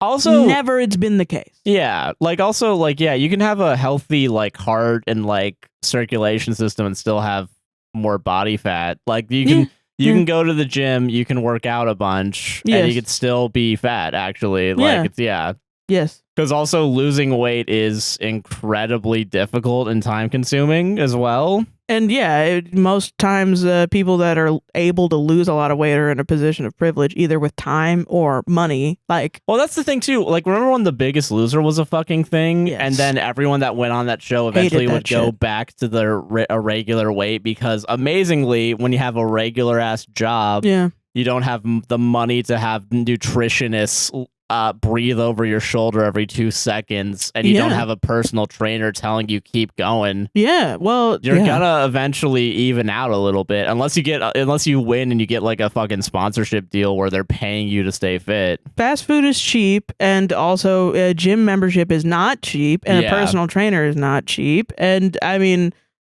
building the skills it takes to figure out healthy meals and like how to like create balanced meals. Not, and I'm not talking about like cutting out carbs or any sort of fucking diet at all. Yeah, we're just talking about like pure, eating nutritiously. Yeah. And like eating shit that you fucking want. Yeah. Also incorporating that in so you don't just overly focus on like, there are people out there that will just eat like chicken and rice every day. That's a form of disordered eating. Kind of a little bit, yeah. And it's like, no, you need to have a mixture of shit for yourself. You need to focus on like having your body be healthy. That's it. It's not about whether or not you're fat or skinny or what your body even fucking looks like. I always think about that Rob McElhenney video where he's like, all right, so you want to look like me? Here's what you do. You cut out all the fun stuff in your life. Yeah, literally. No alcohol, no desserts. You get a personal chef. Yeah, and he talks about all the privileges he has by being a famous fucking comedian and showrunner. Yeah, like, and he's like, no, literally, you fucking can't do it because I have this amount of privilege. That's the thing. Going to the gym isn't going to solve it. Also, watching just like TikToks of people being like, you go to the gym without explaining a single thing. Yeah, you're not gonna fucking. If you have the knowledge genuinely of like, okay, if you actually want to lose weight and you're just kind of being like, well, just go to the gym and you're not explaining literally anything around the like science behind it or whatever, you're an asshole. You're being a dick. Yeah, you're being a dick. Yeah. You're just like, if you genuinely have it. Yeah. But it doesn't seem like it. It just seems like you say go to gym, you lose weight. Yeah. Yeah. Solved it. It took me a fucking year of working manual labor to even notice that I had lost weight. Yeah. Like, Jesus. But I will say you grew up in more of like an ingredients based household. Like you definitely have some of that too. Like your mom's always on a diet. Yeah. She will never eat my cooking because she's always like, it's too salty. That's a lot of salt. Like she's not even tried it. Like, I think one time I made her an apple pie for Thanksgiving and she was like, this is amazing. And she's not tried anything else. Yeah, I feel that. She'll even ask me to make shit and then she won't fucking eat it. Jesus. She's like, there's a lot of stuff in there. And I'm like, all right. Yeah, yes, it's seasoning. Food. It tastes good. It's food. There's stuff in there. Yeah. It's food, lady. Oh my God. I'm surprised she let me make my mac and cheese, dude. But then she makes Alfredo and she somehow fucks up the sauce so bad that in the pot it was originally cooked in, it's separated. Yeah. And then she's just like, that's how Alfredo sauce is. And I'm like, no, it's fucking not, lady. No, One of these days I'm going to have not. to learn how to make pasta al burro, like actual Alfredo. One time I fucking told your dad and your mom what a roux was. And they were like, what is that? And I was like, I've had your Alfredo sauce 17 times. It's the only thing you make. You're not making a roux? What the fuck? Yeah, That's why it's fucking separating. You're putting a stick of butter in milk, and then you're just hoping pouring for the best. cheese in there and praying to God. Yeah. That's not how it works.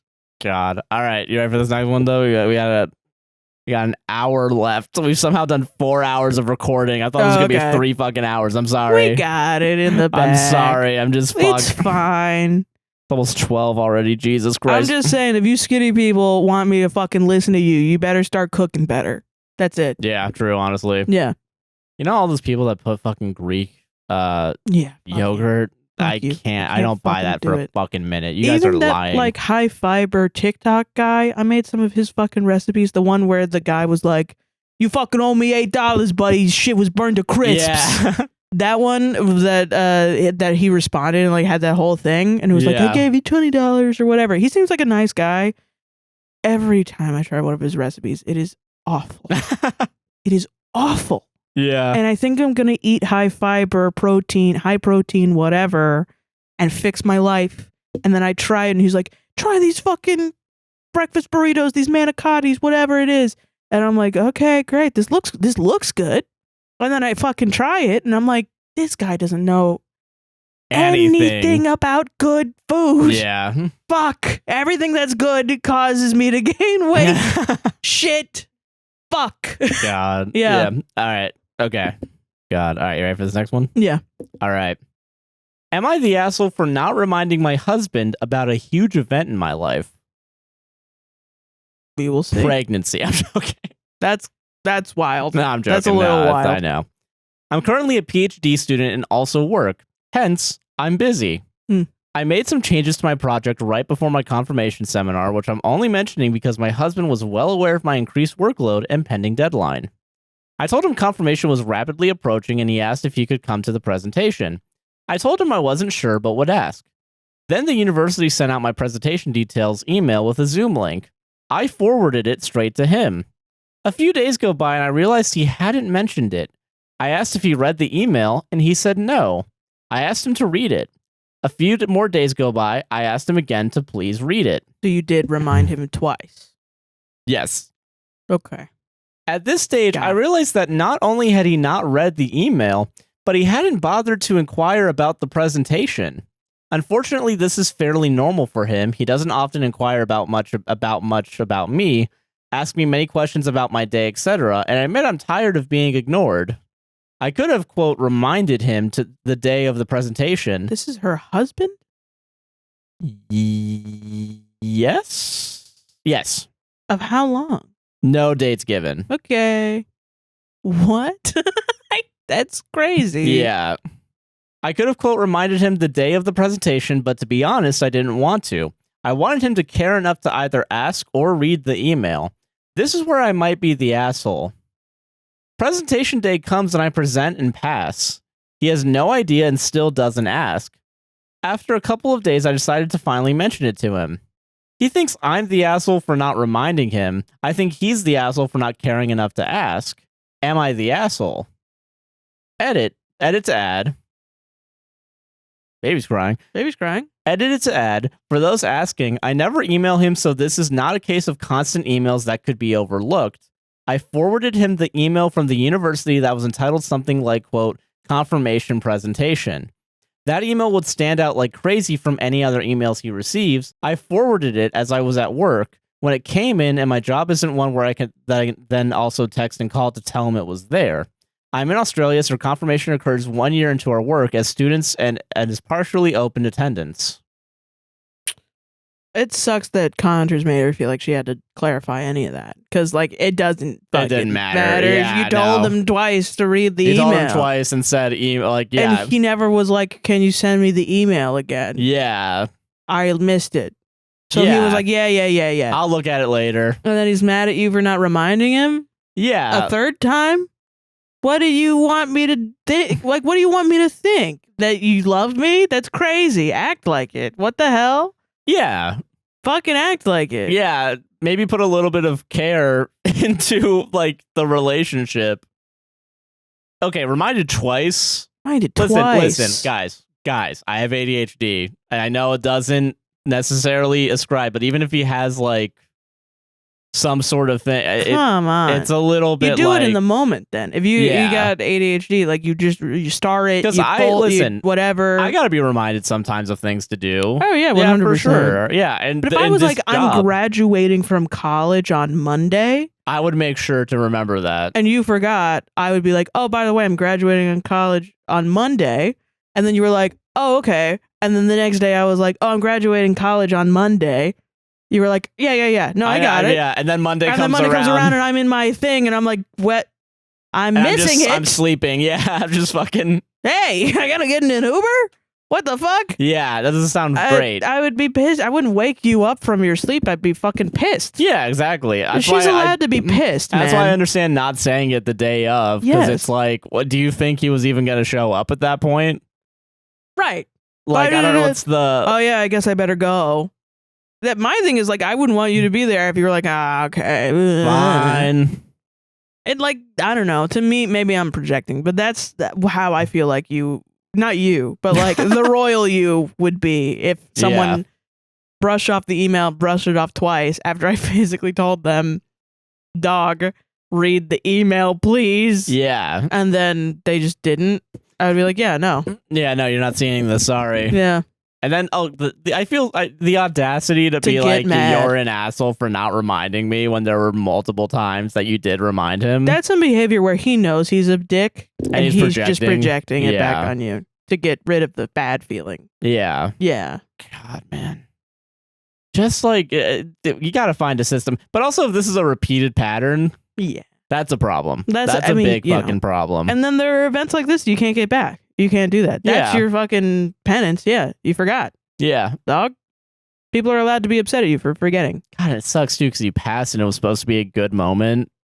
Like you did all this work and it's like, oh, look at me. I put all this work in. Can you imagine doing all this? I mean, and she said that this is all the time too. Can you imagine putting all this work into your life and doing all these cool things and going home to your husband and being like having to tell him, like, he's not even asking you about your life. That's the weird thing too, is like he originally was like, hey, can I show up?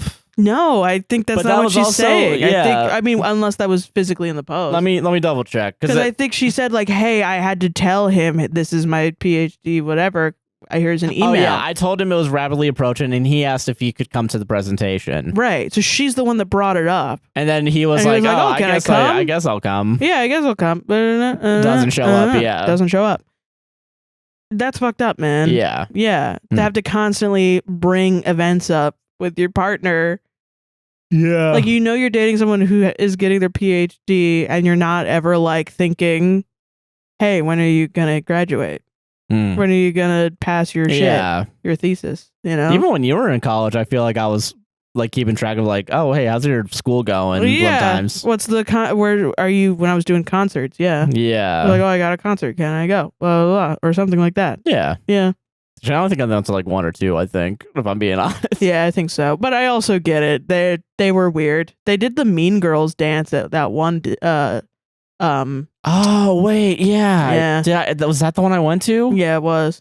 That one was weird. I was a little embarrassed. No wonder why I didn't fucking go back. No one told us either. They had like the whole orchestra up on there, and then they brought the like dance team out. They were all dressed in the sexy Santa, and they all did the Mean Girls dance in front of us while we sat there with our instruments looking at them, and we were like, okay. I think it was because our director didn't know what the Mean Girls dance was, so he was just like, they're gonna do their little dance or whatever, and we were like, okay, great. It's gonna be like ballet or something in front of us. It's still weird. Yeah. But like, you know, we have to share a stage. Fucking weird, yeah. I was just like, yeah, they were weird. The Valencia was fucking it was weird. Strange. It wasn't Can't wait to go back when you're getting your shit together. Yeah. When I finally am like, this podcast sucks. Fuck this. Fuck this shit. Fame. It's funny that you think going to college means giving up on the podcast. Yes. You think literally doing anything else in tandem with the podcast means giving up on the podcast. Yeah. And that's really funny to me. I did Uber Eats those days. I gave up on the podcast. Gave up on us. On us. Solved it. Yeah, I don't think you're an asshole at all. Not the asshole at all. No. Honestly, I would do that too. Same. The last one? I think so. Yeah. How I was really hoping for 3 hours. Oh, I Maybe think it still will be. I don't know what's gonna get cut, but here's whatever. an idea for the comments. Okay. Okay. We should say as many things that we know that are wrong to get engagement. You know what I mean? God's purple. Apple is a vegetable. Oh. Technically, an apple is a vegetable for sure. I, Sarah Heron, believe that. Debate me in the comments down below. I think this is great. I think this is awesome. I had this idea a couple of days ago. Your mental health is doing good right now. Everything's fine. I'm just trying to get more money for us. That's all I'm trying to do. I'm trying to get engagement. This is Sarah's start to the right-wing grifter pipeline. Is just lying about stuff. What the fuck are you talking about? And then, I'm just saying, no, it's just, I love our audience a lot, and they love to correct us. And we're wrong all the time. Truly, we are. Correctly. It's like when you make a TikTok and you spell something wrong so that everyone looks at it. Oh, yeah. That's what I mean. You know, I do actually feel that sometimes, though. That's when what I I'm accidentally saying. make a mistake and I'm like, fuck, I like left we that should in. do like random like shit at the beginning of our TikToks where we're like,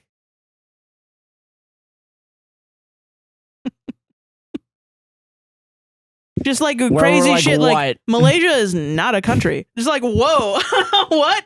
And then, golf is not a fucking sport. My daughter just contacted me after 17 years. Like shit like that. We should do that.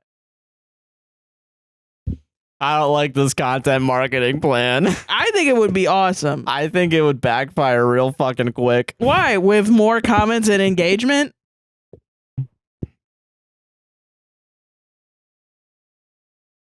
Okay, anyway. Right. Okay, anyway, back to the show. All right, back to the show.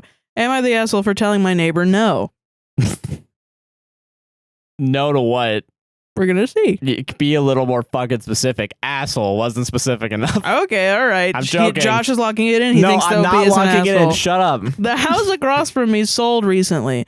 The prior owners built it and lived in it for almost 50 years. They were lovely people and they are missed. I didn't meet the new neighbors until recently. They're living there only intermittently while renovations are being done. Anyway, we both live on a very busy, parentheses, double yellow line street. And while street parking isn't illegal per se, it's definitely dangerous as it is a busy, relatively narrow, high-traffic road. Okay. The neighbor's house has a small-ish driveway that can fit maybe 6 cars. That's small? I know, yeah. What the fuck? With the setup of the yard, there is really no lawn parking. I, on the other hand, have a very large circular driveway that can probably fit 15 to 20 cars. What are these if rich needed. motherfuckers? Yeah, kind of everybody's shitty a little bit for that, for having money. And Is all I'm parking. saying. Yeah, okay. Because I'm jealous of your house. Yeah, yeah. But there is only one entrance and exit point to the street. So I was out getting my mail the other day and the neighbor was outside. She came over, introduced herself, and we chatted briefly. Then she said, "May I ask a favor of you?" I laughed and said, "Well, you can ask." Anyway, long story shorter, she said they were having a house party the weekend after 4th of July. They were expecting a large number of people and were hoping they could use my driveway for parking as the street parking is difficult. I said, "Sorry, no, it will block me in. I'm fine with your guests parking on the grass in front of my fence." Parentheses, I have a small fence about 8 foot from the street and there's a grass strip in front of it. The Smiths, prior house owners, would often use it if they were hosting a large group. She said, "Oh, I appreciate that, but that will only fit about 6 cars. We're going to need parking for another 10 to 12 beyond what fits in my driveway." What? So car-dependent culture sucks. I'm it's sorry, about like but 18 cars. Yeah, that's a big fucking Total. party. 16 right, to 18 cars. Well, it is an issue about car culture, but we'll get to that. But like, yeah, there's still a lot of people. Yeah, And no one can she's carpool? not happy with 12 cars.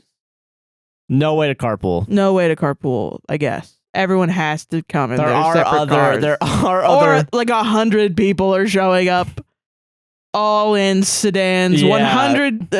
What is those? This is a weird. What are those TikToks like? Little Timmy has a 1 square by 1 square foot room and needs to house 100 family with galvanized steel and 18 cars. And he uses his eco-friendly veneer wood. Yeah, and I know what you're galvanized talking steel about. beams and screws that he got from his aunt. Yeah. Yeah. This shit is so funny to me. I love those. Jesus. She then says, well, my guests can park along the side and back of your driveway so you can still get in and out. I said, again, I'm going to have to say no. Said no twice. I'm not comfortable with your guests on my property, and the only light I have at night is my post light out front. It's very dark at night, and I wouldn't want anyone to trip or get hurt. That's That fair. is valid. It's on your property, so yeah. You'd be liable, yeah. Yeah. She started to look frustrated and said, well, I don't know what I'm going to do. I don't think they can all park on the street. I said, yes, I know parking can be frustrating here. There are a couple of municipal buildings nearby. It might be worth calling the town and see if you can use their parking lot since it's a weekend and maybe shuttle people or have them walk. Other than that, I'm not sure. It's one of the downsides of living on a busy street. I then excused myself and went back inside. Now, every time I see her, she kind of gives me a dirty look and says nothing. I don't really care about my neighbor not being neighborly, as we prefer to keep to ourselves anyway. But am I the asshole for not letting her use my driveway for parking? Nah. Edit. Since many of you have asked, no, she did not invite me to her party. Wow. Second edit. A lot of people are amazed by the large driveways. I live in a former farm town that is now a suburb in the U.S. Okay. Houses are on 1 to 3 acre lots, usually in the middle, so they all have long driveways to access the house. This is a very, very common in my area and nothing special. Okay. Well, if it's not that rich, I suppose, but still, though, that's like, I will say, you own a house. You do own a house, though, yeah. I'm gonna say not the asshole. You did offer also the grass, and I feel like that is she a was good still like, compromise. no. That's not enough. Yeah. And that's where I'd be like, well, would it be enough if like you carpooled a little bit and fucking like, come on, just take the 12. Why get all pissy and try to be like, well, I don't know what I'm gonna do. That's the thing where I'm like, okay, lady, I don't know. Yeah, I know you can be like maybe party planning stressful, but like that's not. Yeah, I think this guy did good with setting up his boundaries. Yeah, and enforcing them. I feel like this is more of a like, you know, capitalism's the bad guy here. Yeah, like suburban living and car centric culture is what really caused this problem. Yeah. Not to say there's anything wrong with like single unit like houses or like even owning a car, but like being so dependent on it, it kind of leads to situations like this. Yeah, but in farmland, like, you know. I know, yeah. It's how like, else are you gonna get around, dude? Build a subway in the farmland. 6 miles to get to the party. No, yeah, I know. Yeah. Yeah, which I guess, that's why it's like carpool there. Yeah. Or like help people pay for like Ubers or taxis or something. Yeah, shit. There's other ways around this where people don't have to necessarily. Each individual person has a car. One car, yeah. Yeah, that takes them somewhere. God, dude, I'm so I'm just thinking about cars now, but yeah, I'd say not the asshole. Yeah, for not sure. the asshole. I don't think dude, so. fucking, apparently I-4 is worse than Los Angeles driving now. Did you know that? It's official. Is that real? It's official now. Or is that something that someone might say is not true? No, it's real. I watched the news. I watched the local news. It was on the news. Okay, take a clip of it so that we could bring it to Thanksgiving for the proof to the moral police. The moral police. Right. No, I'm not being a smartass. Here is the news. It's very specifically like everything from Universal to Disney to that one little section in Lakeland we always get caught up on. That's apparently wasting more time than it wastes in LA now. Really? Yeah. Okay, I'm gonna be honest with you though. I totally believe it, 100%. But then is LA driving even that bad? Apparently not. Fuck you, LA. We're worse. Listen, I'm sorry. I'm just like, I know. Every time we get on I-4, we almost die. Sure.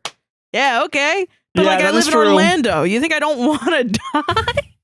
Shit is awesome. What are you fucking talking about? I was watching this because they were talking about it, and you know what their solution was? More lanes. Let's do it. Let's go. That's totally not. And I just got so pissed that this news was like, but put some buses there, man. Please. Can we fund the poor Links bus? Yeah. There is one Links bus section that gets on the highway, and every time it does, I used to ride in that one, or at least we had to go on the highway one time. Because someone shot up a Walmart and the guy ran out into the street in front of the bus and ran away. And then we saw a bunch of cops shoot him down and America. And the Links had to be the lady in front of the bus driver was like, God fucking damn it. All right, we're going around. And then she fucking turned and went on the highway to get me to college. It's God bless America, God man. bless, yeah. Shooting people stealing from Walmart down in the middle of the road. Beautiful. Yeah. Wouldn't have it any other way. Yeah. Except a couple other ways. A couple other ways, yeah. I don't know, man. This is why we need public transportation, man. Even in farmland, I feel like at least like some sort of public like ride share thing. Because I know they're trying to experiment with that where like we do have like Ubers, quote unquote, but like it is more like a centralized service, you know, so that way it's not like $50 to go 1 mile. Yeah. I do think there's ways around the Uberification of everything. Yeah. Oh. Amazingly. Fucking wow. God. Carpool. Also, I don't believe the guy should have been shot down for stealing from Walmart. I just want to put that out there. Yeah. Make it clear. Let's see what stays in. Don't worry. Yeah. Solved it, though.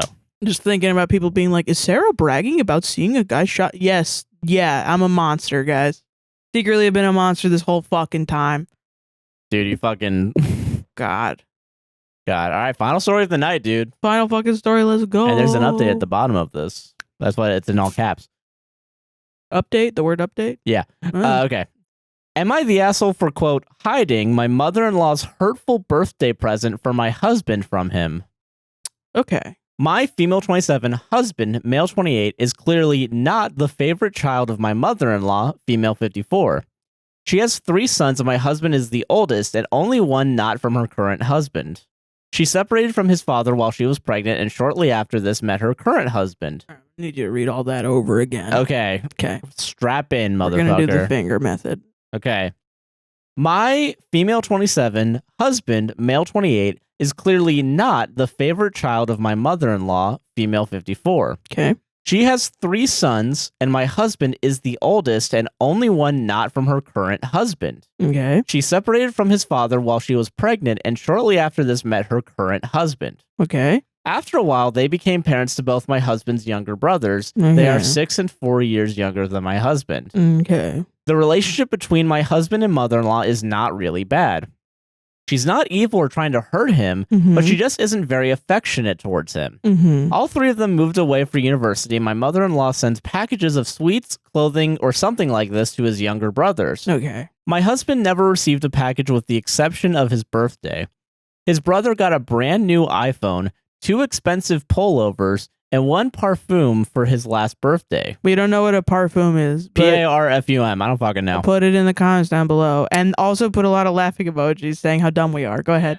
Yeah, similar to the other brother, and I would guess most of the times for their birthday, it's something in this price range. She writes a nice card or a personal letter for them, as sometimes bakes something like cookies as well. Damn. My husband is sad every year. No. It's not about the money, but 2 years ago, he got a €40 gift card for an online shop sent via the online shop. Oh, shit. I tried to talk to him about it, but he's so hurt that he doesn't want to talk about it. Oh. I waited a few weeks and tried to talk to him again, but he refused. Last birthday, I gifted him a little vacation and texted my mother-in-law that she could gift him a tour for one of the museums he wanted to see there. He dreamt of going to the city for years. It would have not been expensive, but thoughtful, and would probably made my husband happy. She said she already had something. It was a candle, parentheses, he's not very into candles, and a shower gel. This year, a package arrived 2 days before his birthday. It was small, and I could see that it came straight from an online shop. Jesus. Yeah, fuck this. We weren't at home and our neighbor took it. When I came home, my neighbor told me that I'm lucky to see him because he's away for the weekend and we would have missed the package. I just knew it would hurt my husband. I asked him if he could keep the package a little longer so my husband would get it after his birthday. Take it and hide it. Yeah, because it's probably something disappointing from my mother-in-law. He laughed and agreed. One day before his birthday, I told him the package from his mom arrived, but our neighbor was out of town. He had a great birthday full of friends, lovely cake, and gifts, and didn't think about it one time. Yeah. Our neighbor gave it to him yesterday and made a joke that his dad is also bad at picking gifts. My husband got curious and asked him about his words, and my neighbor told him everything. He talked to me while his brother, who was there for the party and stays with us for the week, was present, and said he understood it. His brother told my mother-in-law, who is now furious with me. What the fuck? She texted me in the group chat of this family lit up. She said that I'm mean and spoiled and had no right to hide the gift. So am I the asshole? No. 2 edits and an update. Okay, let's go.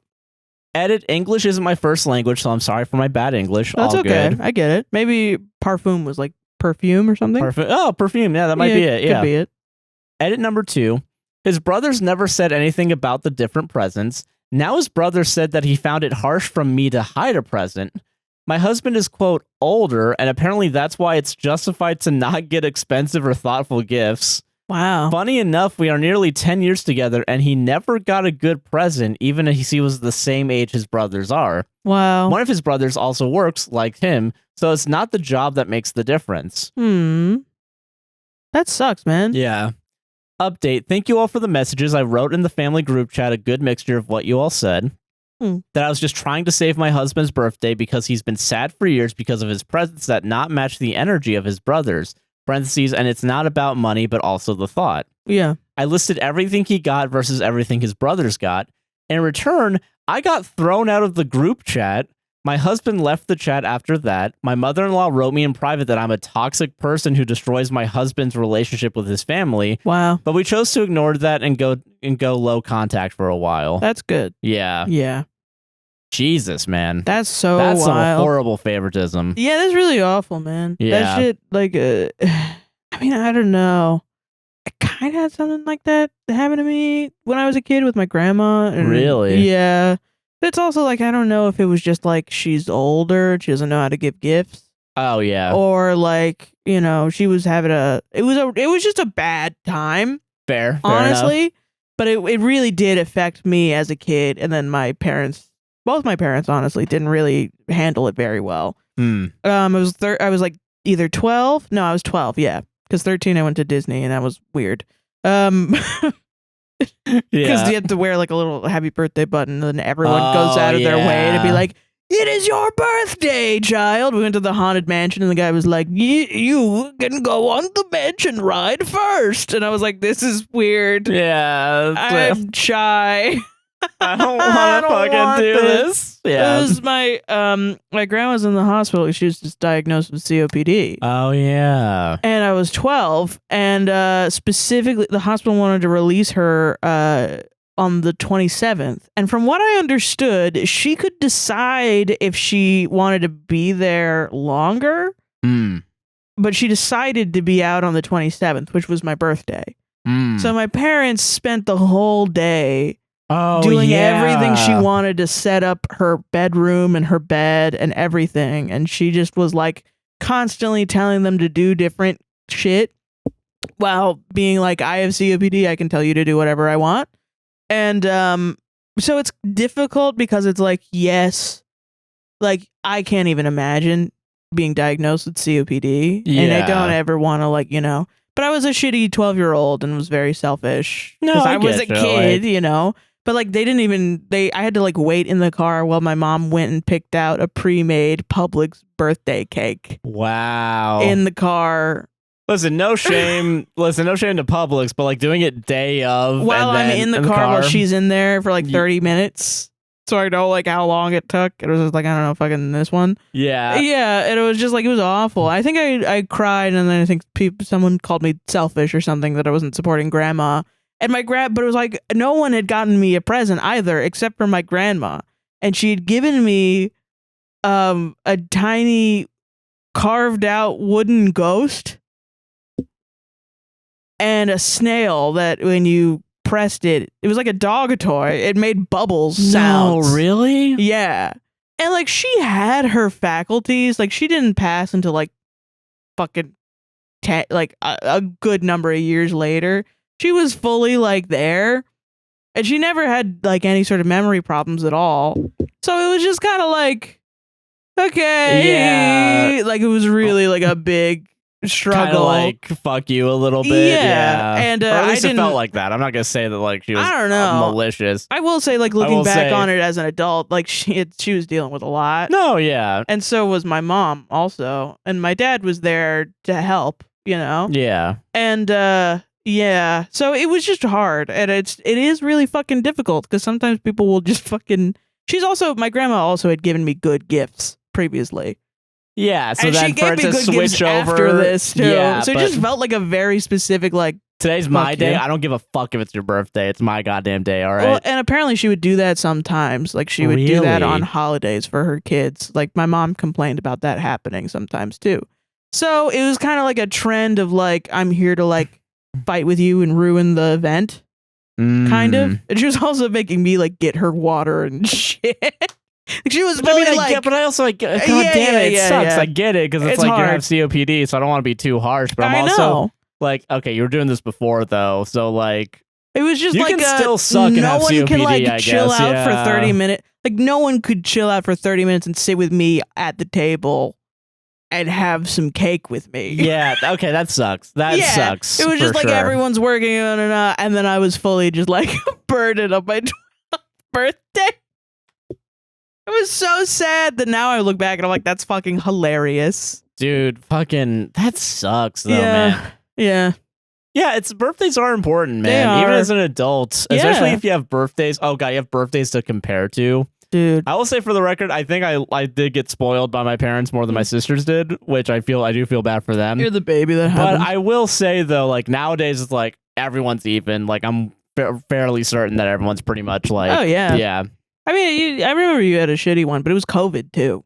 Yeah, that was the only one that I would say recently that was shitty. Yeah. Other than that, there was one I had to work and that one was shitty. It always sucks to work. Like there was one year I forced myself to go to work and it sucked ass and I cried afterwards and I think we went to the beach or something. I think, yeah, there was. And I was, that was also my bad because I didn't plan anything out. I'm sorry. Well, it was like I was working, so, you know. There was one that, like, I came over to your place and there was, it was Animal Crossing was set up. That was your bad birthday. That was the one where you had to go to the dentist. Yeah, that And was the the one dentist that was, like, let me charge you $4,000 and try to give you, like, Invisalign and shit. yeah. And you were like, no. And they were like, then get out.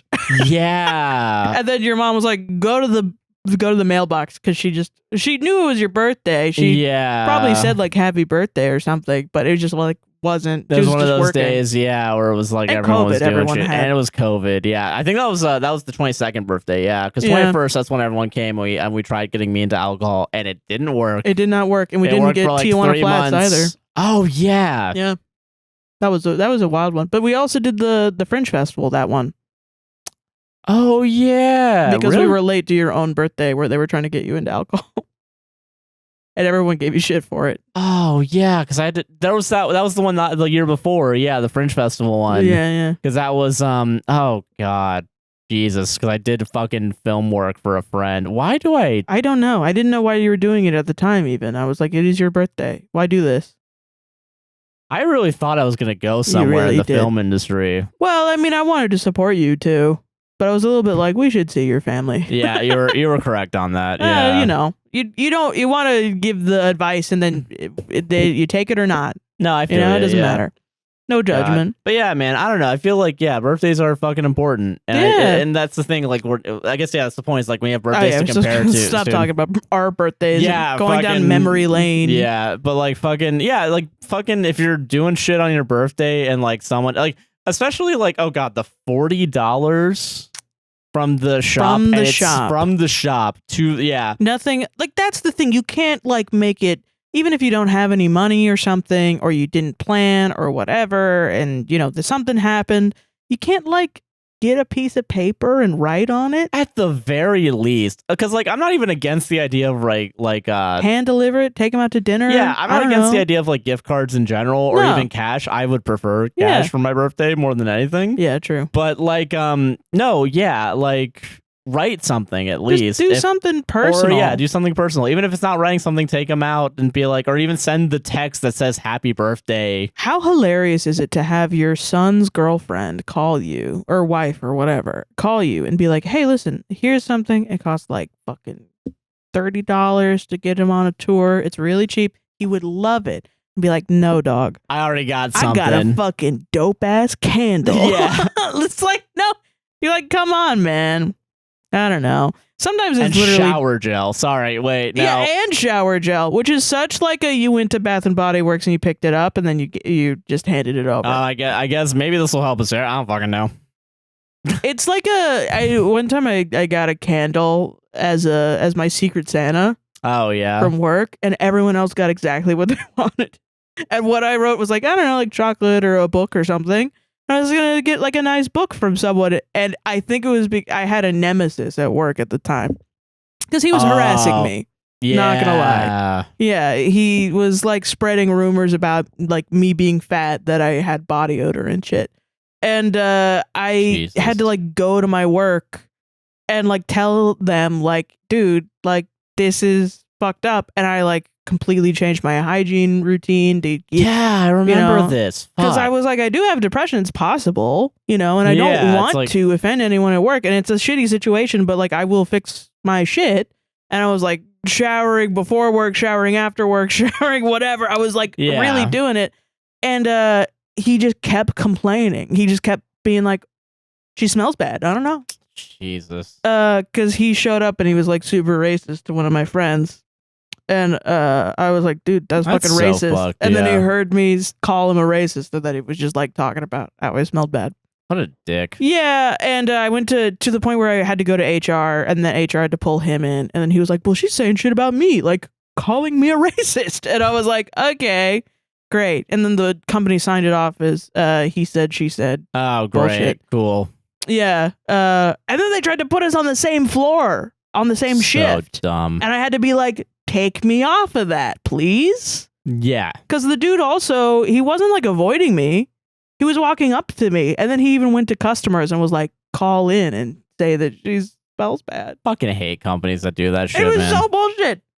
And to the point where our boss like had to sit us down, like my manager's manager sat me down and was like, what's up with this smell thing? And I was like, I don't know. And I like dumped all my fucking perfume and shampoo and everything out, and I had switched deodorant 6 times. Yeah. And I was like, I just think he's kind of targeting me, dude. Yeah. And even our manager's boss was like, I mean, you don't ever smell bad to me. I don't understand what's going on. Yeah. And our manager had like misappropriated it. So Jesus. anyway, But yeah, the gift, yeah. the Secret Santa, everyone had fucking gotten each other, and they had talked to each other. So I had found out that he likely got me a present. Jesus. And it was a candle. Why is it so disrespectful to get a candle? I even like candles. Yeah. But he got me a fucking candle. You didn't ask for it. You could write out explicitly what you wanted. Yeah. Everything that we wanted, and he got me a fucking candle. There is something shitty about saying, hey, this is what I want, and then someone being like, nah. No. Fuck you. You don't deserve what you want. Here's a damn candle. And it sucks, because candles are great. Yeah. I love candles. But why does it feel bad to get one? You should have gone to his fucking house, lit the candle, put it next to the drapes, and fucking... I think he didn't like that I was a good sport about it, I think. Oh, he wanted a reaction? Yeah, I think so. Because people would come up to me like, hey, did you know that he's saying that you smell? And then I would be like, yeah, I'm a big fat stinky baby. Yeah, that's what I am. I'm a big fat stinky bitch. And then everyone would laugh because I'm nice to them. Yeah. And he was saying racist bullshit. Yeah. And it was so funny because when I left during COVID, he was like, yes. God, fucking. And I was like, okay, but I'm working from home during COVID, and you're not working here where getting COVID. COVID happens every 2 days, and then we all have to go home and quarantine. Yeah, God, that was a fucking nightmare. You're man. a dumbass. It was yeah. I hate that guy with all my life. Not the asshole, man. Not the asshole. To this person, that guy's an asshole. But yeah, that guy's an asshole. This person, you're not the asshole. You even stuck up for your husband too. That's great. Yeah, you did a great job. You did an excellent job, and fuck the family. Yeah, go lose contact. I wouldn't want to talk to him either. And it's awesome that you plan stuff for your husband too. Yeah. Especially if you know that he's not going to get shit from his family. Yeah. Wink wonk is all I'm saying. Exactly. Yeah. To Josh, wink wonk is all, Wait, what? Wink wonk. You want me to get you stuff? Nothing. I'm just saying, if you know that your partner's family isn't going to do anything, you should probably plan something. Wink wonk. You're going to fucking shame. We're going to do this here. Wink wonk, guys. You want to fucking shame me here, you fucking motherfucker? Yeah. I probably smell bad. I don't know. And that's our show. That's probably why you don't plan anything for my birthdays, because I smell bad all the time. You're guilt tripping me right now. You fuck. I think it's funny. I'm a big stinky baby. So stinky. Sarah, what do you want to plug as a big stinky baby? As a big stinky baby, I would like to plug That's So Here and THATSOHEERON on everywhere. All the time. And I am Joshua Chinland on most things, a guy nicknamed JC on Twitch. I did stream this week again. I did 2 times this month. It was nice. It was a fun one. Yeah. Someone called him a mid bass player. And I'm gonna find them. I'm gonna find them, and I'm gonna punch them. I'm not gonna do anything because Sarah's got it covered apparently because she's nice.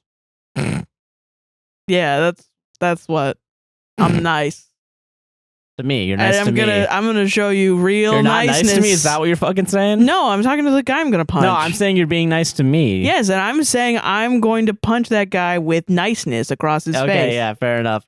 You can follow the podcast at APWSTR on TikTok. A podcast will save this on Instagram. Podcast will save this relationship on all podcasting platforms. Yes. APWSTR Productions on YouTube. APWSTR Gaming. Donate to Wallace GoFundMe. Wallace GoFundMe is down in the description. Please donate. We're super close to 40,000. Donate eSIMs to Gaza. Yes. Research Congo Sudan will be in our link tree. There's also distributed links, computing. Yeah, link should be in there as well. And yeah, go check out our distributed computing links. Yep. Go to our Patreon and buy me a coffee at those website /ABWSTR. Buy our actual coffee at straightrovercoffee.com. Links will all be in the description. What else do we do? Merch. All proceeds are currently going to UNRWA. So please go check it out. Get that dirty shirt out of here. I wore that last night. Well, I don't know. There's not a clean one that I can fucking I'm show. sorry. So, Jesus. I'm getting mad at me. I'm not mad at you. Is there anything else? I'm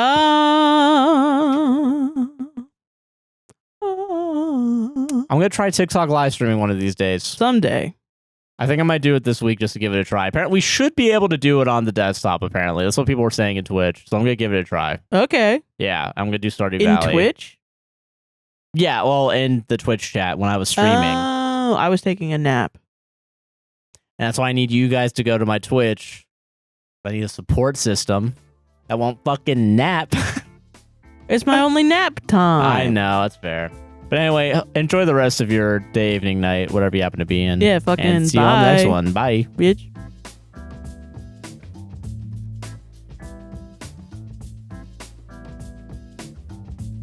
Outro time. Oh, goodbye.